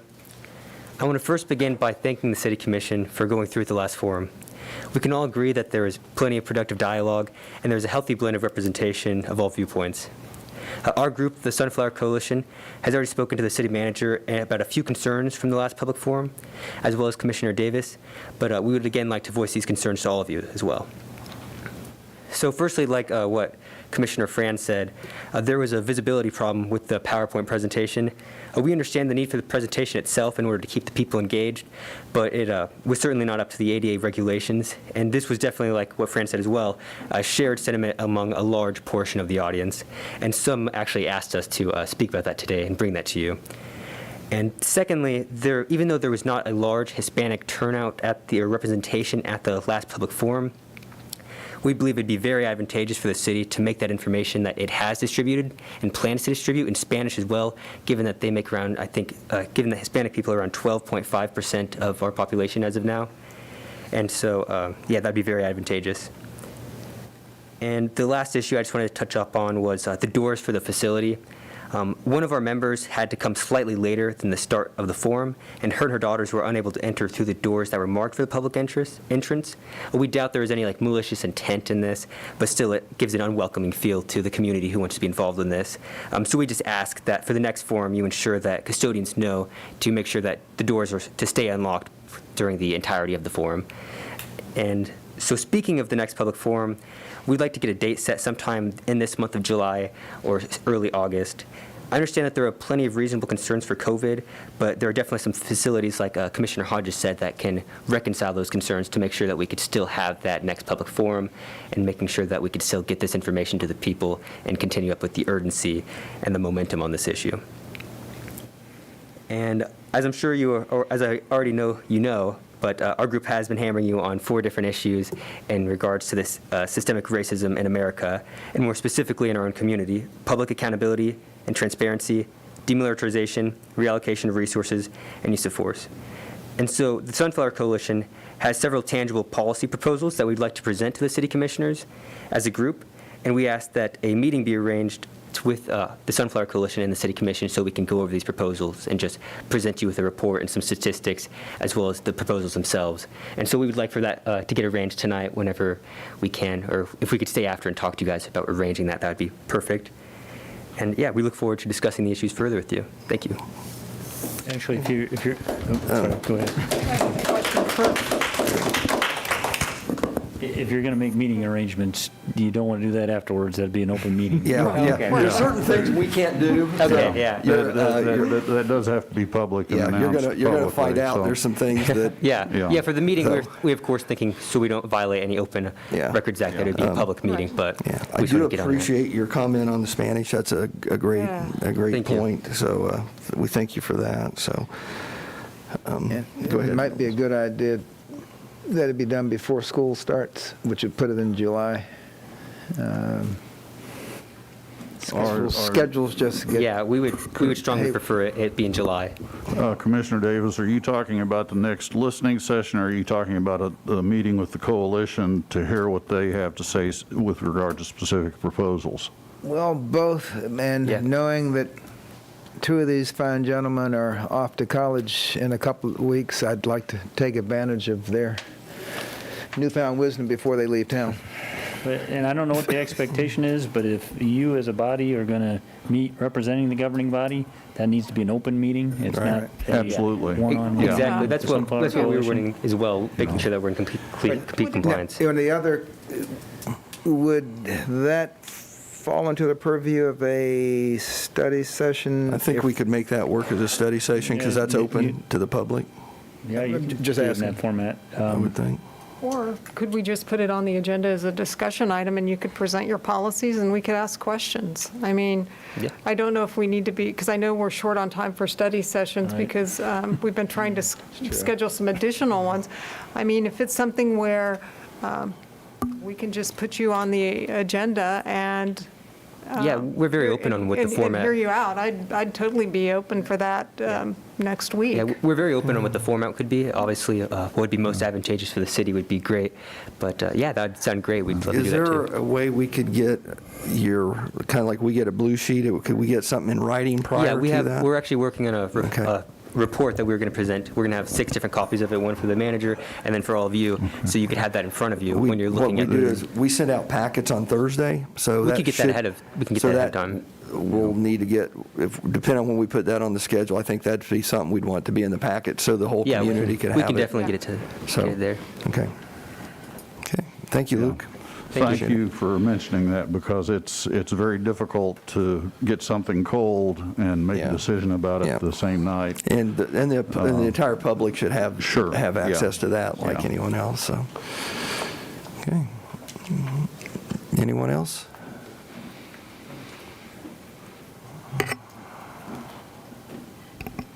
Santiago Vasquez. I'm also a resident here of Salina, and I'm here on behalf of also the Sunflower Coalition.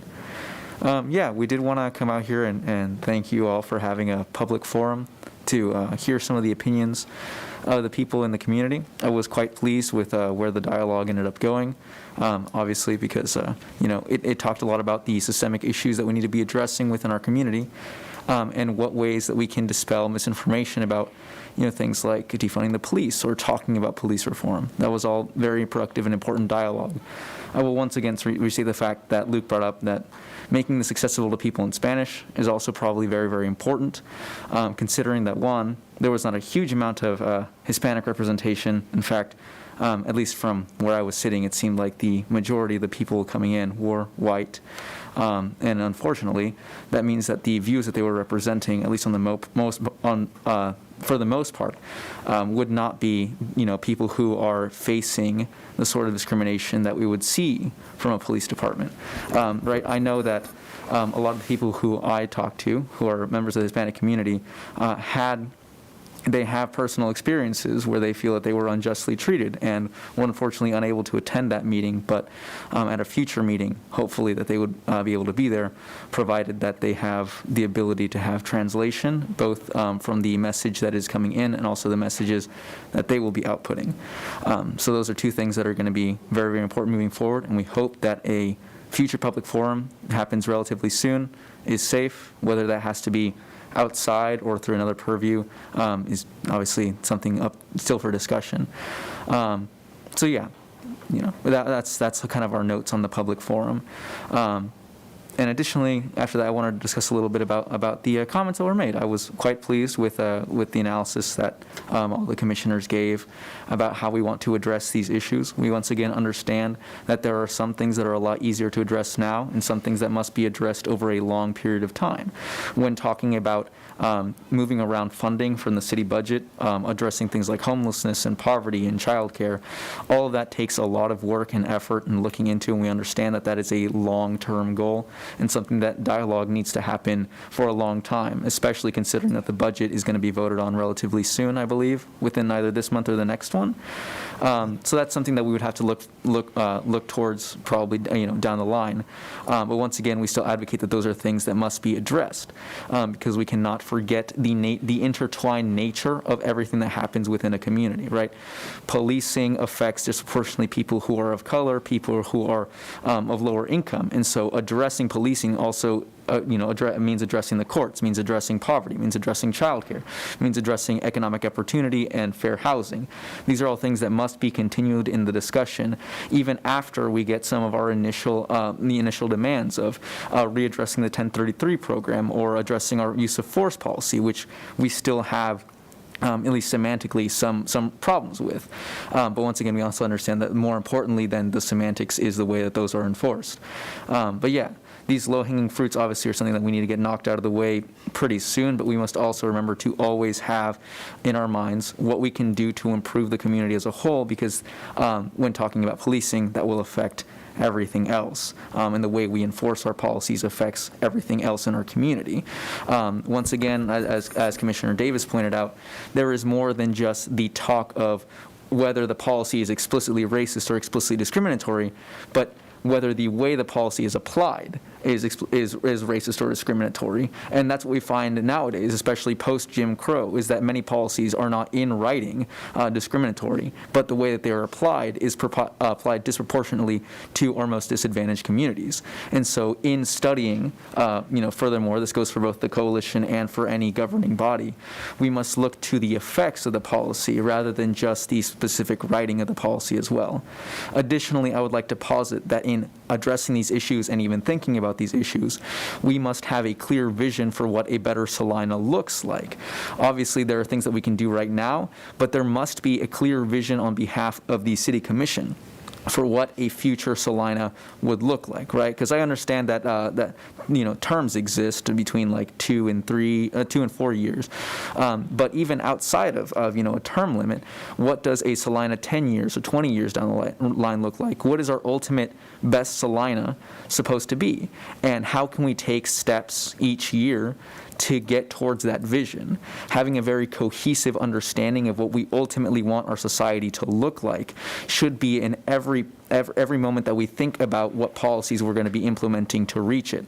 So when talking about the implementing of a citizens review board or a better law enforcement advisory board, we have to understand, does this ultimately meet the requirements of what we want Salina to look like in the future? A Salina where we have proper accountability, proper enforcement, and proper review of the policies and the uses of force that our police department has. When we talk about addressing the issues of fair housing or of poverty or of homelessness, do the policies that we're going to be presenting reach, are they conducive towards a Salina that is ultimately better for the community?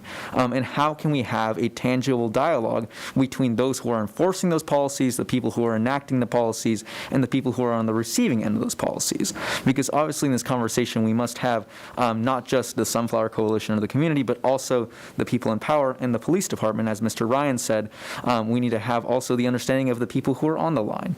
But we must always make sure that there is a balance of dialogue between the people who are enforcing the law and those who are receiving it, and whether or not that is happening equitably. These are all a lot of very important and large questions that we need to be addressing and thinking about moving forward, and something that we as a coalition make sure all of our members think about every time we have a discussion amongst ourselves or we talk about creating a policy proposal. And I obviously don't personally know any of you or understand what you guys say privately, but I would hope that after this conversation, and hope that even before this conversation, that is something that you have been making sure to keep in your mindset when talking about addressing our low-hanging fruit and additionally our longer-term goals. So we hope to have this continual dialogue with all of you, and hope that you are committed to a Salina in the future, even post the existence of any of us here, that will be better for the people who live in it, whether that be the life of an officer, the life of a working citizen, the life of a person of color. How can we work to make that better? And ultimately, what are we doing to make sure that vision is met? I have nothing more to say. Thank you. Thank you, Santiago.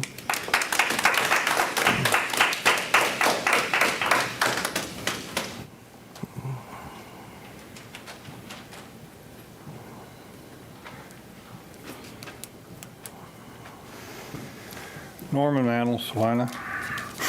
Dr. Davis, he can help you on this because he understands the human mind, and we are not humans.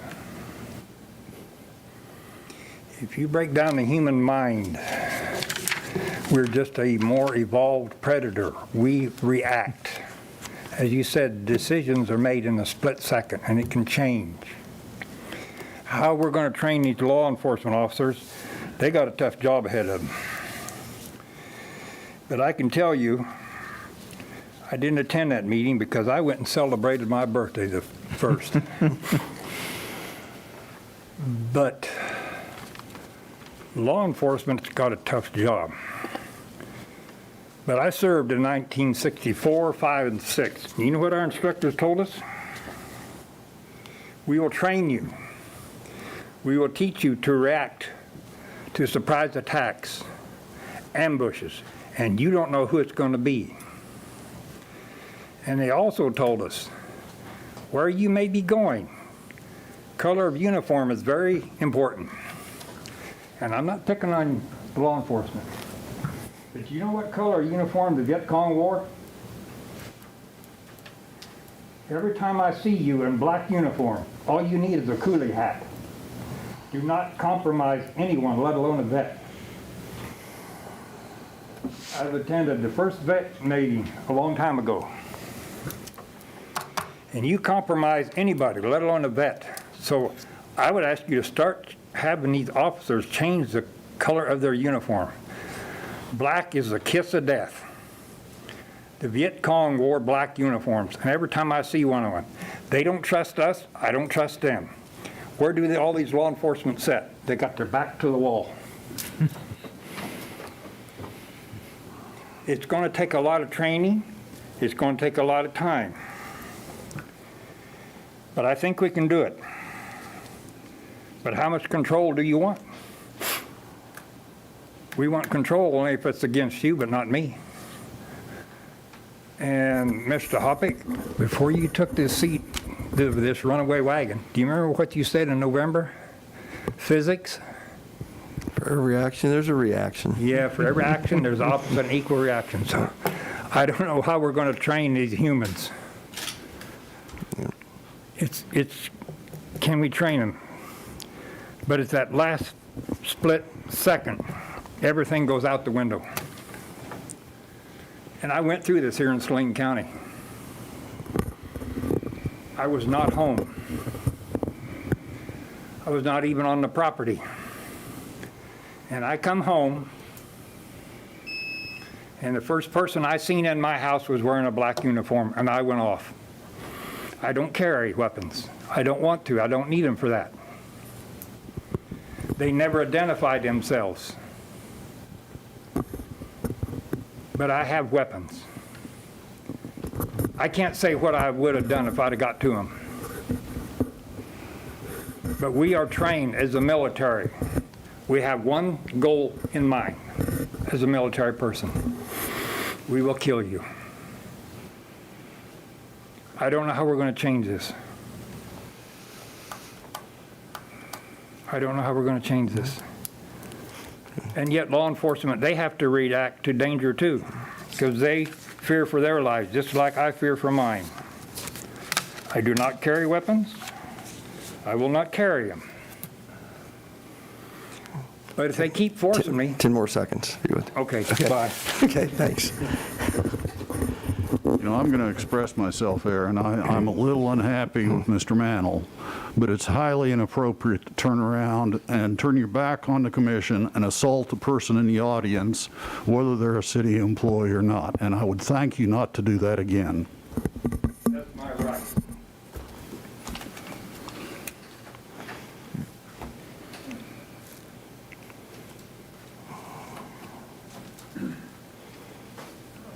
Thank you, Commissioners. I want to say first off that I stand with the Sunflower Coalition, and I want to thank them for their efforts in addressing this topic and on the research and the work that they're doing. And so with that said, I would very much encourage you to meet with them, set this up with them as soon as possible in front of the public so we can hear what they have to say, because I'm very interested in hearing what they have to say. I also want to thank our police department. I've just seen many examples where they have used proper restraint and have engaged in nonviolent conflict resolution. And so from that place, I'm very proud to be a Salina citizen. Concerning the use of and acquisition of surplus military personnel, I am wholeheartedly against that. I think the militarization of our police forces has become a very, very dangerous thing in our communities. I have seen firsthand where they have been used on the American people in a very destructive way. So I would think that any acquisitions of surplus military personnel, there should be complete, what's the word I want? Someone help me, but it should be all completely out in the open. It should not just be under the discretion. It should be open for public comment so that the police department can explain to the citizenship exactly why they need those weapons. Thank you. Thank you. I wasn't even going to speak on this item, but it kind of got my attention. How about name and it? Please don't ever come to our church because my preacher wears a black uniform. These fine folks back here. Could we have a name? I'm sorry. I know you, Jeff but maybe Bennett, nobody else Salina. does. Thanks. These fine folks back here, I'm sitting here thinking every day when I see them out when it's 100 degrees outside and the humidity is 1,000%, and they're out there with a black long sleeve with a bulletproof vest and all the stuff they have to wear. And I'm thinking, man, we should let them pick what they wear. In the summer, wear white or khaki, something loose fitting where they can breathe. I don't know how they do it. But one other item is, I think most of them are veterans. Most of them I know are. So, if somebody really finds offense with that, maybe they ought to talk to somebody, because I don't see any weight to that. Anyway, thank you. Thank you. And thanks to those folks back there. I appreciate what they do every day. Thank you.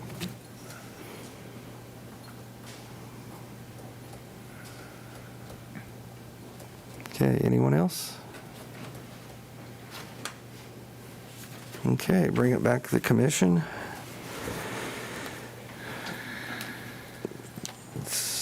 talk about how do we want to move forward here. And I guess We just want to, If it's helpful, I heard consensus around Citizen Review Board, 1033 exchange program. Seemed like you were receptive to the Sunflower Coalition approaching you as an agenda item at a future meeting, and we can coordinate the timing when we need to get information so we can get that incorporated and get that date set. I would think number copious notes, but- 3 is a up or down type discussion, and I think if we're going to go for low-lying fruit, that could probably be, that's on the chokeholds.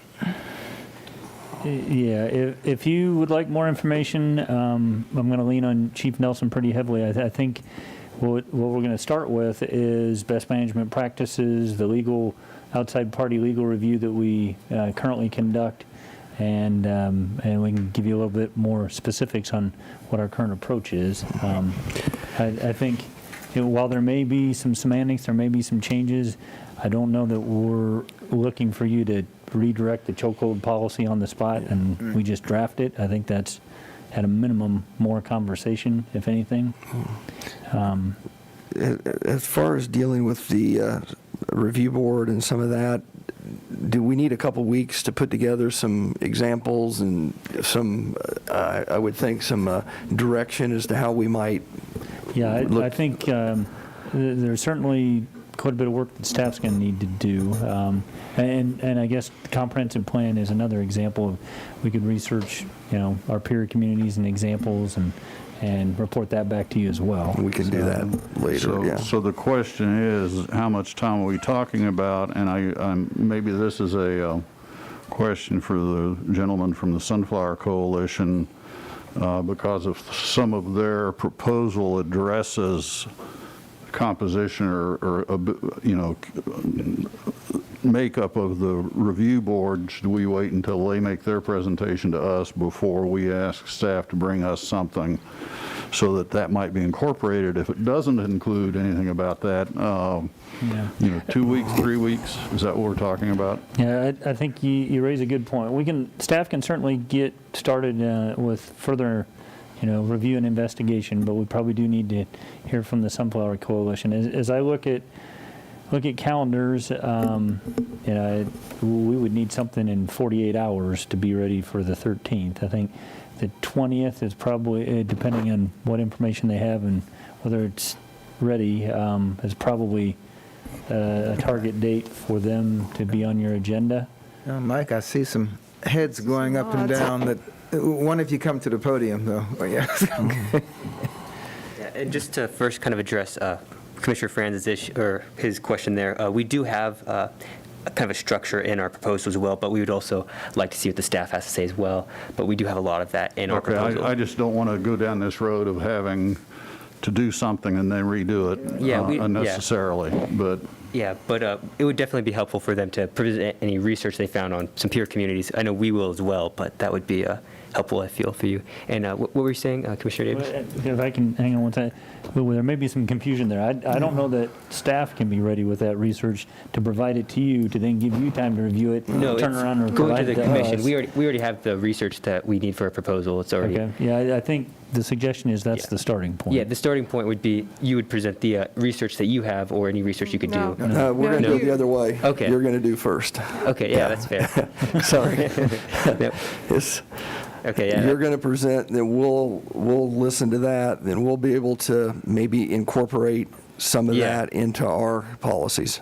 Okay, yeah, that works for us too.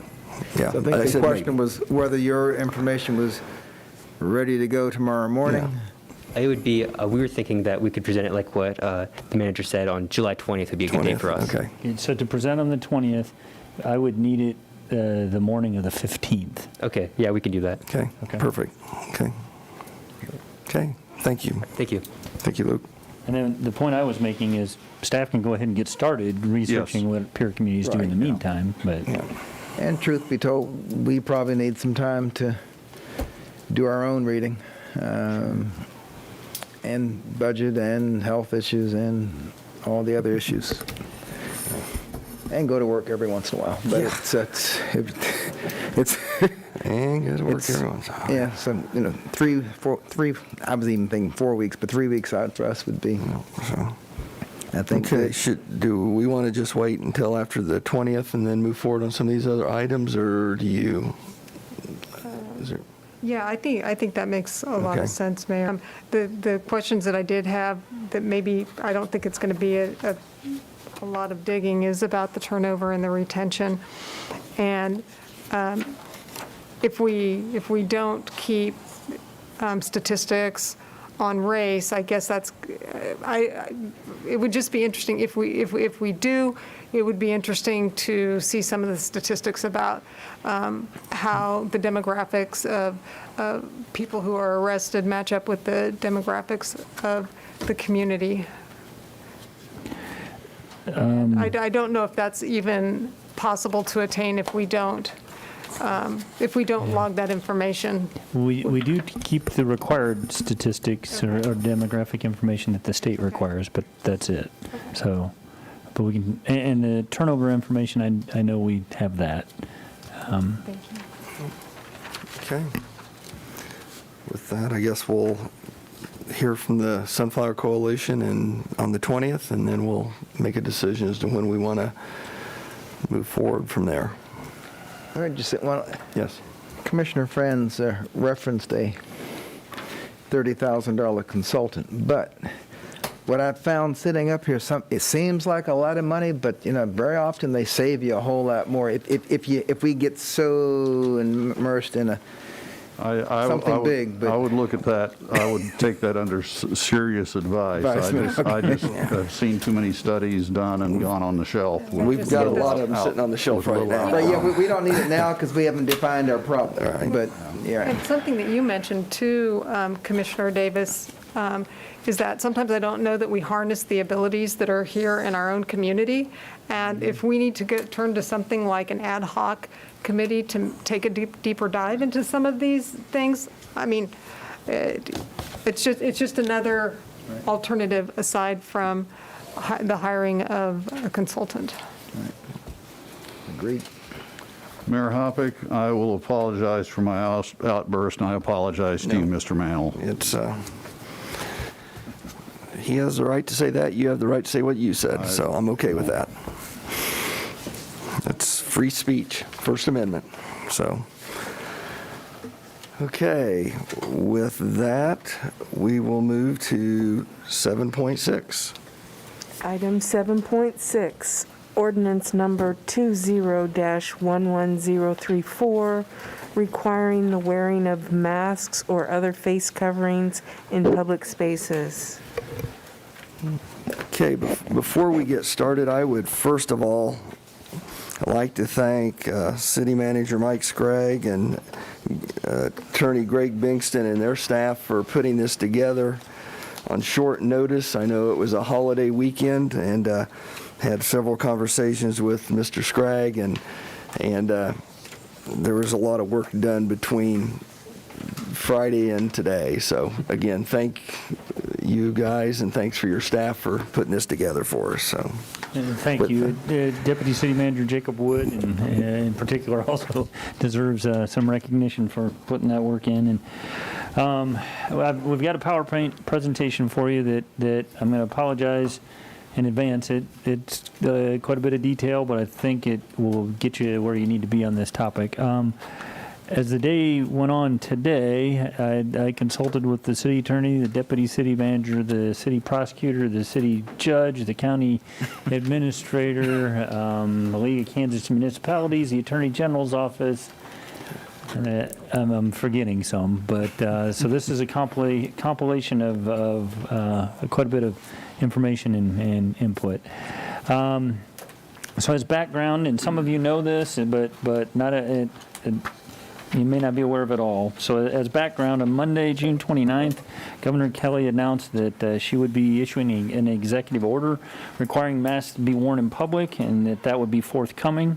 She indicated that further details would be provided on Thursday, July 2nd, and that the order was going to take effect 12:01 a.m. Friday, July 3rd. As you may or may not know, House Bill 2016 had previously been adopted as part of the legislature's response to previous executive orders on health and COVID-related matters. And so it became effective June 9th of 2020, and it provided for a new county-by-county opt-out procedure specific to gubernatorial executive orders.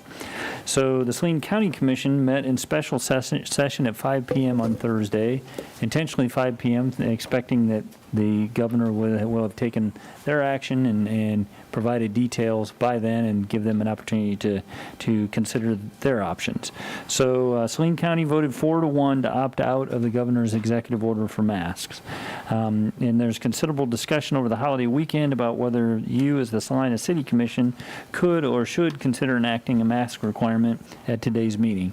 And I would acknowledge that there's been questions about why didn't we just put this on the agenda. And I would acknowledge that on occasion, as the city manager, things will get added to your agenda, but I view those as administrative matters. They may be deadline related, they may be contract related, those type of things. I viewed this as very much a significant policy issue that I did not want to facilitate a serial meeting over the weekend of you to make the decision that you made earlier today. So recognizing how this timeline played out and where it was headed, we did try to facilitate your options today. I'm going to go into detail about the governor's executive order. I would tell you that the ordinance that's been prepared for your consideration nearly is identical to the governor's order. It very much replicates the provisions of the governor's order. So I think going over that serves two purposes. It gives you background, but it also prepares you for the ordinance draft that's provided to you. So the governor's order provided that any person in Kansas, so you're traveling through whatever the case may be, shall cover their mouth and nose with a mask or face covering. And then it has a laundry list of the circumstances when that's required. Inside or in line to enter any indoor public space, obtaining service from the healthcare sector, and it lists a whole list, and it notes that list is including but not limited to those things. Waiting for or riding on public transportation while in a taxi, private car service, or ride-sharing vehicle, while outdoors in public spaces when unable to maintain a 6-foot distance between individuals. And as you probably know by now, that doesn't apply to individuals who reside together. So basically that mass gathering social distancing requirement in public open spaces. And it goes on to say that all businesses or organizations in Kansas must require, so it imposes the burden on businesses and organizations to be involved in policing this a bit. So they must require all employees, customers, visitors, members, or members of the public to wear a mask or other face covering, and then it lists a number of scenarios. When customers, members, visitors, etc., are in a facility managed by that business or organization, when employees are working in any space visited by customers or members of the public, regardless of whether anyone from the public is present at that time. And so the interpretation, I'll use my office as an example. I do allow the public to meet with me in my office. So then the expectation would be that now becomes a space where a mask must be worn, even if I'm in there all day long by myself. And other scenarios are when employees are working in any space where food is prepared or packaged for sale or distribution, when employees are working or walking through common areas such as hallways, stairways, elevators, parking facilities, and when employees are in any room or enclosed area where other people are present and unable to maintain 6-foot distance, except for infrequent incidental moments. Goes on to say that there are exemptions from wearing the mask for persons ages 5 years or under, persons with medical conditions, mental health conditions, or disability that prevent wearing a face covering, persons who are deaf or hard of hearing, persons who are communicating with someone who's deaf or hard of hearing, persons for whom wearing a face mask creates a risk to the person related to their work, persons obtaining service involving the nose or mouth, and persons seated at a restaurant or establishment that offers food or beverage service while they're eating or drinking, provided they maintain 6-foot distancing. So, sorry, I'm having a hard time turning the page here. So the exemptions go on to include athletes who are engaged in organized sports activities that allows athletes to maintain a 6-foot distance, persons engaged in an activity that a professional or recreational association, a regulatory entity, a medical association, or other public health-oriented entity has determined cannot be safely conducted while wearing a mask. Persons engaged in an activity held or managed by the Kansas legislature. That's a common out that they give themselves. Persons engaged in a court-related proceeding held or managed by the Kansas judiciary. And it's our opinion that our municipal court is not managed by the Kansas judiciary. And then persons engaged in any lawful activity during which wearing a mask or other face covering is prohibited by law. And then lastly, it included some definitions of a mask or face covering. Public space means any indoor or outdoor space that is open to the public, and it does not include private residential property or private offices. So then the executive order did, oops, I'm sorry, I'm falling behind on advancing slides. The executive order did specifically include a statement about local government authority, and it noted that local governments retain authority to issue and enforce equally or more restrictive orders or provisions, and retain any authority to issue or enforce isolation or quarantine orders or other orders as necessary, and it provides the statutory references. So then the Kansas Attorney General has also been involved in this conversation previously, and they issued an addendum to a prior memo that they'd issued, and that addendum was dated July 2nd. And it was intended to provide assistance to state and local law enforcement in determining duties related to enforcement of emergency orders in light of that House bill that I mentioned. It noted that the enactment of the House bill fundamentally changed numerous authorities related to the issuance and enforcement of emergency orders. And I would tell you, all of this is very specific to executive orders, emergency orders, and so it was part of the conversation that the Salina County Commission factored in, but it does not necessarily apply to an ordinance that you might consider adopting. So the memo noted that state law establishes a mechanism by which individual counties can opt out, and that each county commission, pursuant to a statutory established procedure, to issue an order relating to public health that includes provisions that are less stringent than the mask order if, after consultation with local health officials, they find that implementation of the full scope of the provisions in the governor's executive order are not necessary to protect the public health and safety of the county. So that was the House bill language that gave the county an opt-out provision.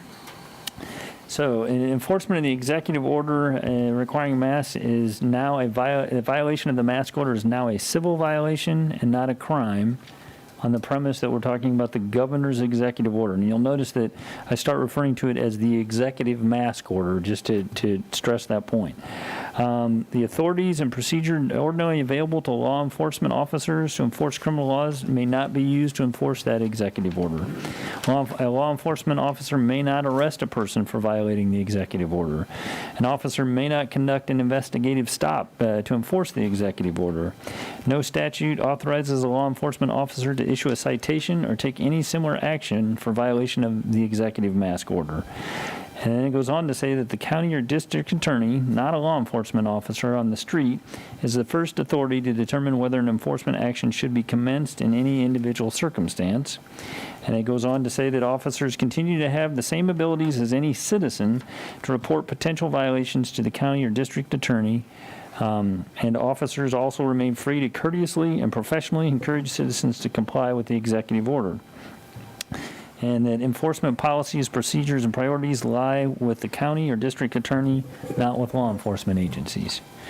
The Attorney General then went on to say that suggests that each county or district attorney is advised to determine the manner in which he or she intends to receive complaints, how enforcement discretion will be exercised, the propriety of bringing an enforcement action in any individual case, the manner in which investigation of potential violations should be conducted, and similar types of enforcement issues. This is all, related to that legislative intervention in limiting the governor's authority for health and COVID-related executive orders. So as I mentioned, the Salina County Commission scheduled a special meeting and conducted that Thursday evening. And the county attorney noted for them the same language that I previously discussed, that after consultation with the local health official, if they find that implementation is of the full scope is not necessary to protect health and safety of the county, they can opt out. The county health director was understandably, I guess, put on the spot. What is your recommendation? And he indicated that he recommended observing the governor's executive mask order with a suggested caveat of further review in a couple of weeks. So ultimately, the Saline County Commission adopted a public health order, which is less stringent than the provisions of the executive mask order. They provided that use of cloth face coverings will not be legally mandated within Saline County. Individuals are highly encouraged to make responsible individual choices about wearing them, and businesses are encouraged to set rules to protect their employees and customers. And that was the extent of the public health order that they adopted. So that then is what prompted the conversation about, should or could the city commission take action as it relates to a mask order. With respect to our authority, city legal counsel Greg Bankson can research that issue, and we had some conversation with additional resources like the league and city attorneys from other communities. So what I think is helpful for you to know there is that the executive order and the county public health order both enacted pursuant to the Kansas Emergency Management Act. The Home Rule Amendment to the Kansas Constitution empowers local governments to determine local affairs by ordinance, such that we no longer have to rely on the legislature to specifically authorize a particular power or action. We may adopt an ordinance when no state law exists on the subject, or when a uniform law applicable to all cities on the subject, but the legislature has not expressed a clear intent to preempt the field, and there's no conflict between state and local law. So one of the questions was, with this being a part of the Emergency Management Act, was there some state preemption there? But we ultimately concluded there was not. The Kansas Emergency Management Act does not express the intent of the legislature to preempt the field. Local ordinance requiring masks or other face coverings is not in conflict with the Emergency Management Act. The League of Kansas Municipalities takes a similar position on that. The Saline County Public Health Order included the language of use of a cloth face covering will not be legally mandated within Saline County, which caused us to confirm the intent of the county. Was it expressing their intent not to require it, or was it expressing their intent to prohibit that on our part or any other city in the county's part? They confirmed that was not the case. Their intention was to communicate that they would not be legally mandating it.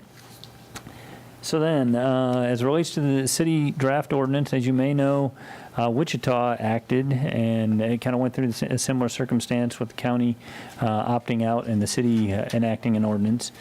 We looked at their ordinance. It also very nearly mirrors the governor's executive order. So we have been provided a draft ordinance for your review.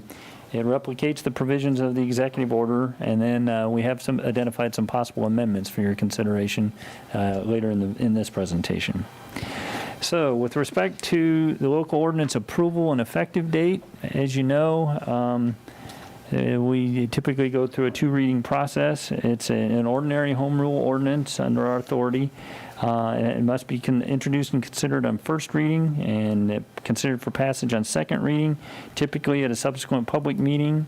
You may consider passage on second reading if you determine that a compelling public purpose exists, and declare that by a vote of you as the governing body. And 3 affirmative votes are required for the adoption of the ordinance, and then the ordinance will become effective upon publication in the Salina Journal. So, public input considerations. Commissioner Franz raised this concern earlier. We took governing body action to amend the agenda at the outset of this meeting. There is no formal advance notice provided to the public. And additional public input could be accommodated in a couple of ways. You could schedule a special meeting to allow additional public input at some point in the future, or you could consider second reading the ordinance at a future special or regular meeting. That's kind of, I think, part of the intent of first and second reading being on different dates, is it gives the public an opportunity to know what action's being considered and still provide input. There's no formal requirement that exists to require advance notice or a public hearing format, but this is a high-profile topic. And then you have the authority to determine that a compelling interest exists, meriting first and second reading on the same date, if you so choose. Some practical considerations that we identified and have come up in some of the conversations elsewhere is the eligibility for exemptions is not self-evident in all instances, and proof is not required. Specifically, medical conditions, mental health conditions, disabilities, medical conditions for whom wearing a face covering could obstruct breathing, an individual being deaf or hard of hearing. As it's currently written in the executive order and the ordinance, businesses and organizations must require wearing a face mask. So it not only requires that of them, but failing to do so would be an ordinance violation, and so they're subject to the consequences of the ordinance. There are limited law enforcement and court resources in terms of responding to reports of failing to wear the face mask and processing them through court. And then the alternate enforcement approach as it relates to minors. The governor's executive order indicates that from the age of 5 and under is an exemption. So you've got a pretty young age group there that raises a question of how do you enforce that. On other things, city ordinances that don't have some state statute attached to them, the curfew in a park as an example, there is a provision for referring them for a child in need of care, a referral to DCF. And speaking with DCF, the police department was informed that there's lack of state guidance on this topic of how they should process that. It's non-medical or physical neglect, so it's not likely to really be a priority that they would act on. And there's a lack of consistency across multiple county jurisdictions that they're over. So DCF kind of expressed concern about receiving a child in need of care referral on this topic. So then possible amendments. Wichita did make an amendment to add the nonprofit associations to the list of businesses and organizations that must require compliance. Additionally, then I think maybe Topeka was speculating about modifying the language about workspace, and so there's a red line version there, but if you were so inclined, it could be reworded to say that employees are working, it is required when employees are working in any space visited by customers, members of the public, or coworkers who are present at the time. So it kind of reverses the intention of that statement from regardless of whether someone is present to when someone is present. Being an ordinance, there needs to be a fine structure, and the fine, you could amend the fines from first, second, and subsequent violation offenses to whatever you deem appropriate. And then lastly, that the exemption, I'm sorry, not lastly, we have a big one coming up yet. The exemption for age 5 could be any age that you choose, but age 10 would better sync up with our current practice in terms of citations for minors. We talked some about the practicality of requiring employers and business owners and organizations to kind of get involved in requiring that masks be worn, and it seemed the most analogous to what we currently have on the books related to indoor clean air and smoking.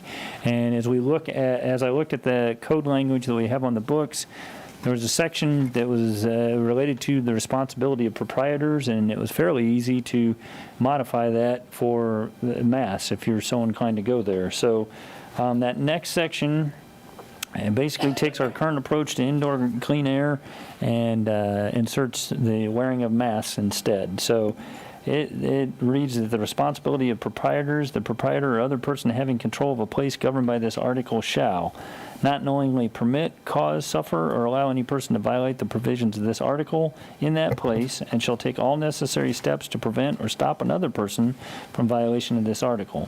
Necessary steps mean to take all reasonable actions to prevent violation of this ordinance by employees, patrons, and visitors in the place, business, office, or establishment, including verbally asking a person who is not wearing a mask whether they qualify for an identified exemption, asking a person not wearing a mask and who does not assert a qualifying exemption to wear a mask, refusing service to a person who is violating this ordinance, verbally asking anyone violating this ordinance to leave the premises, and applying standard business procedures in the same manner for violations of house rules, other local ordinances, or state laws. The indoor clean air also requires posting of signage, and so modifying that language to this purpose results in that the proprietor shall post and maintain in areas where the public is allowed and areas where employees are allowed signs that clearly and conspicuously state that pursuant to City Ordinance Number 20-11034, wearing of masks is required for public safety, and such signs shall have bold lettering of not less than 1 inch in height. And then lastly, communicating this requirement for masks to all existing employees by the effective date of this article. That is uniquely Salina. I didn't see it elsewhere in terms of examples, but as I said, it was currently in our code as relates to indoor clean air. So with that, the options that we've identified for your consideration, and there's quite a few of them, is you could schedule additional consideration or action for a future date. You could adopt on first reading ordinance number 2011-034 as presented without amendment. You could amend the ordinance as you deem appropriate and approve it on first reading. You could take no action, which would result in the ordinance not being enacted and Saline County's public health order opting out of the executive order and highly encouraging individuals to make responsible individual choices and encouraging businesses to set rules to protect their employers, remaining applicable within the city limits of Salina. You can vote to instruct staff to prepare a resolution encouraging but not requiring that masks be worn, a similar statement to what the county adopted by way of their public health order. You could vote to determine that a compelling public purpose exists necessitating consideration of the ordinance on second reading at this time. And assuming if you did that, then you could proceed to voting to approve on second reading, either in its original form or as amended. If you'd like, we can go through the ordinance draft itself, but as I said, it mirrors the governor's executive order, and there's possibility of other amendments if you wish to discuss other topics, but those are what staff was able to identify for your consideration. So with that, I think we've tried to give you all the options and all the sufficient background, and I would acknowledge this is a significant policy decision that is ripe for governing body consideration. Yeah, it's at the back. It's at the back of this. This is our ordinance. Yeah. Yes, it should say summary published in the Salina Journal on. Yeah. Did you not? Was it not with yours? Is that the? It's this one. And then. I don't see it. Did I get Buried in two? there, but I'll give you one. Did you take two? No. Mr. Shrag, while we're looking, could you clarify the hearing exemption to me? Since I'm aware of hearing aids, does that mean I can ask everybody around me to not wear a mask? I mean, obviously, I am the one that needs to see the lips of other people to hear them, so. Yeah, well, I actually had another amendment that I drafted and then pulled out, but the way the executive order is written, a person that is deaf or hard of hearing can be exempt from the requirement, which for the purpose of communication, that's not really the focus, but it also then provides that a person communicating with someone that's deaf or hard of hearing can be exempt from the mask requirement for the purpose of being able to communicate with someone that's deaf or hard of hearing.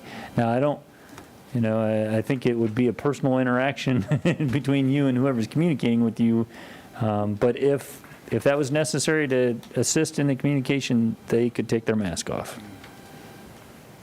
Although on a practical basis, there are other options. You can wear face shields, have plastic dividers. I mean, of course, in your business, I know the personal contact is important, but there are other. Yeah, this ordinance doesn't go anywhere near any of that other than to just create an exemption from the mask wearing requirement.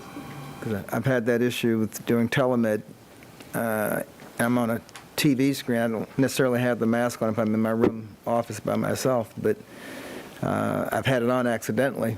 And people who are deaf and lip read, they've actually asked me, could you take that down? I can't see what you're saying. Right. So there are times when you have to remove it.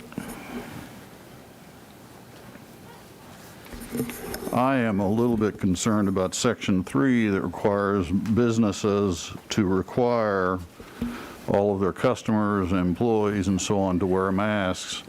In my eyes, that kind of pushes enforcement of the ordinance onto the local business owner, and I think it would be, I would prefer if we would have a notice requirement there similar to the smoking notice requirement, simply saying city ordinance X and so requires the wearing of masks while you're in this facility, that they could post on their entryway. Without necessarily requiring them to, approach customers and saying, you're not wearing a mask, you have to leave. I did visit a number of locations last weekend just to try to get an idea of how many masks were being worn, and one of the places I visited did have a sign on the door, and compliance there was about 90%. About 9 out of 10 people had masks on. The other stores I visited did not have such signs, and the compliance in those places, and there are varying types of businesses, range from, I'm going to say, about 40% to about 70%.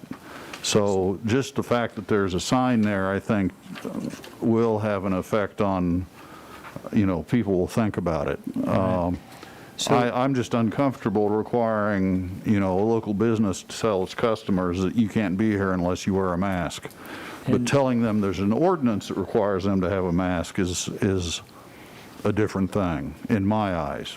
And not advocating a position one way or the other is a little bit of clarification that as it relates to masks, that's the requirement started in the governor's executive order with the language that businesses shall. Right. I understand that. You just simply pulled that language and plugged it in here. Right. Yeah. And so as I said, we do have an example of it with the clean indoor air ordinance.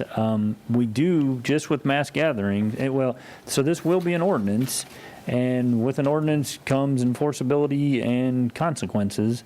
We do have experience with the mass gathering limitations of 10 of receiving phone calls from people living across the street from a park, driving by a park, and seeing what they believe are too many people in close proximity. And my point is, as much as we might want it to be, advisory that it's required and voluntary compliance, there won't be full compliance, and there will be an expectation of enforcement that the police department's, understandably concerned about. I think the business owner may actually be in a better position to ask his or her clients to wear that if it is an ordinance. At that point, they are just the messenger. They are relaying what it is, and they have a vested interest in not getting sick. Yeah, I think that's my point. Is it takes the onus off the business owner of being the bad guy. So you're saying you want an ordinance posted in the window like you have? Not necessarily the ordinance, just a notice that the mask is required by ordinance number. Well, no, I think the business owner should tell a client who does not have a mask. I mean, that person is potentially the one who can shut the business down. Yeah. Because when the business owner gets sick, he doesn't have to worry about any more customers offending him. The libertarian in me would say that's the business owner's business. I think if we were to take the word COVID and put tuberculosis outbreak in there, folks would have no problem telling, you got to have a mask on before you come in here. Because people know what tuberculosis will do. Yeah. This is still. I don't disagree. I don't want to hang them with the requirement. I understand your point is you have to enforce this for us and run them off if they don't have a mask on. Well, they can choose to run them off or not. I mean, we're not going to send anybody around to see if they are enforcing. The way this is written is they would be culpable and subject to fine if they did not run them off. If they're reported. If they're reported. All right. I mean, that's the practical side of it. Yeah. Someone would have to take the trouble of reporting them. I would agree with you, Mr. Franz, and I would look to Section 5 on the enforcement. I'm not comfortable turning people that violate the mask order into criminals. Could we substitute the word may be guilty of a misdemeanor or may be punishable, or have a change of language that you get a warning on the first offense? I mean, people will forget their masks. I think that's too harsh to be fining people right off the bat for a mask infraction. In answer to that question, I think shall is standard language just to make it enforceable. There's some discretion. In the instance Could of it be a at the police discretion officer, of the officer or whoever is adjudicating the situation? right? Then you get into The trouble. officer and the prosecutor, but I don't know that we have a warning tracking But according to this, system. there would not be an officer involved. Yeah. In under the governors, it fell under the county attorney. This does fall under the, now the Yes. police may enforce this, correct? Correct. This becomes a criminal, not a civil matter now. Correct. So everything I was describing by way of the Attorney General's memo was the clarification of the executive order and what the legislature had done to executive orders. This would be a city ordinance that would be enforceable, like vandalism, trespass, speeding. Can that be done if the state has said that it's civil and not criminal? You know, the state has only said that it's civil by way of House Bill 2016, which was targeted at the governor's executive orders. So all that conversation about civil versus criminal only applies to the governor's executive order. Us doing this outside of the governor's executive order isn't subject to any of those limitations. The governor's executive order was only aimed at counties, not at cities. Correct. Yeah. Well, the governor's executive order was a state, statewide. right, but the county could House Bill exempt out. 2016 created a county-by-county opt-out procedure from gubernatorial executive orders related to health So matters. by doing that, can the city opt in to that order? The city can adopt an ordinance. Not on an ordinance, health-related can we matters. adopt into? Oh, can we opt into the governor's executive Yes. order? No. I didn't think that was the answer I wanted. No. No. Just, I'm sorry, No, go I ahead. did not mean to interrupt. Going back to the Section 3 about the enforcement, thank you so much for preparing this PowerPoint and getting all these materials around. It's really helpful. Would it be a good idea to, if we were to proceed with this, to include the language from our clean air ordinance in Section 3 so that there is at least some expectation delineated about what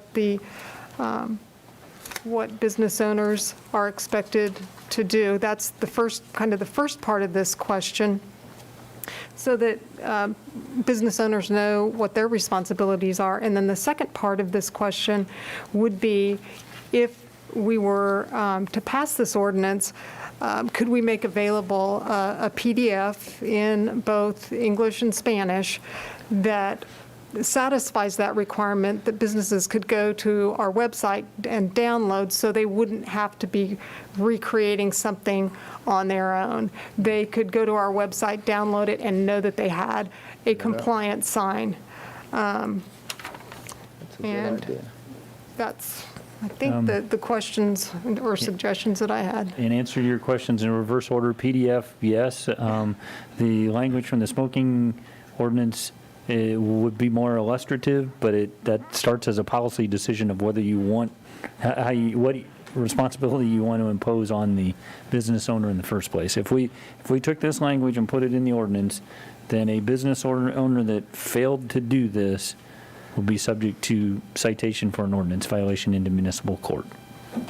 Gotcha. Now, is the business owner cited for not advising the customer or not making the customer put the mask on? potentially all of the above. If they don't progress through those expectations, and going back to the clean indoor air ordinance, that was in effect shortly before I had arrived in Salina, but it was still relatively new. And I do know that we were receiving calls, turning in hotels in particular, that were allowing residents to smoke in the lobby or smoke in their rooms. And between the city manager's office and the police department, we had to make contact with those businesses. We had to advise them of the responsibilities, that are here on that slide. I don't know that it ever got to the point of citation. I can't say one way or the other, but I think the preliminary conversation was more educational. Here's the requirements, but So there in a was always the situation like possibility of that, citation. if the hotel owner says, I told the guest that he couldn't smoke and he insisted on doing it,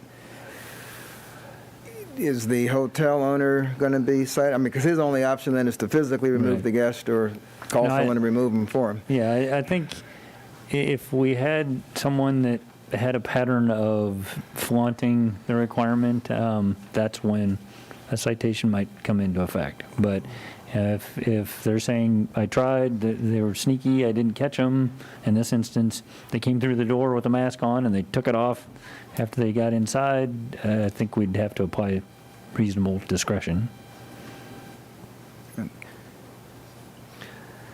That one issue probably wouldn't be the deal breaker. I think you're going to get the majority of people here to comply with a written ordinance.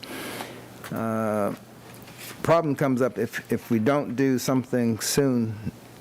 These numbers are growing with compound interest, not simple interest. And if everybody started wearing masks tomorrow, it would be 2 weeks before the growth curve would start to flatten out if they were effective. Yeah. Which will still save a whole lot of folks, yeah. I find the governor's order to be somewhat cumbersome and even contradictory at times. I guess, I like simple, and I don't think, a lot of the phone calls I got, and it's easy to sit out there and say mandate or don't take away my rights, but most of them had not read the order, or probably none of them had read the order. They just knew mandate meant do this. So where I run into a problem is, I like simple. I wish the order just read, if you are not able to social distance and remain and have to be less than 6 feet from somebody, you're required to wear a mask. Because when you look at Section 2, if you look at A and E, they seem to contradict each other. And then even in the exemptions, it seems to me funny that when you're at a restaurant, you can take off your mask while eating or drinking, and then in parentheses, not including individuals who reside together, family members, makes sense, or are seated together.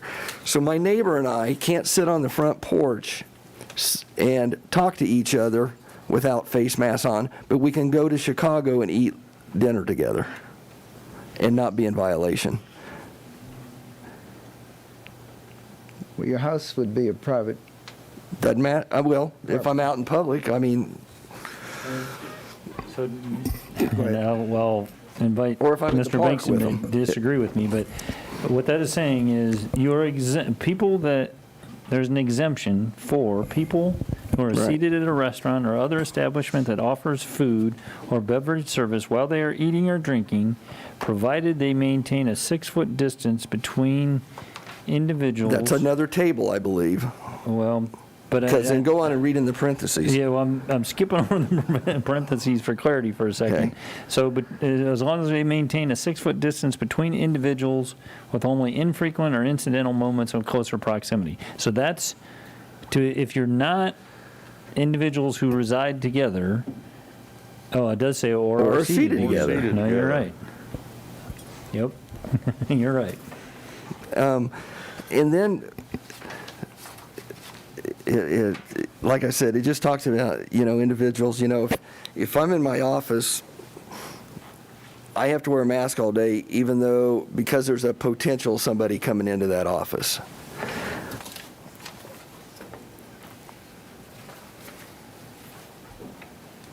Well, it depends on if you want to get sick or not, because you don't know who's bringing it into your office. But, okay, here's my other question, and maybe I'm confused, because under the quarantine, it talks about a 10-minute rule.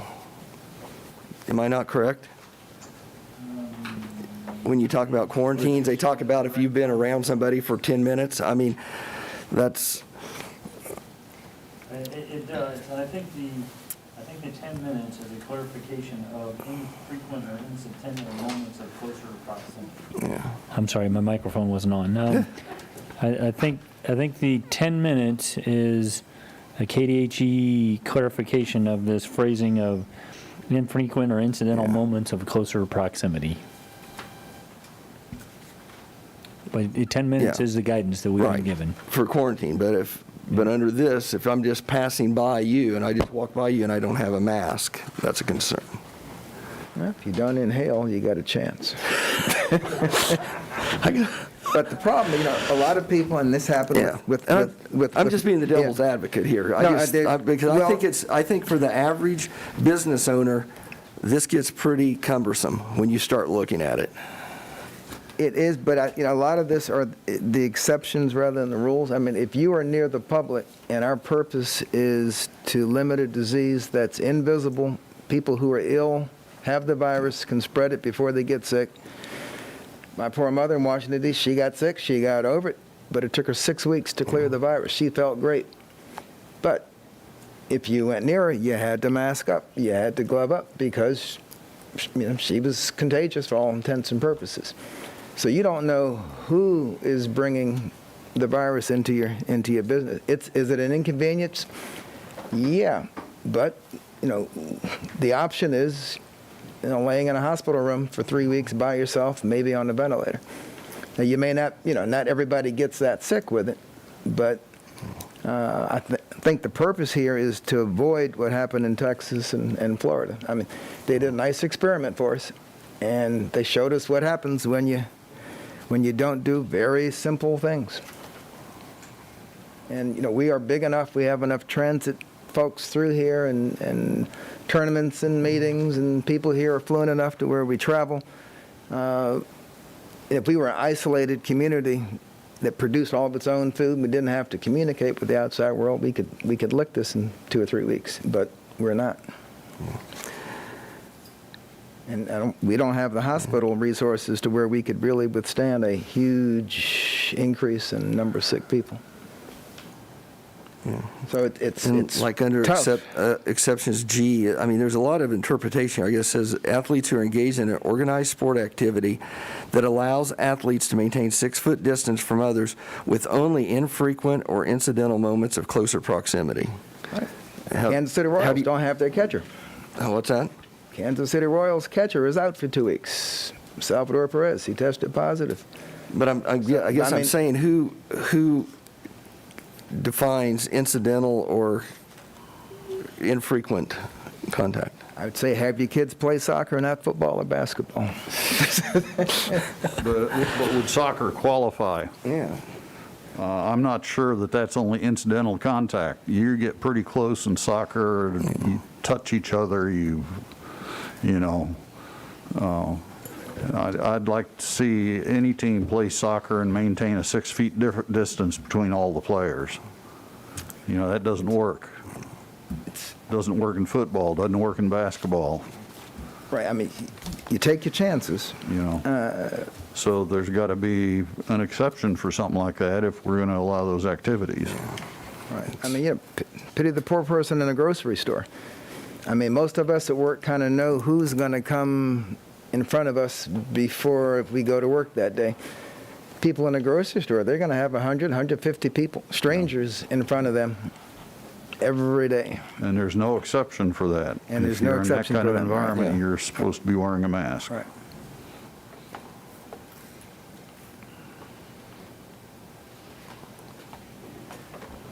Yeah. Commissioner Hodges? I've enjoyed listening to listening to everything, and I also want to just say thank you to the well over 100 citizens that emailed us about this issue, and I really appreciated hearing from all of you, and thank you for taking the time to get in touch with us. We don't get that kind of feedback a lot of times, so it's nice to know when important things arise that you're willing to take the time and reach out and share your experiences and your opinion and your insights. I guess I would just not get, my own feeling is I just don't know that I would get too caught up in like the exemptions for athletes or whatever. And maybe I'm not thinking deeply or critically enough on this, but I think that just from a common sense point of view, that we'd all agree that there's different types of contact in different sports. And ultimately, it's going to be up to the athletes and their parents about whether or not they can, accept the risk that goes along with that type of contact. And for, it may be one answer for a soccer parent, it may be another answer for a baseball parent or whatever, or even within a team. But I guess that's all that I would really have to say in terms of some of the things that have been brought up. And I guess I have such a deep belief in the quality of citizens that we have here. If we make our expectations known, I really don't see that we're going to have people deliberately violating an ordinance. And so, if it's our intention to get this done, I would just like to kind of think the best of our citizens, that they're willing to follow direction from our health department and from other professionals that we've heard from via email. That's all I've got. Right. And if I was going to compromise, I'd compromise on the posting and the business. I mean, if I had to give anywhere, because those folks who are making decisions for themselves, if I walk into a store and everybody has no mask on, I'm walking out. Yeah.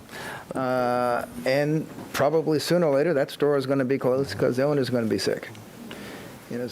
My son has a favorite phrase: every once in a while you have to add a little bleach to the gene pool. If people aren't smart enough to make a good decision, the decision will be made for them. Oh, I'm sorry. And something that Booth says, too, he's like, the virus doesn't care about you. The virus doesn't care what your politics are. The virus doesn't care if your constitutional rights are getting trampled. The virus does what the virus does. And as someone who, our son had to have a heart transplant after he contracted H1N1.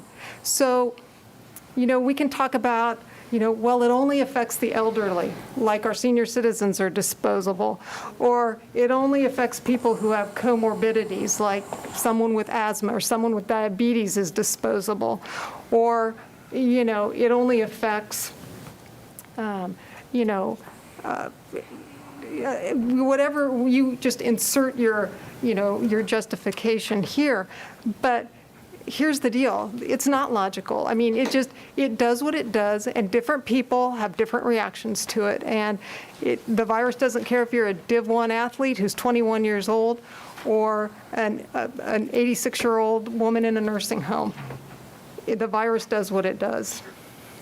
And most of our recent cases have been in the younger age group. 'Cause I'm thinking most folks my age and up are masking up and staying home if they don't have to go out. Was there any discussion about the 5 or 10 years age? There is a bad illness that young kids get from this. So, I'm just saying that was one of the options. And I would hope that a 7-year-old kid's not shopping by themselves downtown. So I don't have the personal scientific background to answer, but if the experts say 5, I'd just leave it at 5.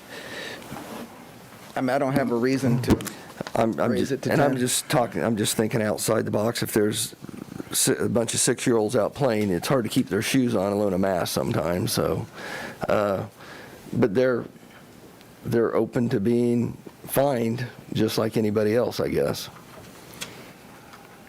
Although their parents would be fined in that case, no? We'd have a hard time collecting, but, So, and I don't think the intent is to round up all of the recalcitrant kids in town who I'm are, just, yeah. if we can get 80, 90% of people to That's what I have was gonna masks say. I when they're think around we're other probably, people, that's what we're got to aim at, then because we'll drive the numbers down. as I think I heard this weekend, the Surgeon General made a comment that mandating something will automatically cause some people not to do it. Not that that's right, but it will cause some people not to do it. So whatever we do, I think you're right, Commissioner Davis. I think you're hoping to get an 80 or 90%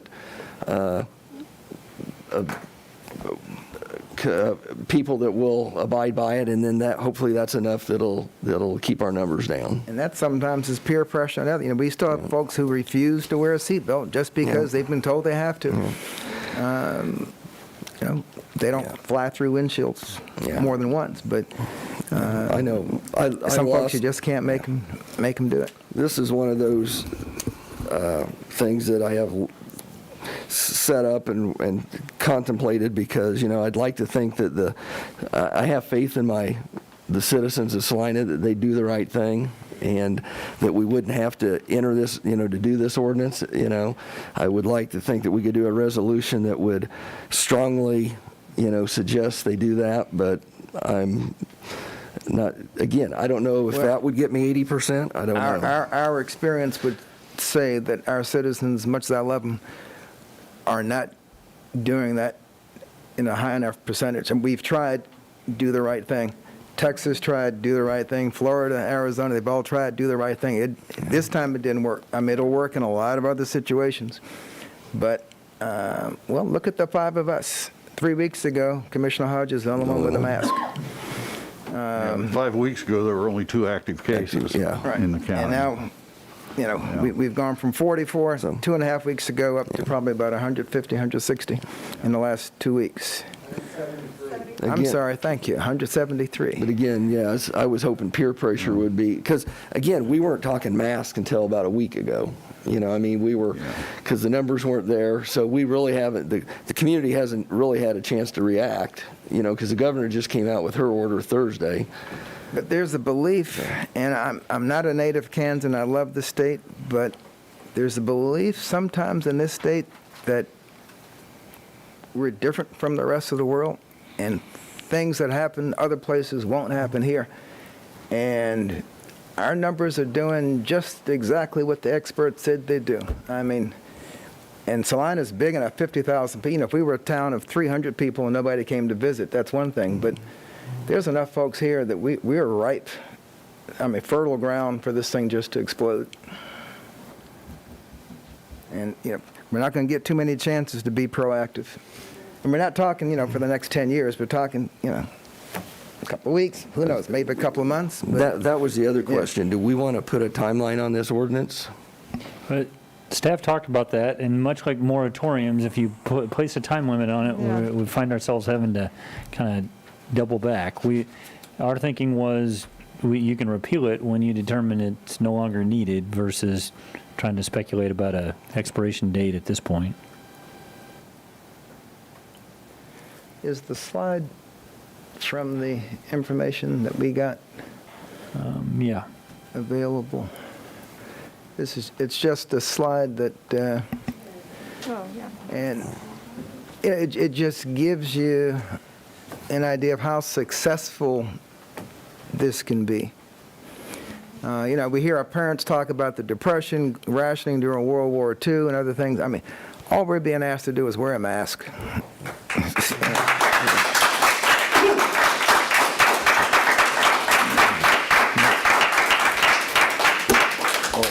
I would join Commissioner Hodges in thanking the people who took the trouble to email us. It was literally a barrage, and we're not used to seeing that sort of public participation on any issue. And I think the emails ran about 8-1 in favor of requiring masks. So,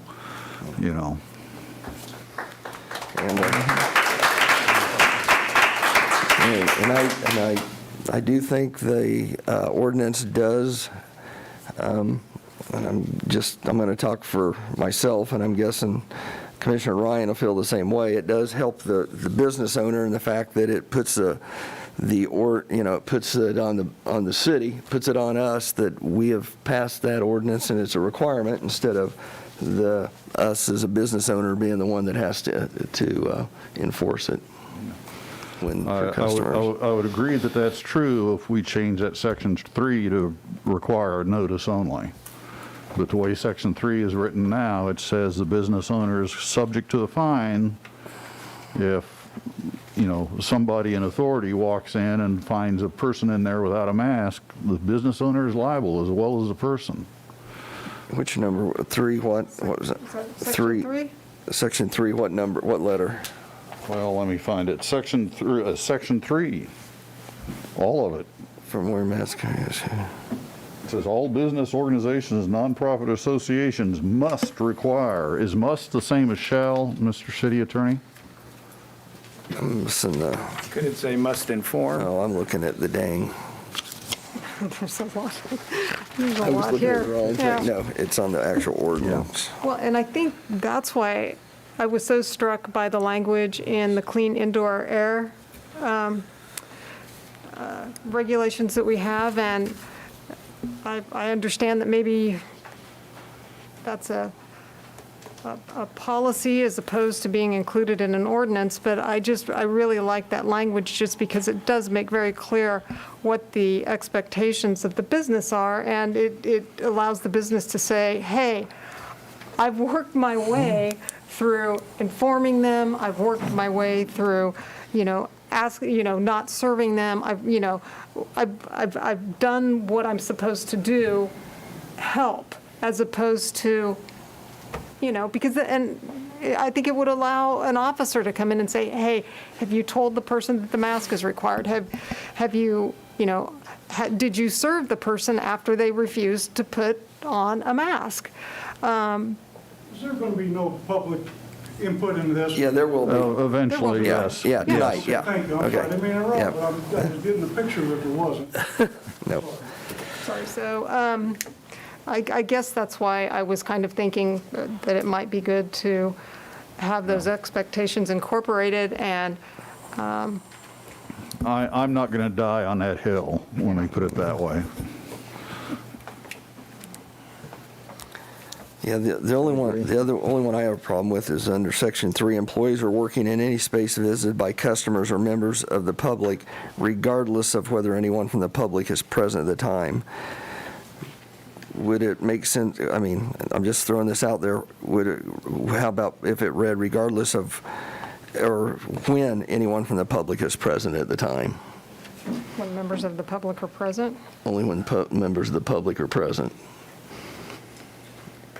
So A lot of offices function that way, of course, that you then are at the mercy of how much you trust the person you work with and where they've been in the last 24 or 48 hours. Oh, yeah, I see what you're saying, yeah. Vote on Amendment 2A. So, just throwing that out as a...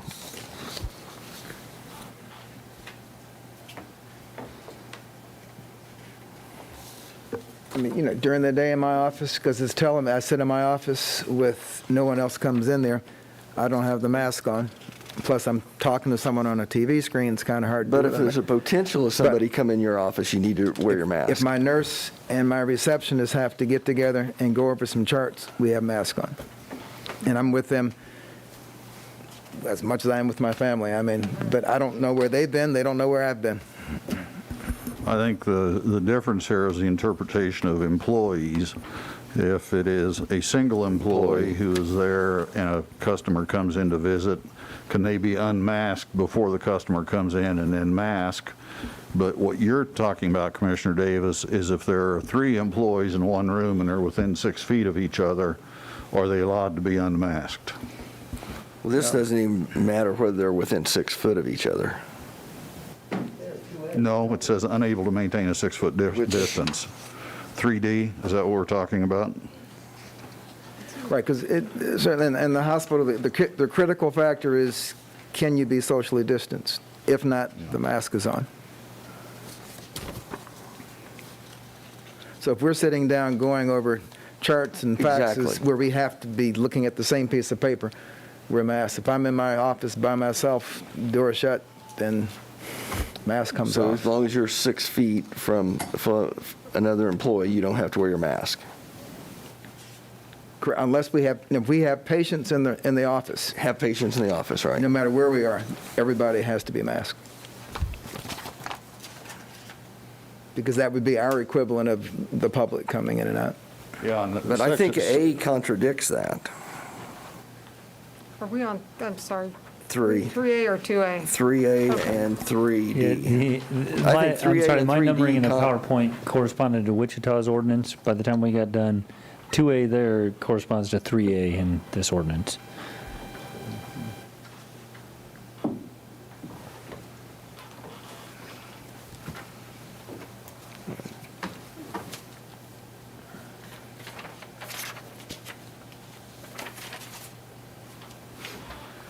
Can you repeat that, please? The concern that you're raising about 3A, the proposed possible amendment labeled 2A, is intended to transition from you have to wear a mask in an office all the time in the off chance that the public may be in the office at some point to you only have to wear it when others are present. So if we adopted 2A up there, In here, place of we 3A. could not Correct. have 3A? Yeah, And- 2A and- is alternate language for 3A. It's Okay, misnumbered on what the happens slide. to 3D then? 3D? Yeah, Because it also applies to employees in Right. any room. It talks about This 6 is foot. by- That's what I say. This is you know, this contradicts Those itself at those times. two, I think you have an underlying policy issue of, are you comfortable, is your concern that there's an exposure to someone that comes into the room after the fact? If that's the concern, that's addressed with the current language. If you only want masks when people are in proximity to each other, then that's the language that's on the screen. And you're correct. There's a little bit of overlap in terms of employees, the language about employees in D.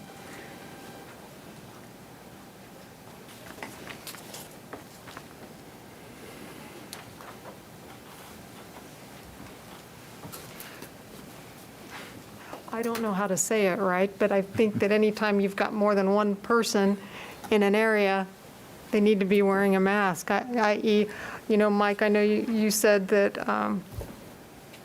you use your office for meetings and whatnot, so it counts as a public space. But at the same time, I feel like the standards would be very different for the staff member who monitors your visitors, i.e. the gatekeeper, your administrative assistant. Yes, because there's a chance that a member of the public could walk through the door at any time. If you're working in your office with the door closed, I mean, I don't see the necessity for that. But like I said, I think if we pass this, I think people are going to do, if that's the way we decide to go, I think people are going to be commonsensical and do the right thing to comply with the intent. But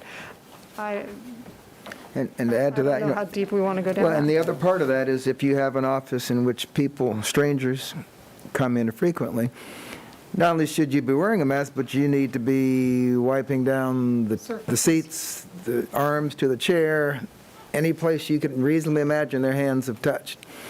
And that's the reason a lot of folks are limiting where they engage the public.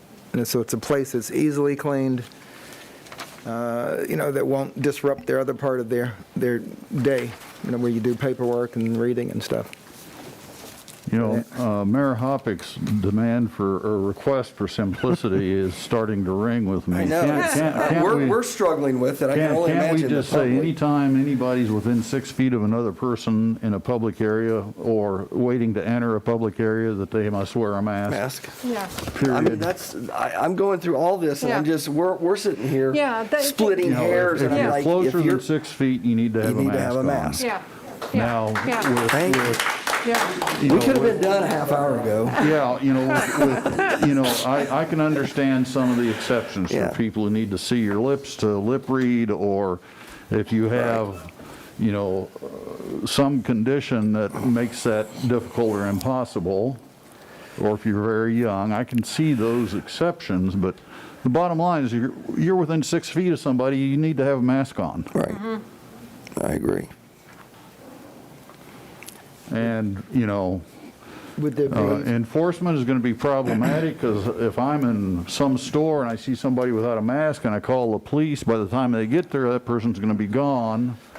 You know, so it's almost got to be an enforcement that's limited to whatever the police officer sees in person by chance. in this simplistic view, would you still require the businesses to have the, Yes. or, okay. Because that would be part of the ordinance would be, I mean, it would read, anytime you're within 6 feet of someone, you'd have to, and that, I mean, that would just be, that would basically tell us if we're being too simple here, Mike and Greg. Well, Like I say, we got to leave the list of exceptions, Right, because you but don't under- want to make that requirement of But under somebody Section who's 3? eating or drinking. Right, it's You know. most definitely a policy decision that you as the governing body can make. The thing that I would tell you is if you look at the draft ordinance, items 3A and 3B are, I believe, intended to address exposures by germs left behind, or exposure to germs in circumstances other than being within 6 feet of each other. If as a policy decision, you don't want to go there, that's fine, but 3A, I believe, presumes that, using my office as an example, I can have someone come in at 8 in the morning and leave, and there's still a risk remaining in my office at 10 a.m. because they they've were there. left floating germs behind, or Right. germs on a surface. Right. And then 3B is a single employee preparing food or packaging for sale for others. There may not be anybody in proximity to them, but they're doing food preparation. I They need think to wear a food mask. prep, you need to leave that in there.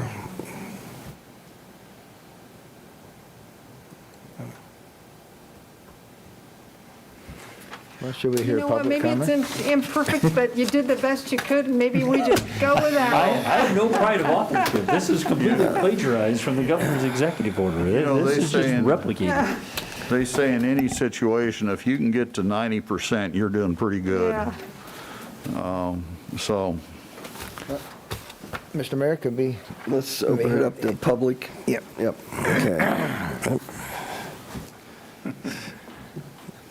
Dr. Davis, how many Salina regional patients, when they first got the coronavirus testing kits, that came back false positives, and that went in to onto the record as coronavirus active cases? I can't give you an exact number, but I can tell you how many chest x-rays are classic for COVID and the test was negative. So if there was any danger that we were worried about, it was that the test was falsely negative. You know, false positive, okay, so you got one more person in the community. I mean, in the numbers games, if you isolate from somebody, you're not harming them.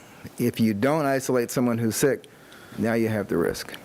So if you're going to be wrong on falsely thinking somebody has it than the other way around.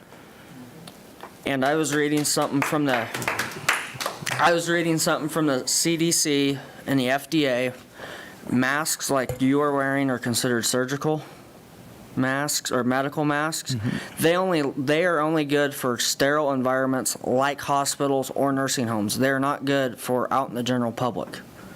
Like here, it's not clean enough for the mask like you are wearing or like Mayor Hoppick has to protect from COVID-19. And it says on the box, it does not guarantee COVID-19. Why are you trying to make us wear masks? I'm not wearing this mask to keep getting the virus from you. I'm wearing this mask so in case I have it, so I don't give it to you. And that's where you got to change the focus, all right? This is so that if I cough or spit and I have virus on it, it stays inside here, right? You can't run from this thing. You can keep from giving it to somebody else a whole lot better than you can run from it. So I'm trying to protect you. And if all of us take the attitude of I'm going to protect my neighbor, then what? Everybody's protected. Why would the Mayo Clinic then come out and state that do not wear surgical masks, save them for the medical field with people that have to work like the ER, Sean's department at the hospital, where they don't know who they're dealing with and they don't know if they have the COVID or not? Why wear masks if the CDC, the Mayo Clinic, the FDA is recommending you not wear a mask and save them for the medical field? Well, in my particular case, and this won't apply to everybody in here, I had this on 15 minutes before I was supposed to be here seeing a patient, and I just kept it on, ran to the car, and it was what I picked up getting out the car to come in here. Thank you, Dalton. All right. Lene Meyer, Salina. With Commissioner Davis wearing a mask, that's far better than not wearing a mask. I want to thank Commissioner Hodges. I've been coming to meetings consistently for a few weeks, and I've admired you every week. You're the only one that I recall that consistently wore a mask while you were sitting there, and I admire that. It shows great courage and compassion and common sense, and I'm very pleased to see the rest of you showing up with the mask, and I do hope that continues. Please be supportive of an ordinance that requires wearing a mask. It's an example of showing respect and concern for community citizens, and certainly wisdom. Yes, we all have rights to say no. I don't like being told what to do, but this is about compassion and emotional maturity and integrity and goodwill.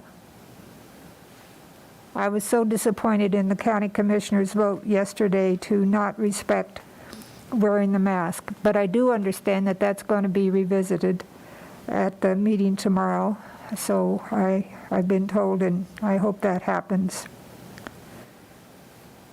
They turned it down even though there was a physician in the audience that spoke up and said, yes, wear a mask. And also, of course, the director of the health department recommended. It's just a no-brainer. I've been a nurse for over 50 years, and a number of those years have been in 2 different public health departments in different towns. And so I've been around the block with some of this health issues. And it just is a common sense issue. Common sense. Business places should welcome the need for a mask. It's better to have customers than no customers because they're sick or have died from COVID. Our numbers are up. I was shocked to hear they're up to, what, someone said 173. But that's going to get worse if we don't consistently show emotional maturity and common sense. I hope, if there's any question at all, that you're able to put your politics, any personal interest, and irrational beliefs into doing what is best for our Salina citizens. Thank you. Thank you, Lenny.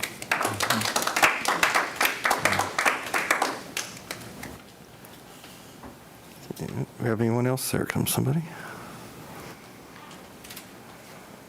Hello, Ann Hoekstra, 2062 Raymond. I didn't even know this was happening tonight. I was coming to talk about the discrimination issue. I think it's so important that this is such a simple thing that we can do, that we can keep what we have inside of us, from getting out to others. And most of the people who have it are asymptomatic. But that means that the people who are very susceptible, when they get it, it's going to cause so much damage to them. This is something so simple that we can do to help people who are weak. Please, please, please, please protect those who are weak from the rest. And it's such a simple thing to do. Thank you. Thank you.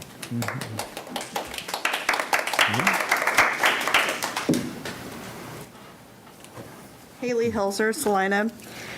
I want to point out that, we're not talking about the long-term effects of this. We're talking about death rates, and that's everybody's statistic to back up their belief system is, it's only that 2%. Well, unfortunately, it may only be that 2%, but also long-term effects of this are clotting issues, acute respiratory syndromes. We're seeing so many problems in children now that could potentially harm them further on in life. Why can't we protect them now? It's not just our elderly sitting in nursing homes that we're worried about dying. And I also wanted to point out, we're looking at numbers in comparison to Wichita. Per capita, Salina, as of today, with today's numbers, is more than Wichita. That's a scary thought. We think that we're immune because we're in rural Kansas. We're so spread out, we're not on top of each other like Wichita. So what are we doing wrong? We've asked people to wash their hands. How many times have you walked out of a restroom, in a public restroom, and saw somebody not washing their hands? We would like to believe that people on their own volition would just do the right thing. We've seen our health department put out statements stating that please do it. And as of last week, it was, we're begging you to do this. We shouldn't have to beg people to do it. And we've all seen the memes on Facebook and Twitter and whatever that, they're trying to take your guns away. They're trying to do this, they're trying to do that. And it's all misinformation. And, Kansas doesn't have any regulations about wearing a face mask while carrying a firearm. I do that. And so there is no problem with this. As long as officer says, hey, Haley, is that you? Yep, it's me. I identify myself, we're good. He's going to say, great, take your little tiny baby gun and continue down the street. It's not going to harm me or take away my rights to do anything as an independent voter, not even a Republican or Democrat. I'm an independent voter, and I will probably die an independent voter because I can't take a side on most things, but this I can take a side on. And I can say that I want to protect my clients. And I know there is concern about business owners. I'm a business owner, and I want to protect my clients. I want Bob that comes into my office to feel protected. And I want the other people, and I think having some sort of ordinance is going to give me a little bit more grit as a business owner to say, put the dang mask on. Otherwise, just call me, email me. I'll take care of all your insurance needs. Just call me. Thank you. Thank you, Haley.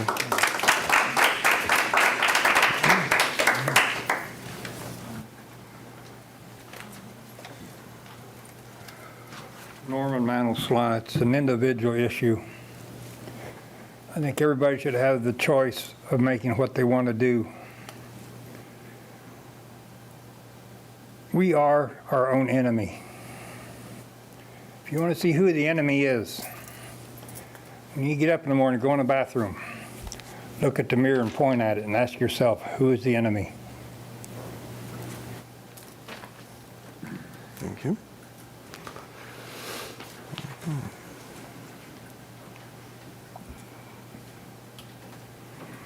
Come on up.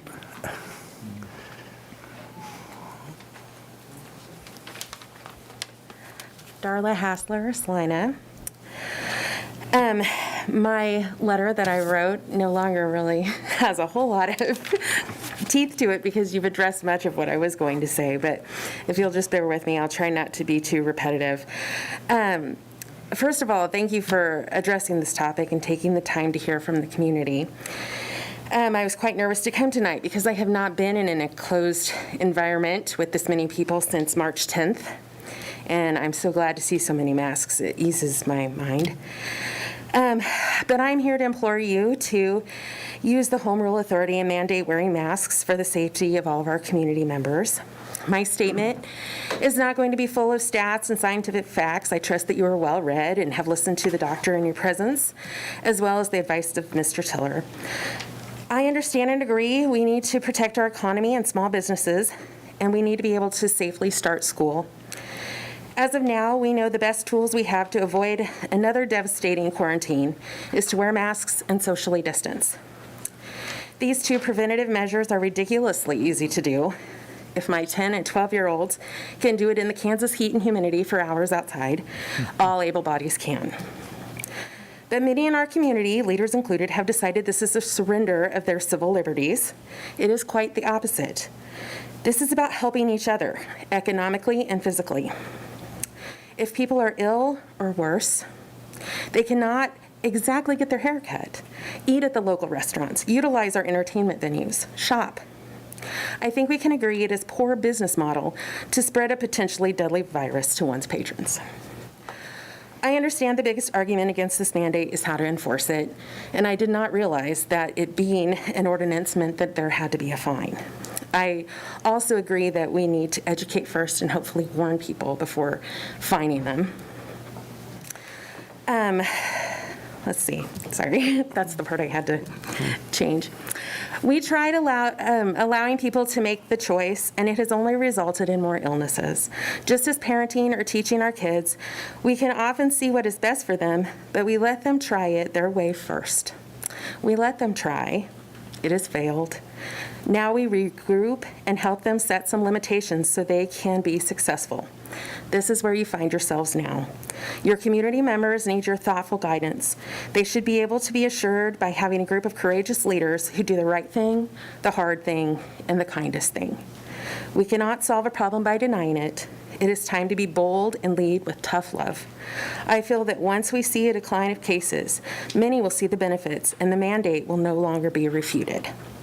Please vote to pass the mask ordinance in Salina. Thank you for your time and leadership. Thank you, Billy.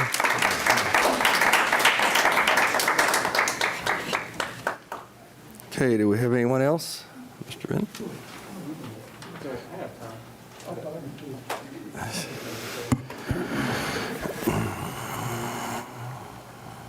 Santiago Vasquez, again from the city of Salina.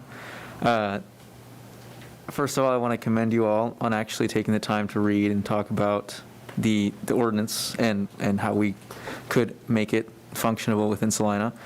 Truth be told, my first interaction with the Saline County Commission was this last meeting, and it was sad. Truthfully, it made me very disappointed in living in Saline County, watching that happen. But yeah, no, I think that it is fully time for us to establish a greater measure to take in Salina to prevent the increase of cases, and wearing masks is not something incredibly difficult to do. Obviously, no policy is perfect, and there are things we can do to make, to tweak it to make it better.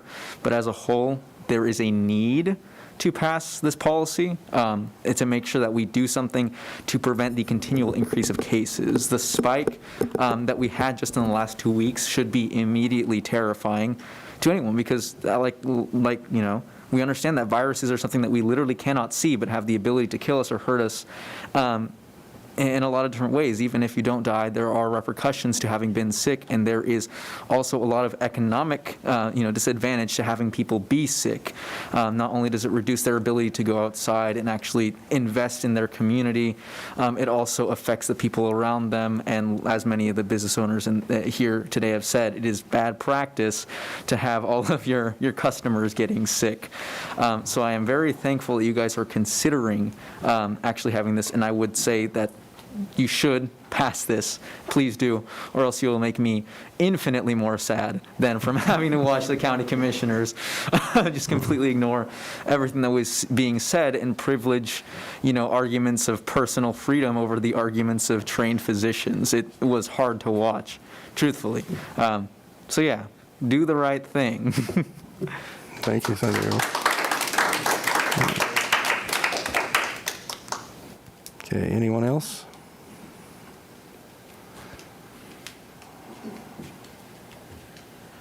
Mona Hargrave, 704 South 10th Street. This may be kind of repeating what has already been said, but we've tried asking people to do the right thing. We've tried encouraging people to do the right thing. We've asked them nicely. We've said pretty please. It's not working. Look at the numbers. I know you guys are watching it just like I am. I work at the health department, and I've been terrified. People that know me well, that know me really well, would be shocked that I am here because I'm one of the biggest scaredy cats of anybody with this virus. I'm terrified of it. We've asked them. It's not working. Look at those reports that Jason does. I think he's doing them now on Monday, Wednesdays, and Fridays. 29 new cases in 3 days. You know, how long ago was it that we were only seeing 1 new case every other day, or maybe 2 new cases every other day? Now it's 30 and 3. It's exploding. Let's don't wait until we are Texas or Florida. Please, I'm begging you to do the right thing. I feel pretty certain that at least 2 of you are on that bandwagon with me. Let's do the right thing and try our best to keep us all safe from this thing. And as far as I'm very insulated. You know, so far, my husband and I both still have paychecks. Mm-hmm. A lot of people haven't been that lucky, and my heart cries for them. I don't have that to deal with on top of just the fear of getting sick. But it's like it's been said tonight. What good are having customers if they're in the hospital dying? I started to open up and go out and spend money again when I saw those numbers getting lower. I actually went to Ad Astra one Saturday morning and had coffee with my friends, and it was wonderful. Now I'm back in my shell. I'm terrified. I'm not going to Ad Astra anytime soon. And it breaks my heart because I love Tammy, and I don't want Ad Astra to go away. It's such a community hub. I look at different businesses in this town that I've come to love for that reason. I'm scared for them. I'm scared for all of us. But we can't not do anything. We can't. We're at that place where we have to make some hard choices here. We can't not do anything. Jason said that last week, and that is where we're at. We can't just not do anything. So if you need to tweak it, whatever, I don't care. I don't really want to have to wear this damn mask in my office all day when I'm by myself, like 90% of the day in my office. But if that's what you guys decide, I will do it, because I really want to live to see my grandchildren grow up. Thank you, Mona.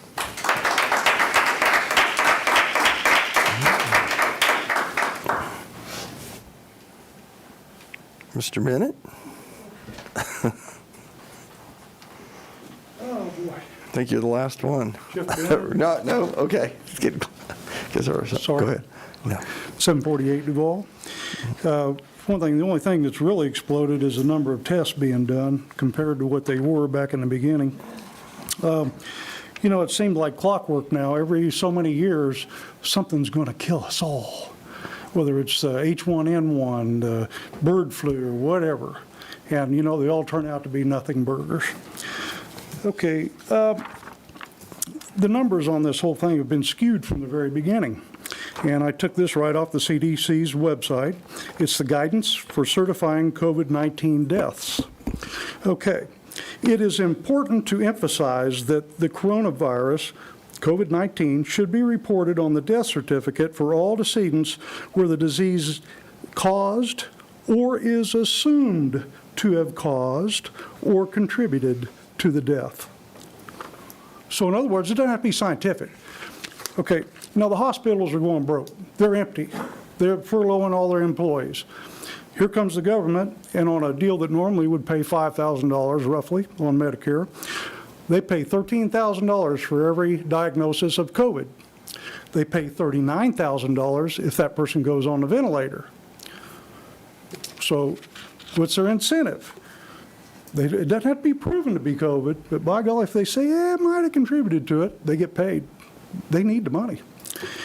And then we find out that putting people on the ventilator too early was killing a lot of them, when all they needed was oxygen. And I have copies of this stuff if anybody's interested in reading it. I made plenty of them. Okay, USA Today did a fact check because some people question the fact where the hospitals were paid $13,000 and $39,000 per event. And they did the fact check and it's true.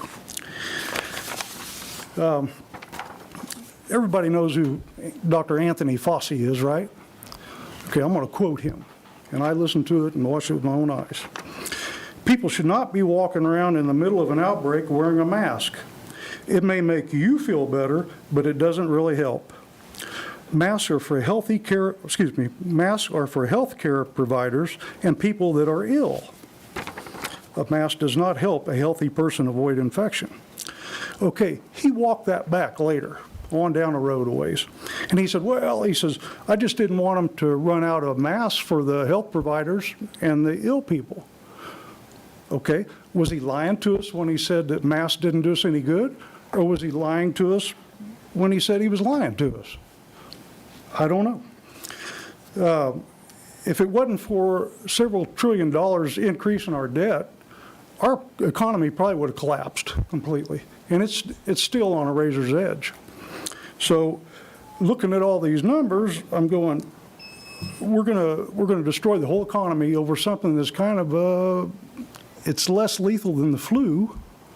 What are we going to do when the flu rolls around? Are we going to make everybody wear a mask again because the death rate is higher?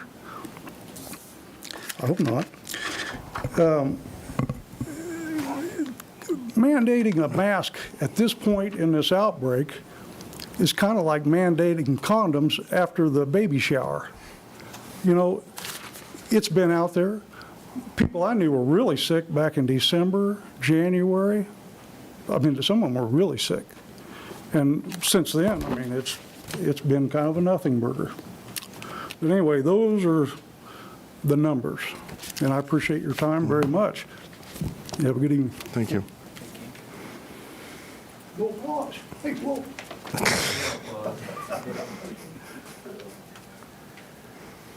Joe Rubino, Republic Avenue, Salina. Mike, great job. Just a fantastic job. I thought that Governor Kelly's executive order does have some holes in it, and I thought you filled a lot of those in. I highly recommend that this commission, and I thank you for the time, and I know when you signed on for this job, you didn't quite expect this to happen. But we need to do something, and we need to do something now, okay? Numbers don't lie, okay? 29 new cases today, 135 cases in Saline County in 2.5 weeks, 982 cases in Kansas over this last weekend, or maybe it's even today, 3 million infections in the country, 130,000 deaths. These aren't going down, they're going to keep going up. Every scientific and medical community is recommending mask wearing, and it's nothing more than good public health policy. I love the fact that you brought up the analogy of the smoking.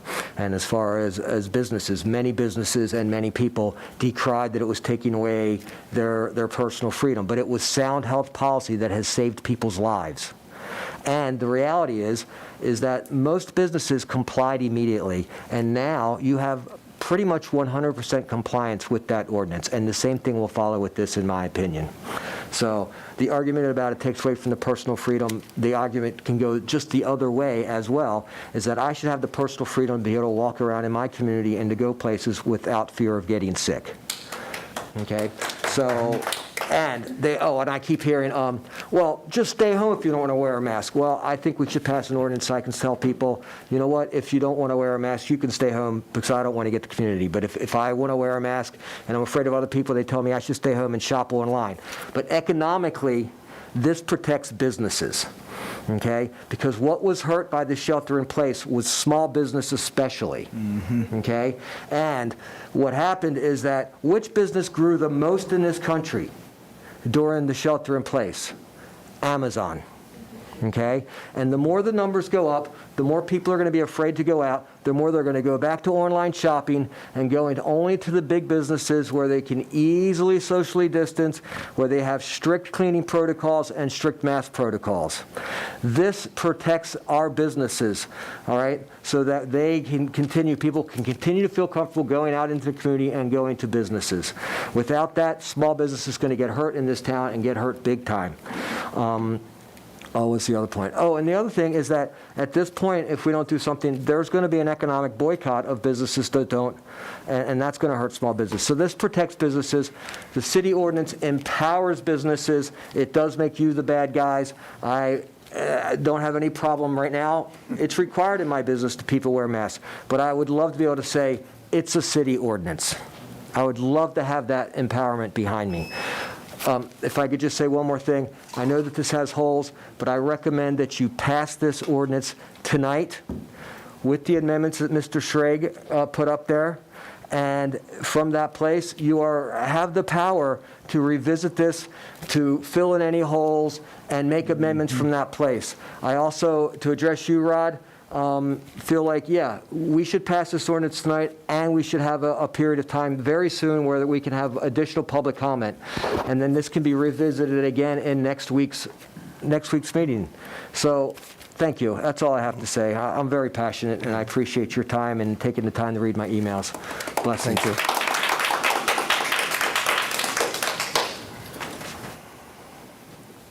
Luke Stanford. I just had a few quick comments to make. So first off, I just wanted to say that wearing a mask is really an act of compassion. It's saying that I care about you, and I don't want you to get sick. I don't want your family to get sick.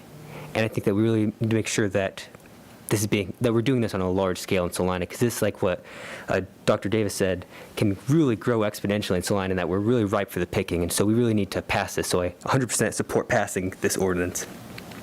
And then there's some other quick points I wanted to make. The one of comparing it to the flu, I think we all know that's an inaccurate statement. This is the flu if it was on steroids and also became the Terminator. This is what this is. And so I feel like we just need to address that part. And yeah, history has proven that when it comes to vaccines, that it's the public health initiatives that really stops pandemics and really stops us from getting to these terrible places. And this is what we need to do. We only get like Dr. Davis has been on point with almost everything he said tonight, and we only get one chance to be proactive, and we need to take that chance. And so I just want to urge you guys to make this choice and to support this ordinance and pass it so we can be safe as a community, and so we don't have to have any unnecessary death or any lives lost that shouldn't have been lost. Thank you. Thank you, Luke. I'm sorry to come up here just once. Yeah, Okay, if you dang don't it, I was mind. going to talk about kids. No, sorry. Good. That's all right. Okay. Thank you. Okay, anyone else? Okay, if not, I'll bring it back to the commission. I have a quick question now. Somebody mentioned the county was bringing it up tomorrow. Do you have any? I overheard a side conversation as the meeting was starting, but I have no information one way or the other. I can address that, Mike. All I know is I got an email from Bob Vidrickson. Have to come up to the podium. Yeah, if you have an answer, I would. All I can attest to is I got an email from Bob Vidrickson, Robert Vidrickson, the chairman, saying that he was going to attempt to bring it back up at tomorrow's meeting and ask the commissioners to reconsider. Okay. I have no idea if it's even on their agenda or not. Okay, thank you. I'm going to look The at. answer to that is it's not on their agenda, I don't believe, but I've also heard from Chairman Vidrickson, and he said he was going to bring it back up. I'm going to look to Commissioner Franz. You made a comment earlier about a first reading and waiting for a second reading after discussion. Do you have any comments on that? If he doesn't, I do. But I'll let him go first. You know, I have a conflict because I believe that this is a serious health situation, and it may merit a second reading on the same day. But I also have a real sense of honoring the process, and you know, there was no notice of this ahead of time. And I kind of feel like we need to provide some opportunity for comment after it's a general, at least some chance that there's general public knowledge we're going to be talking about the issue. So I will defer to the rest of your judgments on that. But I think that's a, you know, I can't place one over the other, so. You know, when we met on the 29th, I don't know if any of you saw this, Commissioner Hodges was sitting next to him, I know she saw it, but when I heard the governor was going to issue an order, I said, well, gosh, why do we have to wait 4 days? And I said, why wait till Friday, July 3rd, mask up for indoor gatherings now? I mean, you know, if you know it's coming, why give the disease 4 more days to wreak havoc? And granted, we have had advance public notice on issues that we've found a compelling public interest to handle on the same day.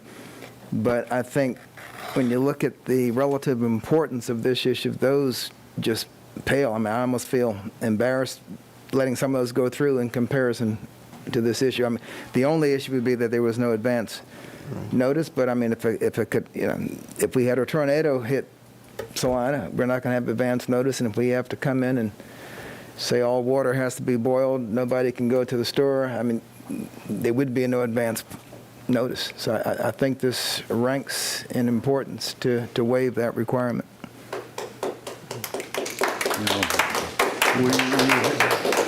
We hear a lot about transparency and get criticized for not being transparent. And when you don't put notice out about what you're going to consider, that's not being transparent, pretty clearly.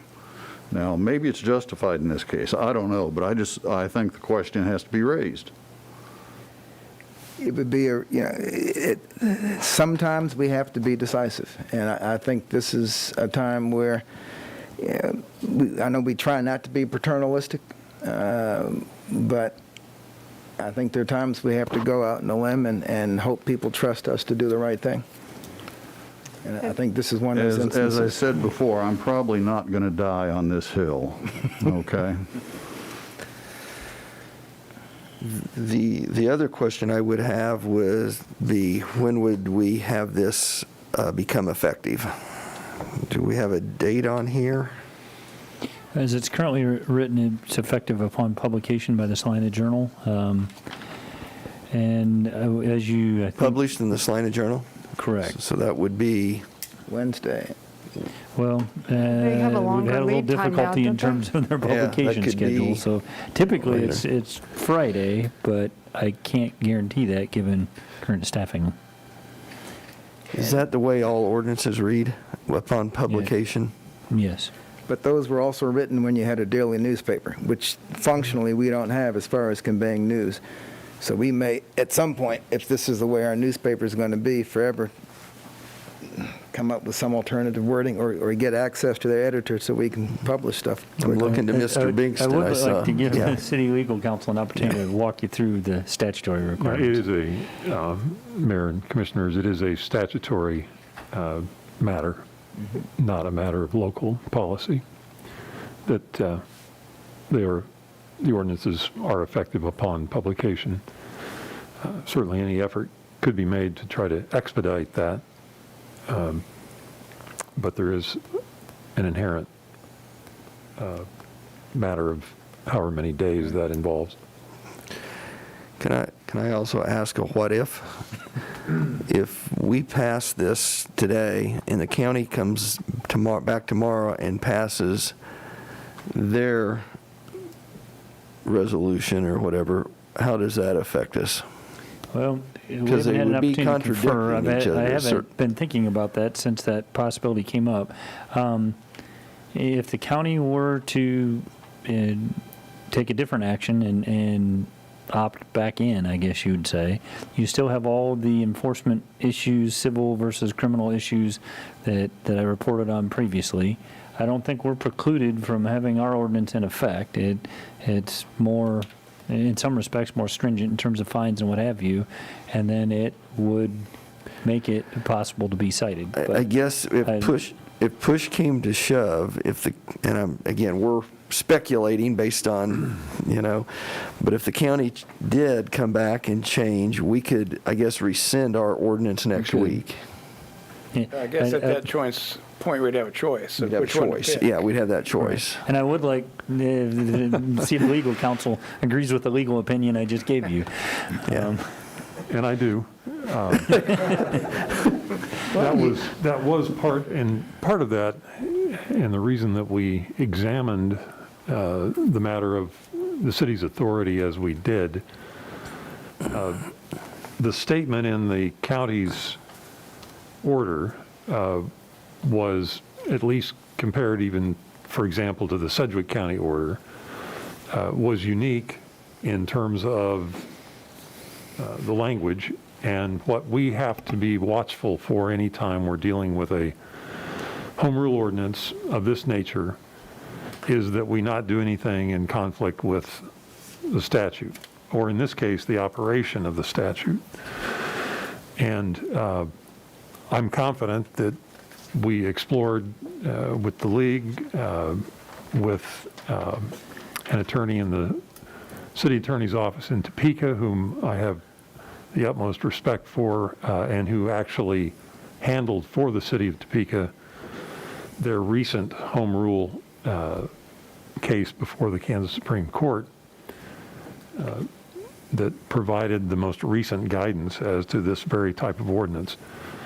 All to the point that, and upon confirmation that Saline County's language was not intended to attempt to preempt our ability, as Mr. Scragg pointed out in the PowerPoint, I'm confident that any action you might choose to take under your home rule authority will stand independently from anything that might occur either at by executive order of the governor or whatever position the county might ultimately take.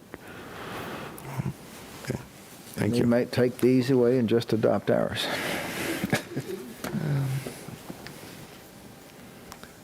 Okay, I guess I'm going to need some type of motion, and I know there were some amendments.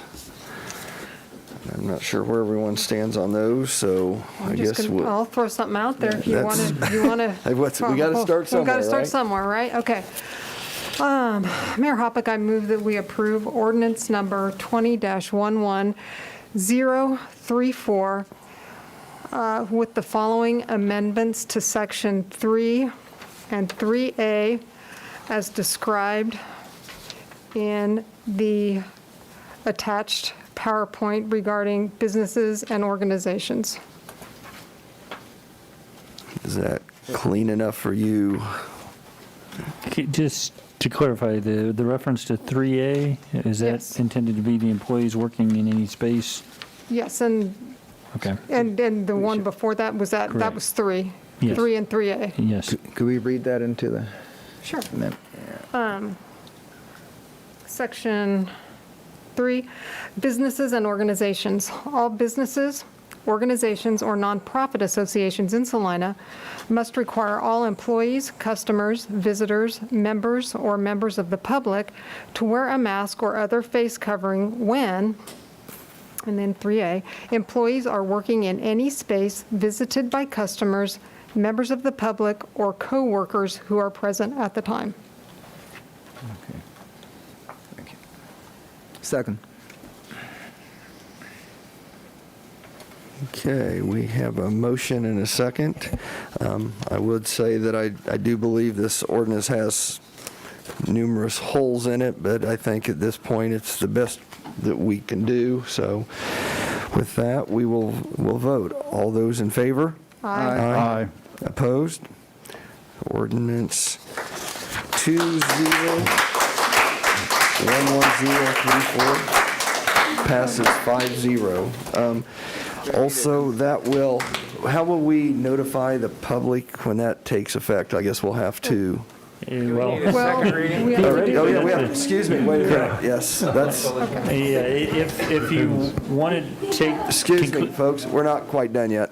If you want to Sorry. take conclusive action this evening, then you'll need Yes. to vote to declare a compelling public purpose exists, and then vote on second reading. In answer to the question of how do we make it known that it's effective, in theory, that's the reason for the effective date corresponding with publication. I don't know that, we have varying opinions on the value of publication in the newspaper these days, but we will also then issue a press release and social media release and try to get the word out that way. Okay. Mayor Hoppick, I move to determine that a compelling public purpose does exist necessitating consideration of ordinance 20-11034 in second reading at this time. Second. We have a motion that there is a compelling reason to have a second reading. All those in favor signify by saying aye. Aye. Opposed? Aye. Okay, that passes 4-1. With that, we need a motion to, Mayor Hoppick. For Oh, a I'm second sorry, go reading. ahead.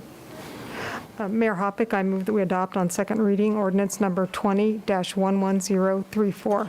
Second. we have a motion and a second to approve ordinance number 20-11034 on second reading. We will do a roll call.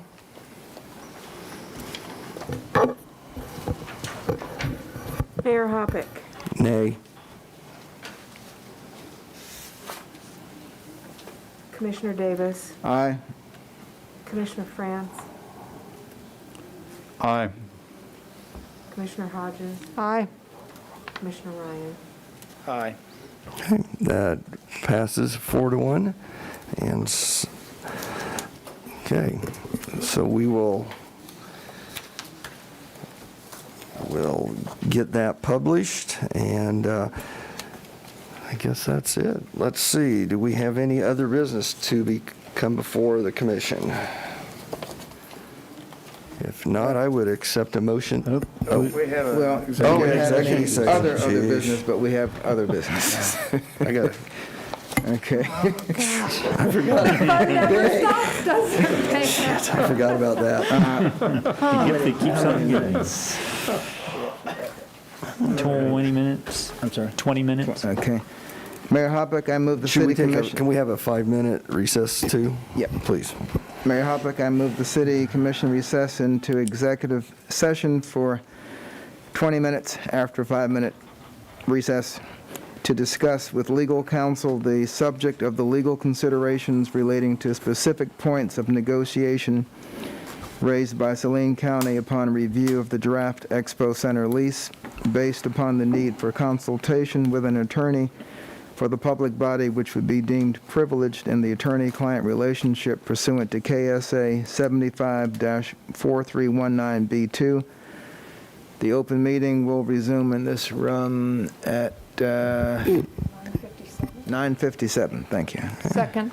Have a motion and a second to move into executive session for 20 minutes. All those in favor? Aye. Opposed? Okay. Yeah. Thank you. Mayor And will there be Commissioner, any we action? will adjourn into executive session in room 105. Okay. And there is the possibility that we'll take public action Okay. following the executive So this session. room will not be locked, No. so we can, okay, and leave my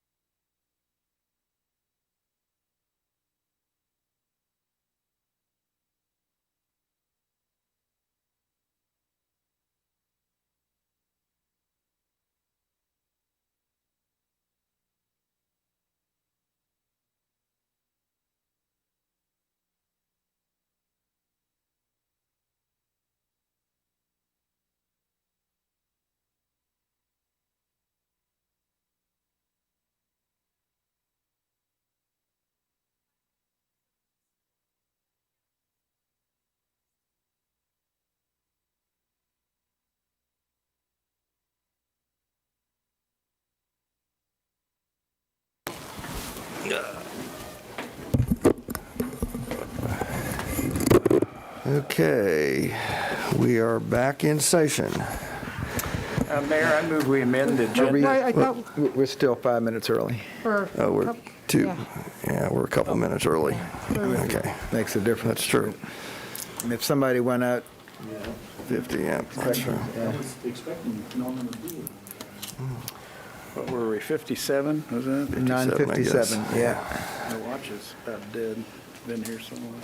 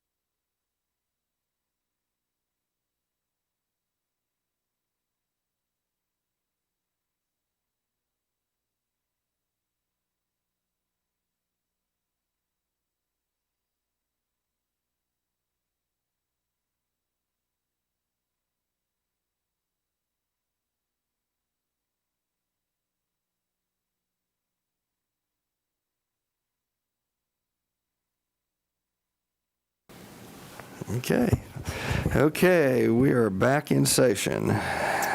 Mr. Mayor, I'd like to move to amend the agenda to include an item to consider the draft Expo Center lease. Second.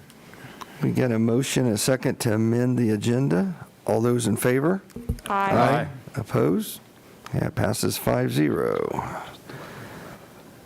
Okay, do we have By way of explanation, the intention is to deliver a draft lease to the county commission for their consideration. So if we are able to reach a meeting of the minds, then each governing body will have to take formal action on that at some point. So ultimately, I'll be coming back to you for formal action at a future commission date. Yeah. Do we just need a motion to authorize you to pass that version of the lease, or were we going to have a Yes, discussion? that would be sufficient. We can I'll make the forward motion it. to authorize the city manager to deliver the latest draft of the lease agreement with Salina County for the Expo Center to the Second. county. We have a motion and a second to deliver the updated draft, the drafted lease agreement between the city of Salina and Salina County for the Salina County Expo Center. All those in favor? Aye. Opposed? That passes 5-0. Okay, if there's no other business, Actually, you have? I hate to do this kind of, but I want to bring it up. Our general order of business says individuals have different opinions and the commission would like to collect those in the most respectful way possible.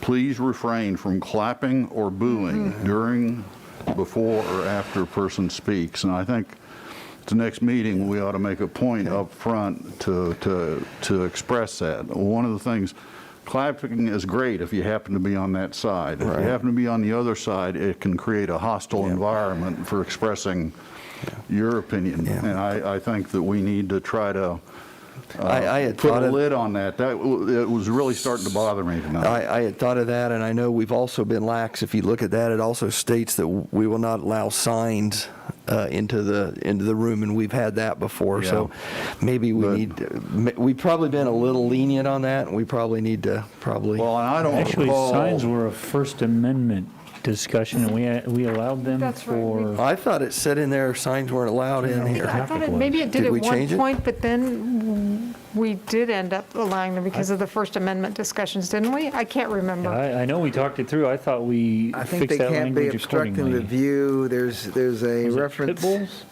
Yeah, think but I it thought we was, had okay. Anyway, we can address that. I'll look into that. but I just, that's it. tonight, it's never happened quite with the frequency it has tonight. Every once in a while, somebody might do it, but tonight it seemed like every other speaker was getting applause, and I just think that creates it's just not very professional, Okay, I'll take that under advisement. Okay. Mayor Hoppick, I move we adjourn. Okay, got a motion, second adjourn. All those in favor? Aye. Opposed? See you next Monday.